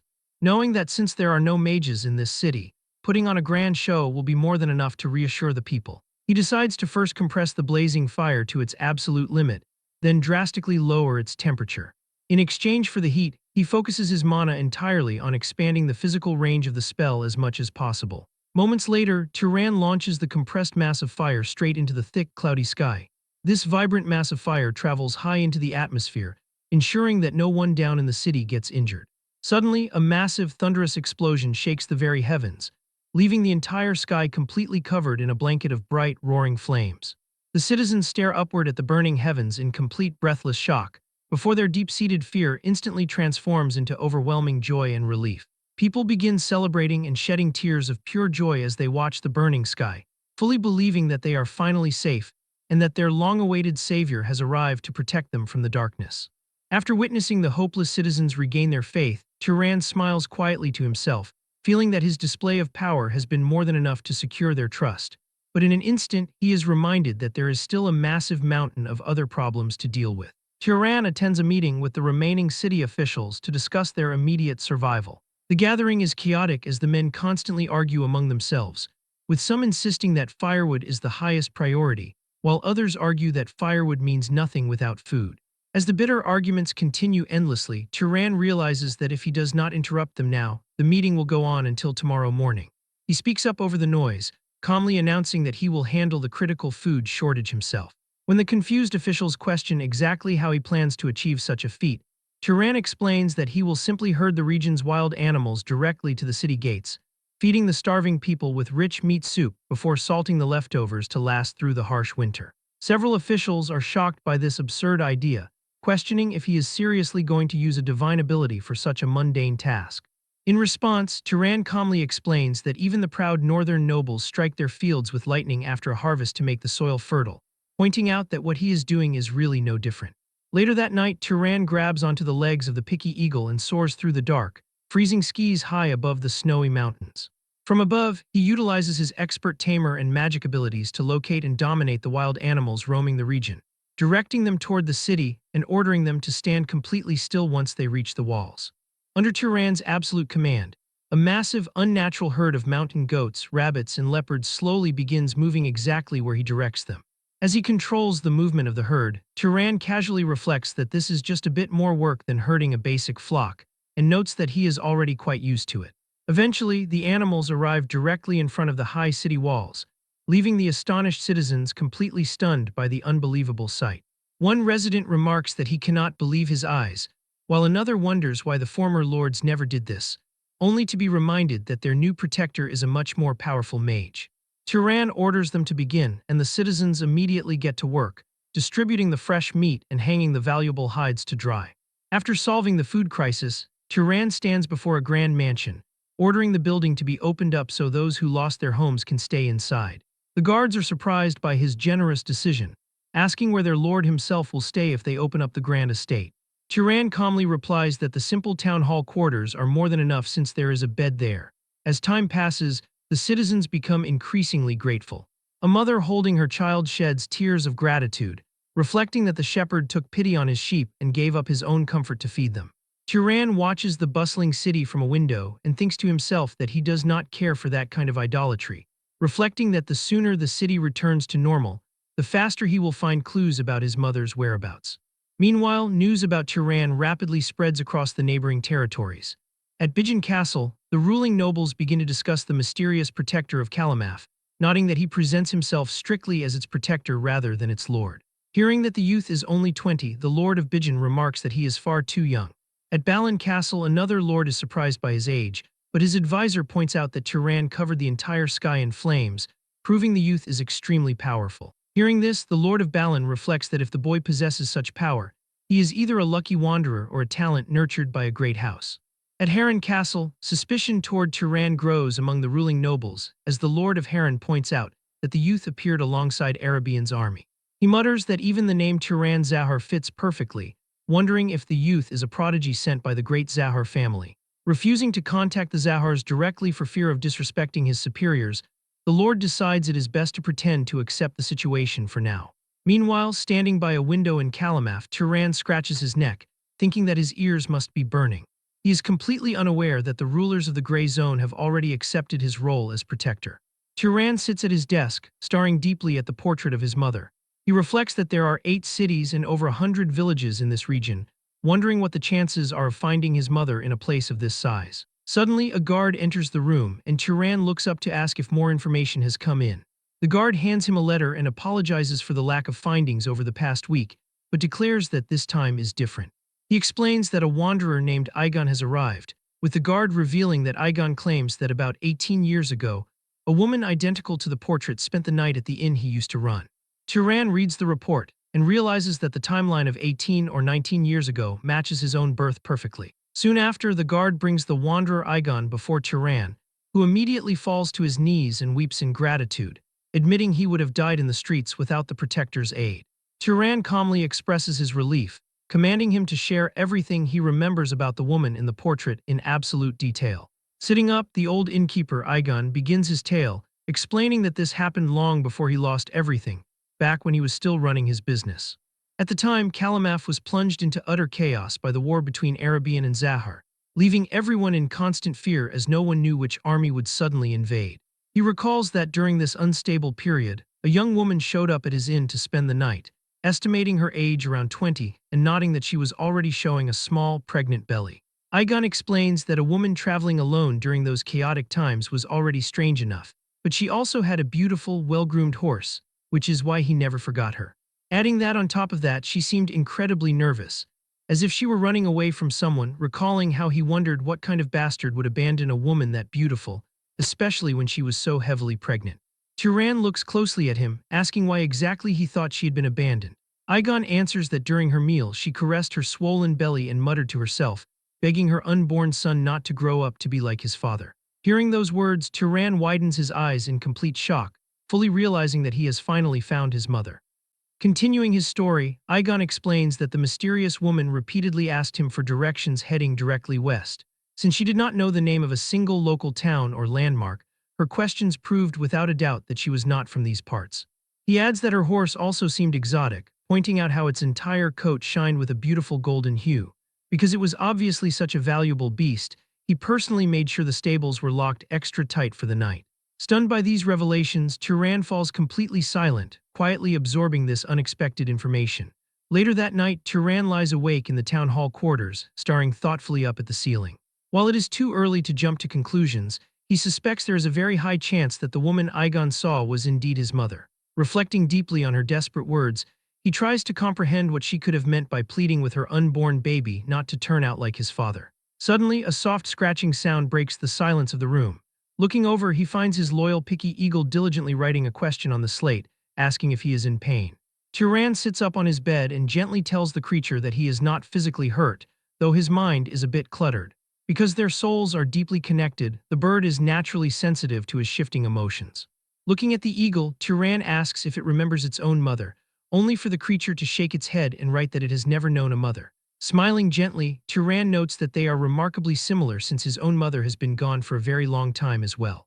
Staring up at him with highly intelligent eyes, the eagle begins scratching at the slate once again, boldly writing down a declaration that its name is now Bige.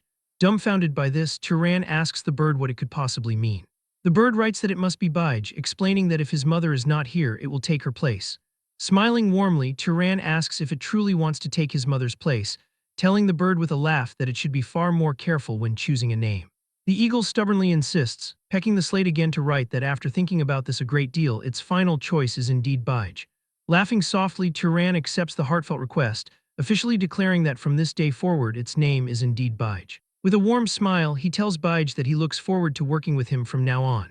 Standing up, Turan tells Bige that since they have rested enough, they should go perform some useful reconnaissance around the area. He leaps gracefully from the balcony, grabbing the eagle's strong legs as the magnificent bird carries him high over the rooftops of the city. Below them, the grateful citizens point and shout with joy, hailing him as the great protector of Kalamaf and begging him to protect their city forever. Watching them from the air, Turan reflects that a promise of forever is a bit too burdensome, as he still plans to leave on his own quest eventually. He thinks to himself that this is exactly why he wanted to avoid settling down in the first place. Soaring smoothly, the bird carries him over the freezing, snowy mountain peaks, allowing Turan to carefully scan the frozen landscape below, where he finds absolutely no trace of the Dark Elves. The possibility that they have relocated is a massive problem in itself, since a simple relocation means the threat can return at any moment. Suddenly, his eyes widen in surprise as he spots a bright blue energy radiating in the distance, sensing that this stranger's mana is at least twice as strong as his own. The blue light blurs through the heavy snow at an incredible speed, closing the distance rapidly. Realizing they have spotted him from afar, he orders Bige to fly south immediately, but then he hesitates as the approaching flight pattern feels strangely familiar. His eyes go wide as the figure approaches, revealing none other than the Arabian princess he met at House Berg Mesa, who descends gracefully from the sky while smiling warmly. Landing on the snow, Mesa comments that it has been a while, nodding that though it has only been a few months, he has changed greatly. Turan asks if she truly believes he has changed, to which Mesa immediately replies yes, nodding that he now seems much more like a mature adult. As they converse, the bird pecks curiously at Turan's sleeve, writing a question in the snow to ask who this girl is. Introducing her, Turan explains that they are close friends, before telling Mesa that this eagle is Bige, his trusted family. Amazed by the bird's intelligence, Mesa asks if the creature is a soul-bound monster. Turan explains that they crossed paths during his travels and that Bige simply chose him. With a warm smile, Mesa comments on how romantic their bond is, admitting she has always wanted to meet a companion like him. She then asks what brings him to this freezing, snowy region, pointing out that it is not a safe place to travel right now. In response, Turan explains everything that has happened at Kalamaf from the very beginning. After listening to his explanation, Mesa suggests that her own forces might be responsible for the chaos, revealing that a powerful wraith sorcerer escaped when the Arabian army destroyed the underground kingdom. When Turan asks if that sorcerer is the culprit behind the attacks, Mesa confirms it is highly likely. She explains that the enemy must have fled east to replenish his wraiths, hiding deep within the settlement of the blind dwarves. Turan is surprised by this, asking if she means the legendary blind dwarves from ancient lore. Mesa confirms that according to the legends, the dwarven settlement is located so deep that even the gods could not completely subjugate them. She adds that she is glad he did not head further east, as it is difficult for her forces to enter the Gray Zone. Intrigued, Turan asks if this is because of the powerful Zahar family. Smiling softly, Mesa confirms his suspicion, stating that she must get going as she has been away from her unit for too long. She asks him to tell her all about his travels the next time they meet, before flying back high into the sky. After she leaves, Turan turns to the eagle and asks what exactly it is doing. Bige writes that Mesa's inner soul matches her outward beauty, prompting Turan to ask if the princess's soul actually matches his own. Smiling, he asks the bird if it would have chosen Mesa instead had they met first. The eagle is completely shocked and quickly pecks out a response, declaring that it will always choose Turan over anyone else. Laughing quietly at the bird's extreme defensiveness, Turan returns to the city, thinking to himself that he should give this some serious thought. He wonders why Bige claimed that out of everyone in the world, only Mesa and Turan are a perfect match for him. Back in the city of Kalamaf, a guard runs into Turan's office and excitedly announces that a large group of noble guests has just arrived. Looking up from his book, Turan asks in surprise what the guard means by noble guests. The messenger explains that a joint delegation from all the surrounding cities has arrived, representing Vigen, Arond, Rummel, and Ravana. As the leaders enter the hall, their representative bows deeply, stating that it is an honor to meet Lord Turan of Kalamaf and humbly requesting his hospitality. Turan welcomes them but requests to hear their exact reason for seeking him out, asking who will speak on their behalf. Stepping forward, an old man with a long gray beard and a fine blue cloak identifies himself as the spokesman, announcing that they would like to propose a formal marriage alliance between the Lord of Kalamaf and their 7 families. Turan is completely shocked by the unexpected proposal. The representative explains that they will offer the daughters of their 7 families as his concubines, claiming they are women of absolute beauty and refinement who will help his house prosper.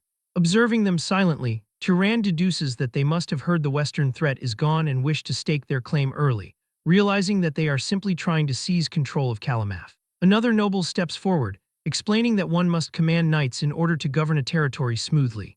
He asks if mixing their bloodlines with Turan's would be an excellent way to solidify their friendship. Remaining silent for a moment, Turan declines the offer, choosing instead to present an unexpected counterproposal. This sudden pivot highly surprises the representative, who fully expected immediate acceptance. In response, Turan explains that his counterproposal is for them to track down the exact whereabouts of a certain woman who traveled through the Gray Zone 20 years ago, promising to hand over the ruling rights of the city to whichever family brings the most useful information. The representatives are completely stunned, asking if he is seriously willing to hand over an entire city just for the whereabouts of a single woman. To seal the deal, Turan adds one more crucial condition, explaining that whoever takes the city must swear in the name of the Freyans to diligently protect the citizens. He warns that the moment they break this oath, their ruling rights will be instantly revoked. One of the nobles asks why he is going to such extreme lengths, pointing out that he has already provided more than enough for the commoners here. Smiling gently, Turan remains completely silent.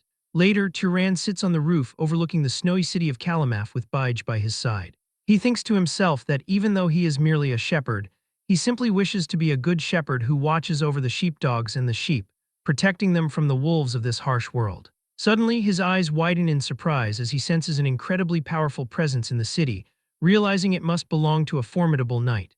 Leaping from the high roof, he runs swiftly through the snow-covered streets of the city. He lands quietly near a tall man and calls out to him. The stranger slowly turns around, revealing his face to Turan. Turan's eyes widen in absolute shock as he recognizes Kjorn standing before him. Kjorn looks at Turan and smiles. Stepping forward, he gently places a hand on Turan's shoulder.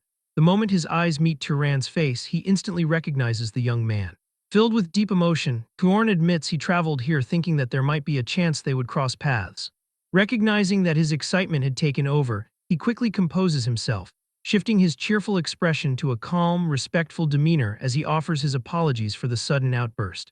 With a sudden shift, Kjorn formally addresses him as Tyrann of Kalamath, treating him with the deep respect a city lord deserves, though the title immediately makes Tyrann feel uncomfortable. Visibly embarrassed, Tyrann asks Kjorn to stop calling him by that name, explaining that he has never liked being addressed so formally, as it only makes things feel awkward. Hearing this, Kjorn cannot help but smile. Though Tyrann has grown into a highly capable young man over the years, his personality remains completely unchanged. Once the emotional reunion settles, the two find a quiet room to sit down together. They share a warm cup of tea while catching up after their long separation, allowing the lingering tension to fade as they speak comfortably. Holding his teacup, Tyrann admits he never imagined they would reunite in a place like this, given how far they are from home, assuming that Kjorn must have taken an incredibly massive detour to get here. But Kjorn shakes his head, explaining that he did not come here on a simple trip. Hearing this, Tyrann asks what other reason could have brought him here if it wasn't for a simple journey. Kjorn explains that, upon hearing about the war, he immediately applied to rejoin the subjugation force, requesting to return to active duty so he could fight alongside the knights once more. He reveals that this is not his first time clashing with the Dark Elves, as he has already fought them on several occasions, making him far more experienced than most of the soldiers participating in the campaign. Hearing this explanation, Tyrann understands the true reason behind Kjorn's presence, seeing him as an Arabian knight officially attached to the subjugation force rather than a passing traveler. A different concern then crosses Tyrann's mind. Knowing Kjorn is serving Arabian once more, he quietly asks if the knight revealed his bloodline to the Arabian family. Kjorn calmly assures him that he has kept that secret entirely to himself. He explains that since he knew Tyrann had no desire to live as a Zahar noble, he chose to respect that decision by keeping the bloodline completely hidden, though he still asks if he is being too nosy by saying all that. Sensing no trace of lies as he carefully observes Kjorn's expressions, Tyrann is relieved that Kjorn is telling the truth. A relieved smile appears on Tyrann's face as he tells him that he is right, as he has no plan to live as a Zahar. After some time of conversation, Kjorn puts down his cup and says that he must now get to work delivering Arabian's message. But to be precise, he is acting specifically as Lady Mesa's messenger. Tyrann asks if they are close, surprised by this connection. Kjorn explains that they are not extremely close but have met a few times, admitting that through a series of events, he ended up carrying a title far greater than he believes he deserves. Tyrann immediately asks if he is referring to the title hero Kjorn. Kjorn is visibly shocked by this, asking in disbelief if Tyrann actually saw that play, completely caught off guard by the revelation. Tyrann simply responds with a knowing smile. Kjorn decides to leave that topic for later, turning his focus to delivering Lady Mesa's proposal. He explains that there has been a setback in subjugating the self-proclaimed Necromancer King, which is why she is asking for Tyrann's help. The mention of the Necromancer King immediately catches Tyrann's attention. Reflecting that the title of king was used by ancient rulers, he wonders if this enemy is really strong enough to deserve that title, especially after hearing that the enemy was previously defeated and fled. Kjorn explains that the Necromancer King has recently become much more troublesome. Though the force successfully located and breached his lair, they suffered devastating losses, with 8 nobles and over 200 knights killed during the operation. Shocked by the scale of the disaster, Tyrann asks how on earth such a tragedy could have happened. Kjorn explains that a massive number of mysterious magic artifacts were prepared inside the dwarves' lair, and every single one of them was lethal. The mention of magic artifacts immediately makes Tyrann suspicious, sparking questions of whether a noble family secretly allied with another race, or if there is another explanation. Perhaps the Zahar family itself is behind this. But Kjorn replies that Lady Mesa does not think so. Instead, she believes the enemy excavated and used ancient dwarven relics, though he admits he does not know the exact details. After listening to the details, Tyrann says he understands the situation, but points out that one major problem still remains.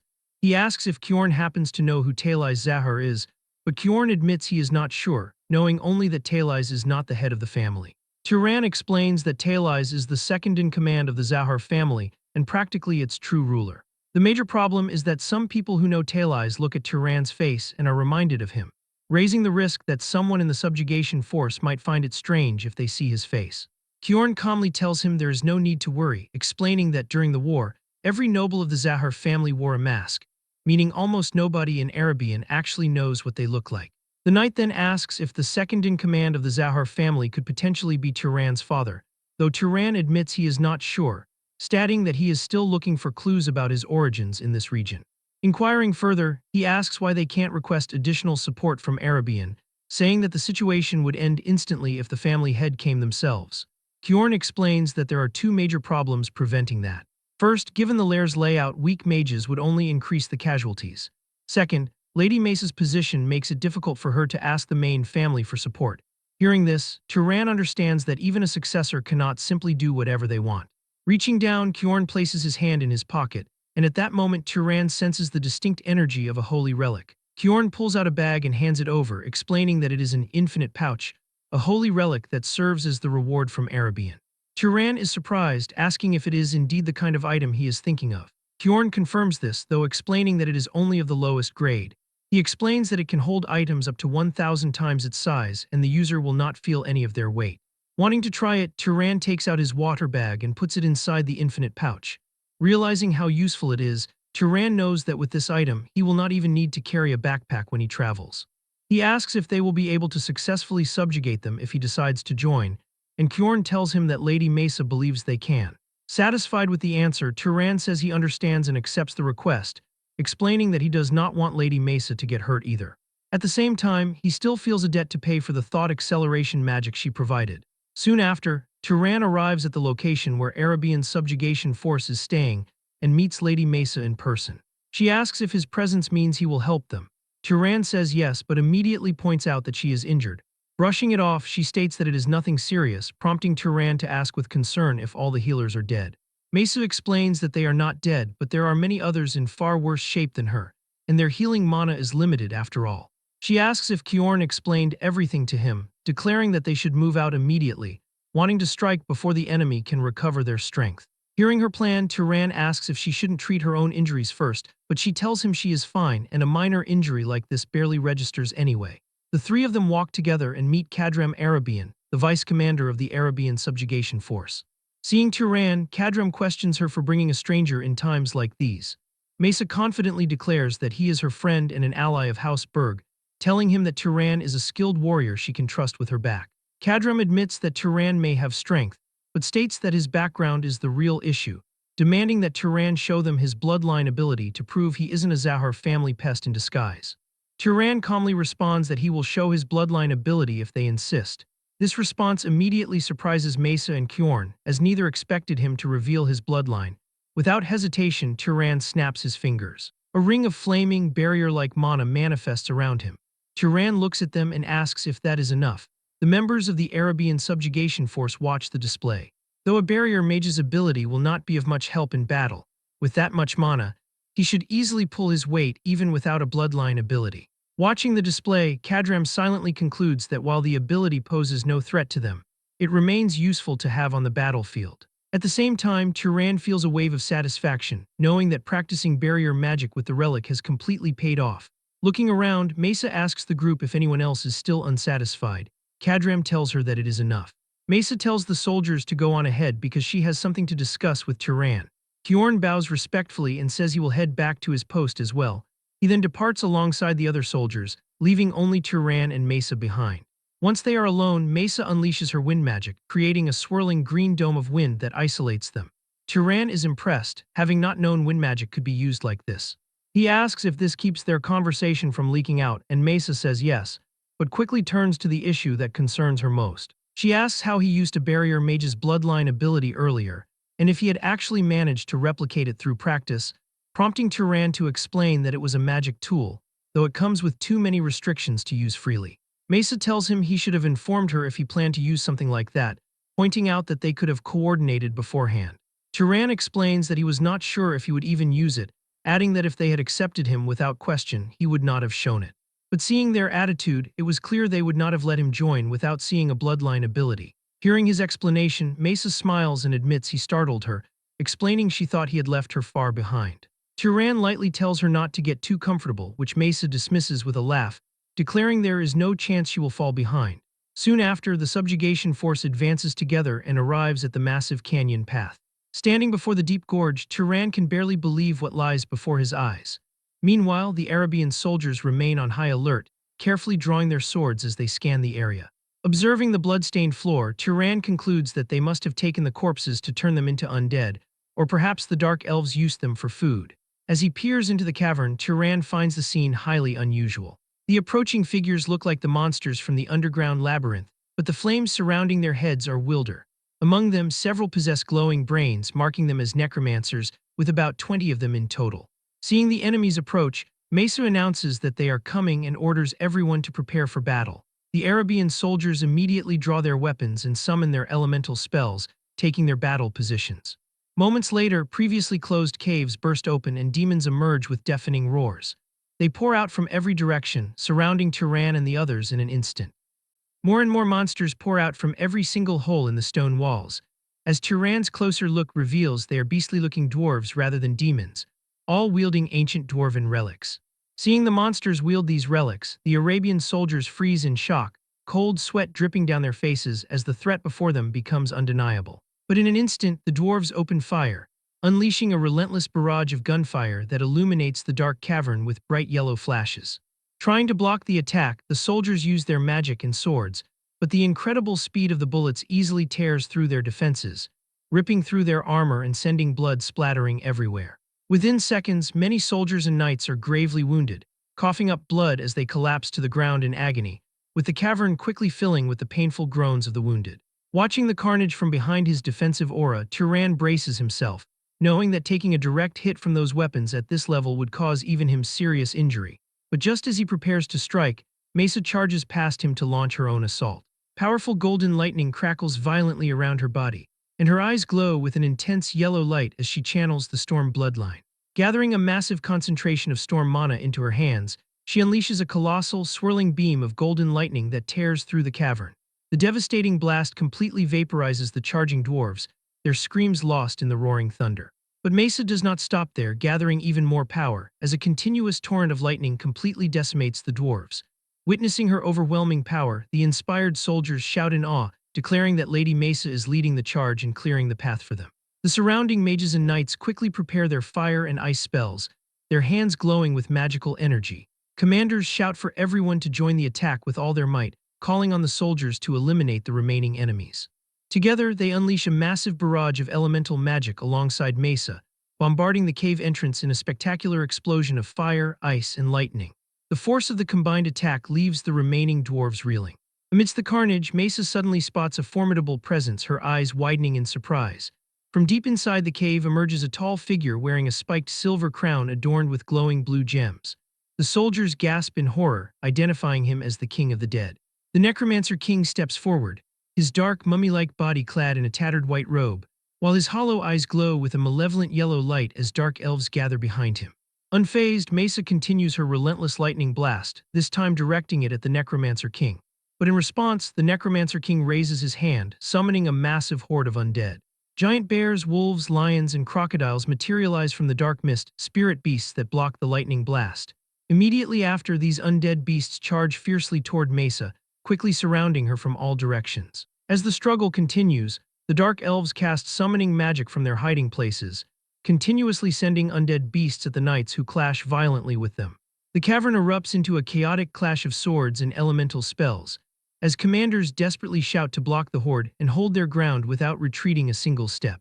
Standing in the midst of the carnage, Turan surveys the chaotic battlefield with absolute composure. He quickly locates his target, spotting a dark elf necromancer standing in the distance, guarded by armed dwarves and a pair of undead wolves.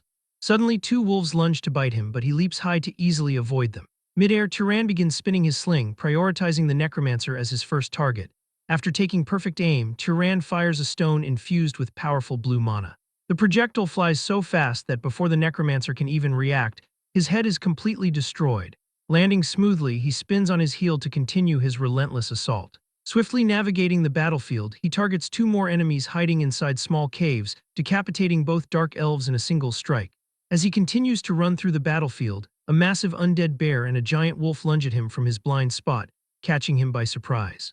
Reacting instantly, Turan activates brain acceleration as blue lightning crackles around his head and eyes, blasting a giant hole through the wolf's head and killing it instantly. Moving with supernatural speed, he leaps high into the air, draws his dagger and stabs it into the bear's head, killing it. But just as he lands on the ground, the necromancer summons another undead wolf, sending it to attack him. However, Turan quickly whips out a thin wire, wrapping it around the beast's neck to cleanly decapitate it. At the same time, he fires another projectile that eliminates the dark elf. Seeing Turan kill the necromancers one after another, a squad of dwarves charges at him, screaming in rage as one dwarf tries to stab Turan with his bayonet.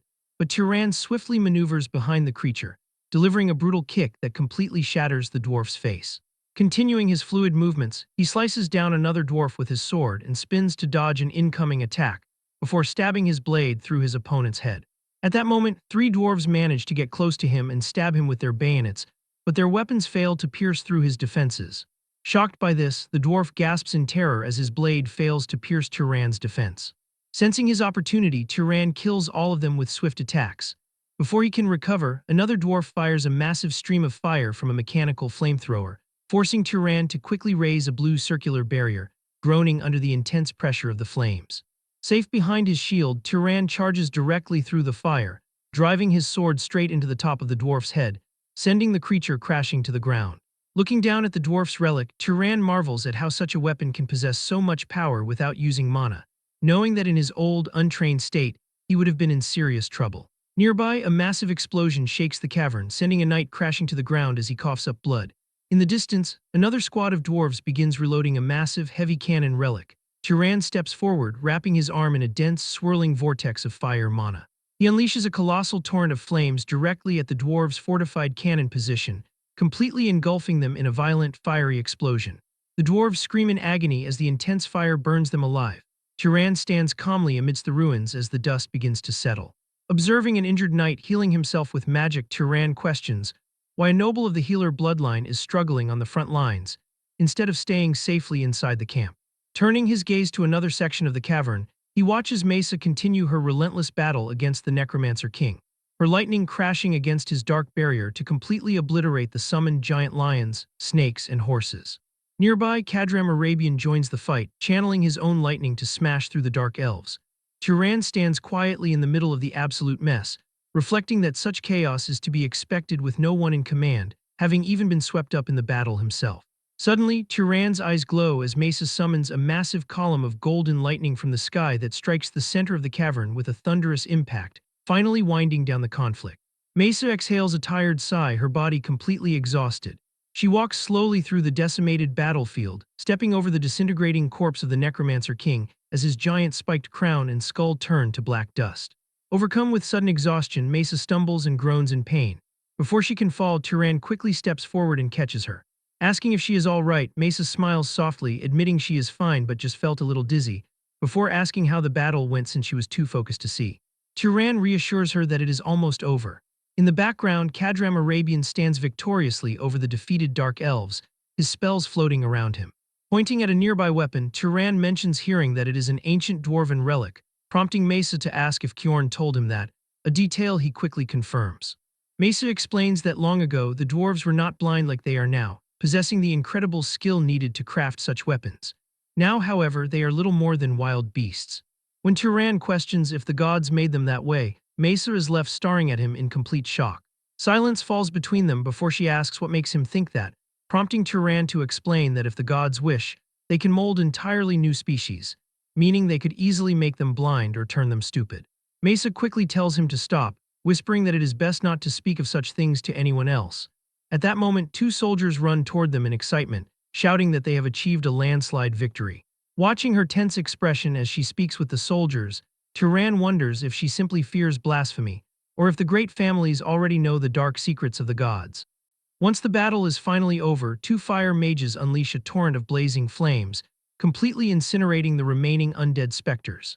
As the fires consume the battlefield, Kadram and Mesa stand together. Kadram points out that, putting aside the undead creatures, the mana of the dead mages must be absorbed right away before they can transform into specters, reminding Mesa that since she defeated the King of the Dead, she has top priority for the absorption. Mesa calmly responds that small fry like those are not worth her time, declaring she will yield her portion of the defeated specters to Turan. Kadram is instantly shocked by her decision, recalling that she had previously made it a strict condition to exclude Turan from absorbing mana when she first recruited him.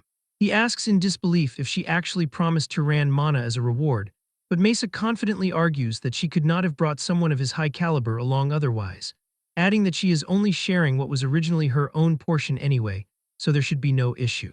Stepping closer, Kadram warns Mesa to think carefully, whispering that it has not even been a few hours, yet word is already spreading among the troops that she has fallen for Turan and lost her judgment. Mesa firmly refutes this, thanking him for his concern but insisting it is nothing like that. Kadram sighs in frustration and rubs his forehead, realizing he cannot convince her. Relenting, he orders the soldiers to call Turan in so they can begin the mana absorption. An Arabian noble and the knights who performed well in the subjugation fight gather near the corpses of monsters, dark elf mages, and some of their own men. Turan also walks toward the group, arriving near the dead beasts. Glancing around, he notices the other soldiers staring at him with glaringly hostile expressions, reflecting that it is only natural, since an outsider taking the locals' share of mana would never sit well with them. Deciding to pretend to show proper respect while keeping his true actions hidden, he prepares to act. Turan kneels and quietly places his sacred relic compass into the ground to hide it, knowing that if the soldiers see the mana diverting directly into his holy relic, they will suspect him immediately. With a command from Kadram, the mages in Turan extend their hands over the fallen beasts, and thick streams of green mana begin rising from the carcasses.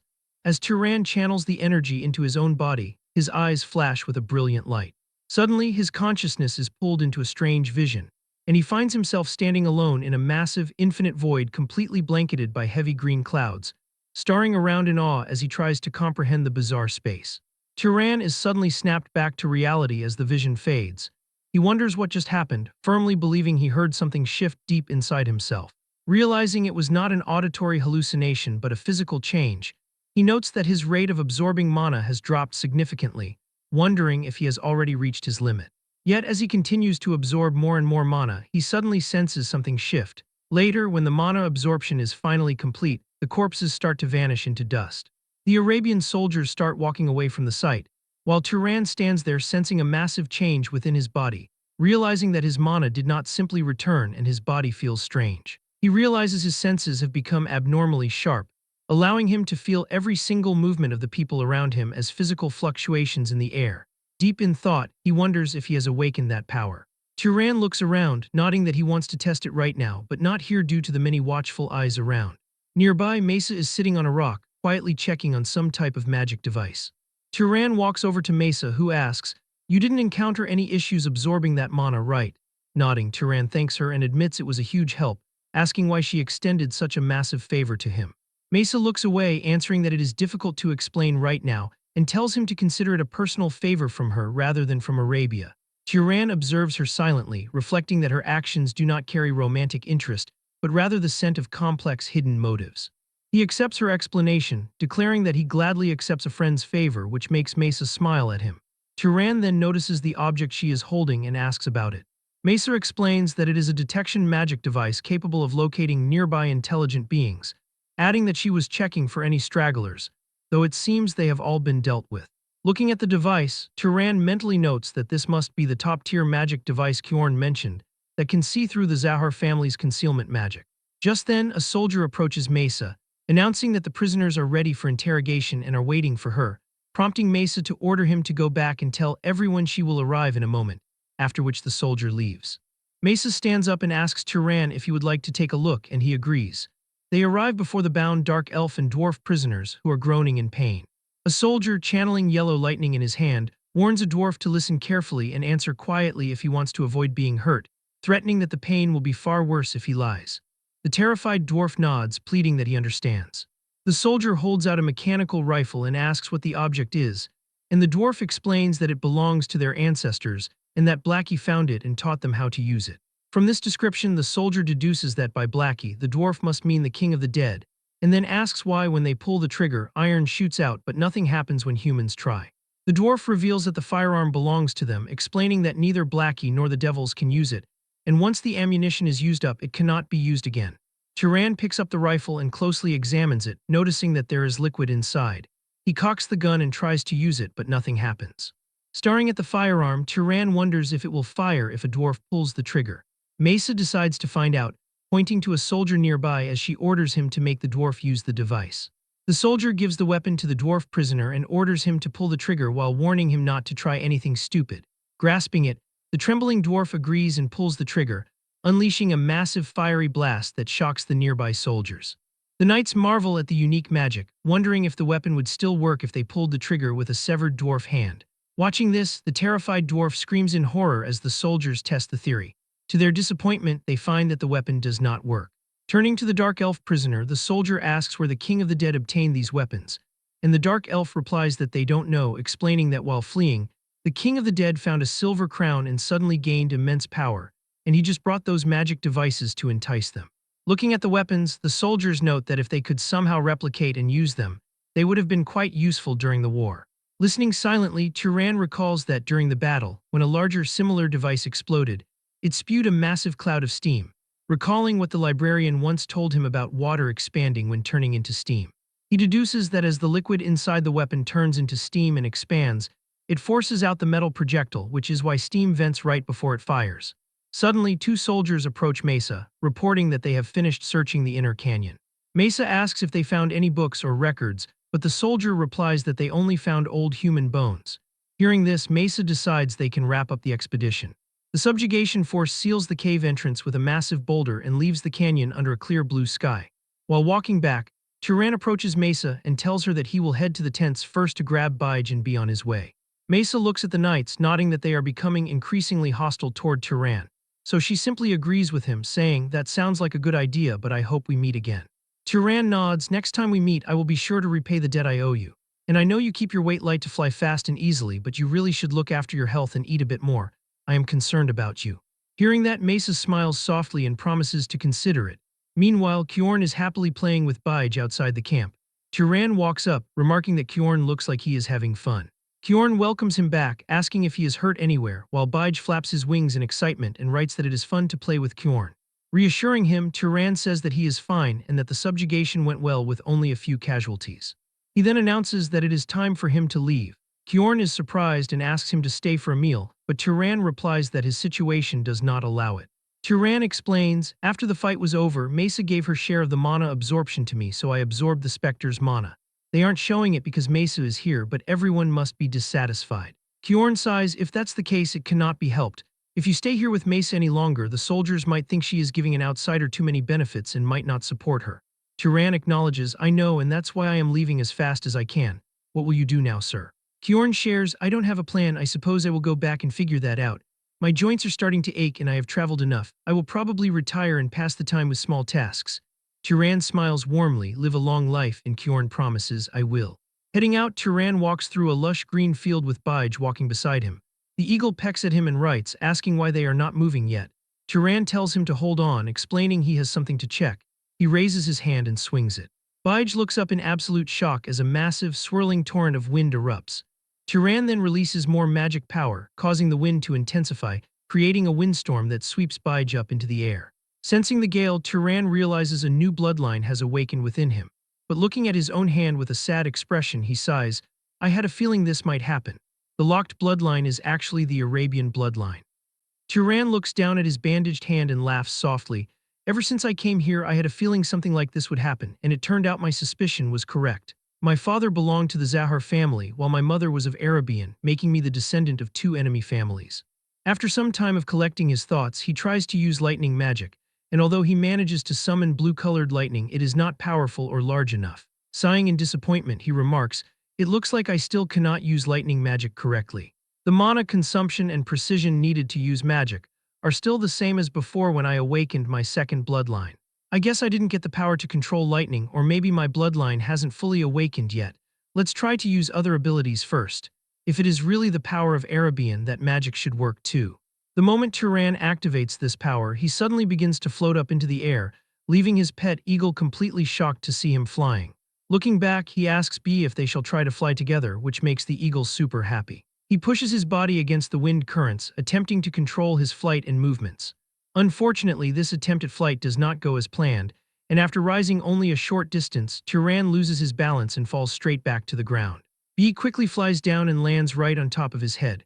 It starts to pet his head, while he smiles weakly, telling B to go ahead and laugh all at once, as flying is far more difficult than he had originally imagined, with his upper body taking in far too much wind. He understands that the key to success is to balance the wind magic by adjusting its intensity for different parts of his body. Carefully applying these lessons, he masters the technique and finally manages to fly successfully. For the very first time, he experiences the sensation of true flight, feeling genuinely happy. While they are flying, B suddenly comes near him and starts pecking him. Turan realizes that it is upset that he will not be using him to fly anymore since he has learned how to fly by himself. Smiling at B, Turan says, "Don't worry, you're still much faster than me anyway." After that, they simply enjoy the moment of flying together for a bit. Landing on a nearby field some time later, Turan tries to use another magic. He surrounds himself with a protective wind barrier and tries to speak to B, asking if the eagle can hear him, suggesting they go find some delicious food. Instead, B looks completely confused, unable to hear his voice through the wind barrier. Turan then uses his wind mana to strike a giant rock cliff. Observing the resulting damage, he realizes that its offensive capabilities are lacking, as forcing the attack makes its destructive strength far too low compared to the massive amount of mana it consumes. Turan realizes there is likely a good reason why the Arabian nobles exclusively utilize lightning magic for combat. Still, he wonders if there is a way to bypass this limitation. Suddenly, a spark of inspiration strikes as he begins to reflect on the nature of wind, noting that wind is essentially the flow of air, and a sonic boom occurs when an object moves fast enough to tear through the air. He recalls his journey on the boat, where instead of forcing the vessel forward from behind, the trick was to part the water blocking its path from the front. Turan realizes that by applying the exact same principle to this wind magic, he can clear a vacuum path in front of the projectile, parting the air to both sides as the stone passes through to greatly increase its speed and penetration. With this idea in mind, Turan hurls a stone infused with mana toward the giant rock. The stone strikes the rock with massive blasts, but Turan is more surprised by the fact that while moving through the air, the stone does not make any sound. He tries using the same attack many times to master this new magic, and after some more tries, his stone penetrates through the giant rock. Both the speed and the penetrating power are more than double what they were before, meaning even a noble's reflexes would not be enough to perceive and dodge such an attack. Spotting a deer grazing nearby, he decides to test his new technique on the animal. He hurls another stone toward the deer. However, the deer moves at the last moment, causing the attack to miss. The missed stone makes impact on the ground, and the noise causes the deer to run away. Turan realizes that the technique failed in this scenario, as the principle depends entirely on clearing a path through the wind in advance. If the trajectory shifts mid-flight, the air will disrupt it and cause the attack to completely lose its power. Since no enemy is simply going to stand still and let him attack, this technique is strictly useful for surprise attacks.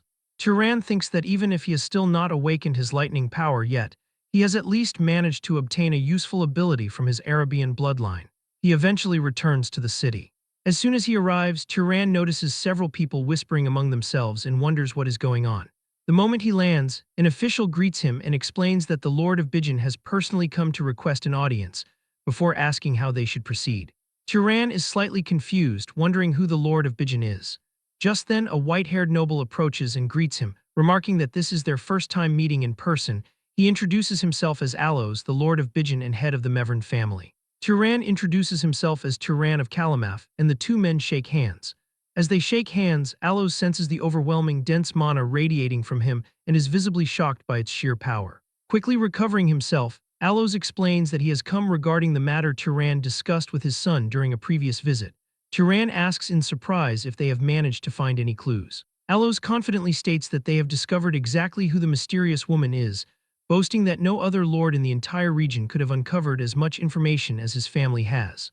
Before they dive into the main topic, Allos asks if he can bring up one separate matter first. Turan agrees and tells him to go ahead. With a serious expression, Allos asks the protector of Kalamaf if he happens to have a deep connection with House Arabian. Turan is caught by surprise and looks slightly stunned by the question. The two of them sit down in a private room to continue their conversation. Allos explains that the reason he asks is because the Mevran family had served as a base for House Zahar during the war. He notes that this had happened purely due to geographical reasons, and wants Turan to know that he personally maintains a strictly neutral stance. Turan understands the situation, nodding to himself that widespread rumors have been circulating that the Lord's brother was assassinated by the Zahar family. He realizes that Allos is simply worried he might hold a bias against the Mevran family because of those rumors. Turan clarifies that he does not belong to either of those two families.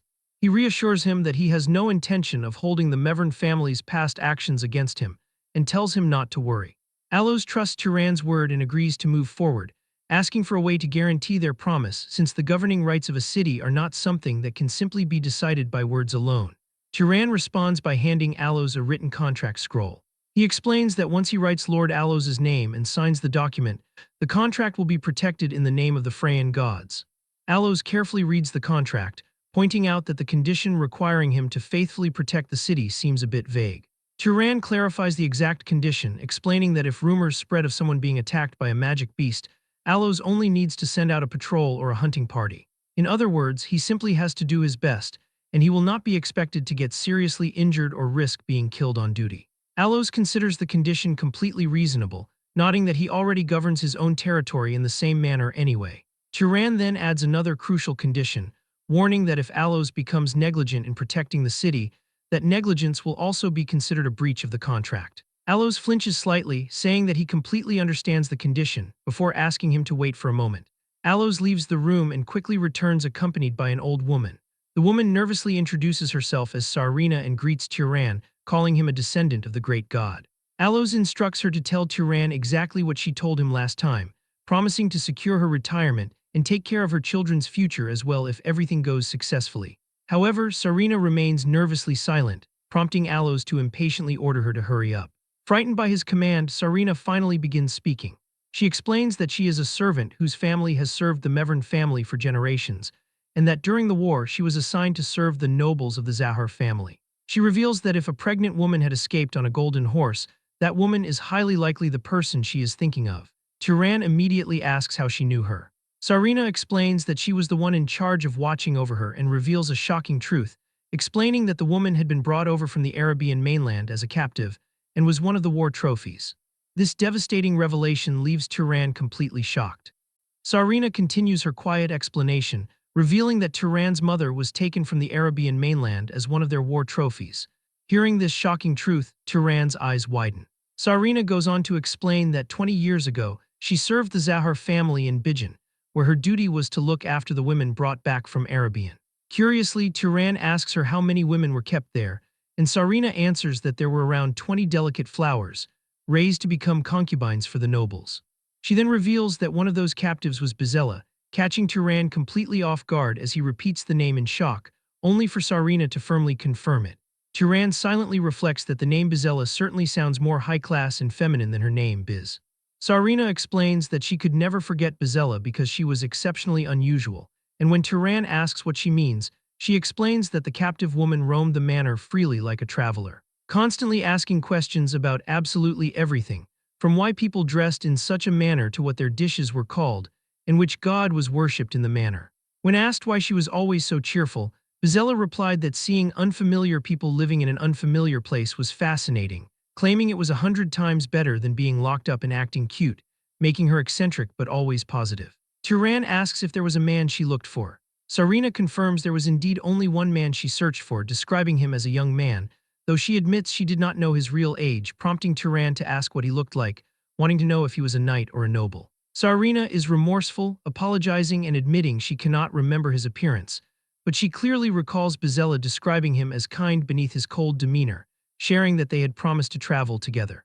Turan observes her, reflecting that his mother seemed like a girl in love, and wonders if that love was real despite beginning as an abduction. Sarina continues her tale, explaining that a few months later she ran into Bizella on her way back from running errands, who was riding a golden horse she must have stolen, looking incredibly gloomy and completely unlike her usual cheerful self. Sarina explains that when Bizella begged her to look the other way, she asked why she was running away when she had previously said the three of them were leaving on a journey together, leading Turan to ask what his mother said. Sarina answers that Bizella claimed to have looked at the world with too much optimism, declaring there is no such thing as true freedom since everyone is just livestock raised by a shepherd, before stating she could not pass that tragic fate down to her unborn child and riding off. Crossing his arms in deep thought, Turan reflects that his mother could not have escaped the Zahar family on her own, wondering how she obtained a golden horse capable of running thousands of kilometers while evading their tracking, before concluding that his father must have secretly helped her. Allos asks if Turan is finally satisfied. Turan nods and declares that Kalamaf is now his, handing over the signed treaty scroll and instructing him to rule the city faithfully. Soon after, the Mevran family nobles inspect the financial records of Kalamaf, gasping in awe at the miraculous numbers, describing the revival as a corpse rising straight from the grave as governance begins transferring to the Mevran family. The population and finances of this once dead city have been completely brought back to life through the incredible power of a single person, and now the man behind the miracle is packing the last of his things. Packing his final belongings into his magic pouch, Turan tells Bige that it is time to travel again, asking if it sounds fun, only for the eagle to write back, asking where they are heading. Turan replies that they are going to the Southwest Sky Library, adding that they will slip in and out unnoticed this time. He reflects that staying in Kalamaf for 2 to 3 months is the longest he has ever stayed in a single city. As Turan opens the door to leave, a city official stands outside holding a wooden chest, greeting Turan and remarking that it is a shame he cannot continue as their mayor. Turan smiles, explaining that the position was beyond his station anyway, before asking why the official is there. The official opens the chest to reveal that it is filled to the brim with gold coins, explaining that the citizens gathered it from selling the animal pelts and stones Turan brought in, insisting the money rightfully belongs to their savior. Turan declines, telling him to use it for the city, but the official pleads with him not to refuse, pointing out that if they leave the money, it will only become the property of the Mevern family. Turan smiles warmly, accepts the chest, and packs it away. The official asks if he can escort Turan outside one last time, and Turan agrees. As they step outside the palace gates, Turan's eyes widen as he sees the main street lined with thousands of cheering citizens. The crowd cheers wildly, praising Turan as the savior of Kalamaf and praying for Freyan's blessings to be with him. Turan smiles gently, wondering to himself if he actually enjoys being praised like this. Suddenly, he spots something. It is a massive stone statue of himself standing proudly with Bige on his shoulder. The official explains that the statue was built in haste, but promises they will replace it with a much better one, adding that statues have been erected at all 4 city gates to please the Mevern family and solidify the transfer of rule. Turan chuckles weakly, remarking that the citizens are still struggling just to survive, to which the official replies with a warm smile that sometimes there are things far more important than mere survival. Walking across the massive bridge leaving the city, Turan turns back and smiles softly, saying that although he prepared a lot of grand parting words, he cannot seem to remember any of them. The official bows deeply, remarking that there is no need for words since everything Turan has done speaks far louder than words ever could. Hearing this, Turan smiles and grabs onto Bige's legs as the eagle takes off into the sky. As they fly away, the citizens cry out that they will await his return. And with that, Turan of Kalamaf has officially departed the city.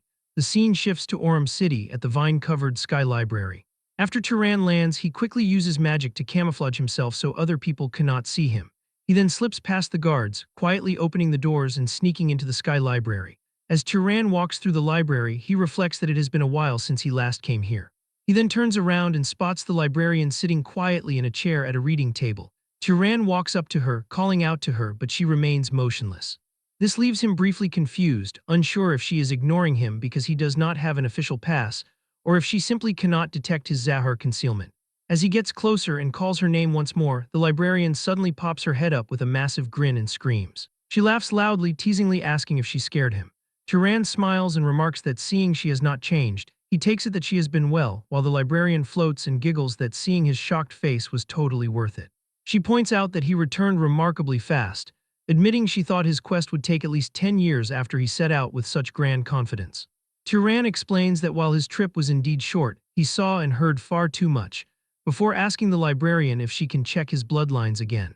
The librarian confidently agrees, stating it is a piece of cake, before reaching her hand out and placing it directly on Turan's chest to inspect his mana. Turan reflects that he still cannot get used to her physical scanning. Suddenly, the librarian is in absolute shock as she realizes he has gained more bloodline powers, listing his awakened bloodlines and declaring that he has the Pursuer, Hunter, and Atmospheric Technician bloodlines. Turan is surprised, realizing that Atmospheric Technician was indeed the power to control only wind from the Storm bloodline, which must have been forgotten after being absorbed into the ancient Arabian bloodline. The librarian praises his insane luck for inheriting 2 types from both sides of his lineage. In his mind, Turan observes a mystical 4-element seal and reflects that his Arabian lightning manipulation bloodline is currently dormant inside him. He asks if all the gods of Freyan possess the 4 bloodlines she just mentioned, which the librarian confirms, excitedly asking where he heard about that and wondering if there is another spirit left in the world besides her. Turan explains that he is not sure if it was a spirit, but he saw something similar, telling her about the Emerald Desert, the Tomb of the Gods, the underground labyrinth, the monsters forged from giants, and the process of turning mages into gods. He then pulls out the labyrinth creator's experiment journal and dumps a massive stack of books on her table. They sit down and inspect the journals, amazed by his experiences and wondering who would perform such bizarre experiments in an underground labyrinth to artificially create gods. As Turan wonders if the culprit could be the lame goddess, though the librarian doubts it. She excitedly tells him to hold on so she can dig through some old books. Taking out one book, she points at Turan and tells him to read it, explaining that it is one of the ancient documents believed to have been lost after the fall of the ancient empire, with handwriting that is completely identical to the experiment journal Turan just showed her. Turan is highly impressed by her ability to manifest lost books. With that, he picks up the glowing, translucent book, and the librarian instructs him to press the triangular symbols on either side of the pages to turn them. Turan presses the blue symbol and the page turns on its own. However, his expression quickly becomes extremely serious. He reads the ancient text, which states that Odas is a fat pig bastard and a complete moron, explaining that the writer warned Odas that leaving a race capable of scientific thought alone would definitely become a threat to their descendants later, suggesting they should exterminate them beforehand, though Odas refused to listen because he was too lazy, preferring to chase women for the rest of his life instead. Turan turns the page and reads that the writer found a way to exterminate those steampunk rats by modifying the captives. The text explains that they engineered their descendants to inevitably inherit low intelligence, superior physical traits, and extreme violence, ensuring their distant descendants would never be hunted by rats in steam airships, making Turan wonder if the rats mentioned here really refer to the ancient dwarves, and if they truly devolved living creatures on purpose. He then turns the page to read another entry, which states that the humans are fundamentally flawed, claiming that it is not because they lived as slaves to other races for so long, but because they completely lack the ability to explore new phenomena, which is why they have not progressed a single step in centuries and merely use what the gods provide, questioning if this should be considered as a flaw in their brain structure and wondering if it is possible to artificially instill creativity into humans while still maintaining absolute control over them. Turan is deeply unsettled by the text, reflecting that while there are many words he does not recognize, it is absolutely clear that the gods possess the power to create and manipulate life. Turning to another page, he is shocked. He reads a desperate entry questioning if a finite lifespan is unacceptable, declaring there must be a way to use the class change experiment created last time as a vessel. Staring at the glowing blue book, Turan's face goes pale as he realizes the horrifying truth. The ancient gods could still be alive to this day.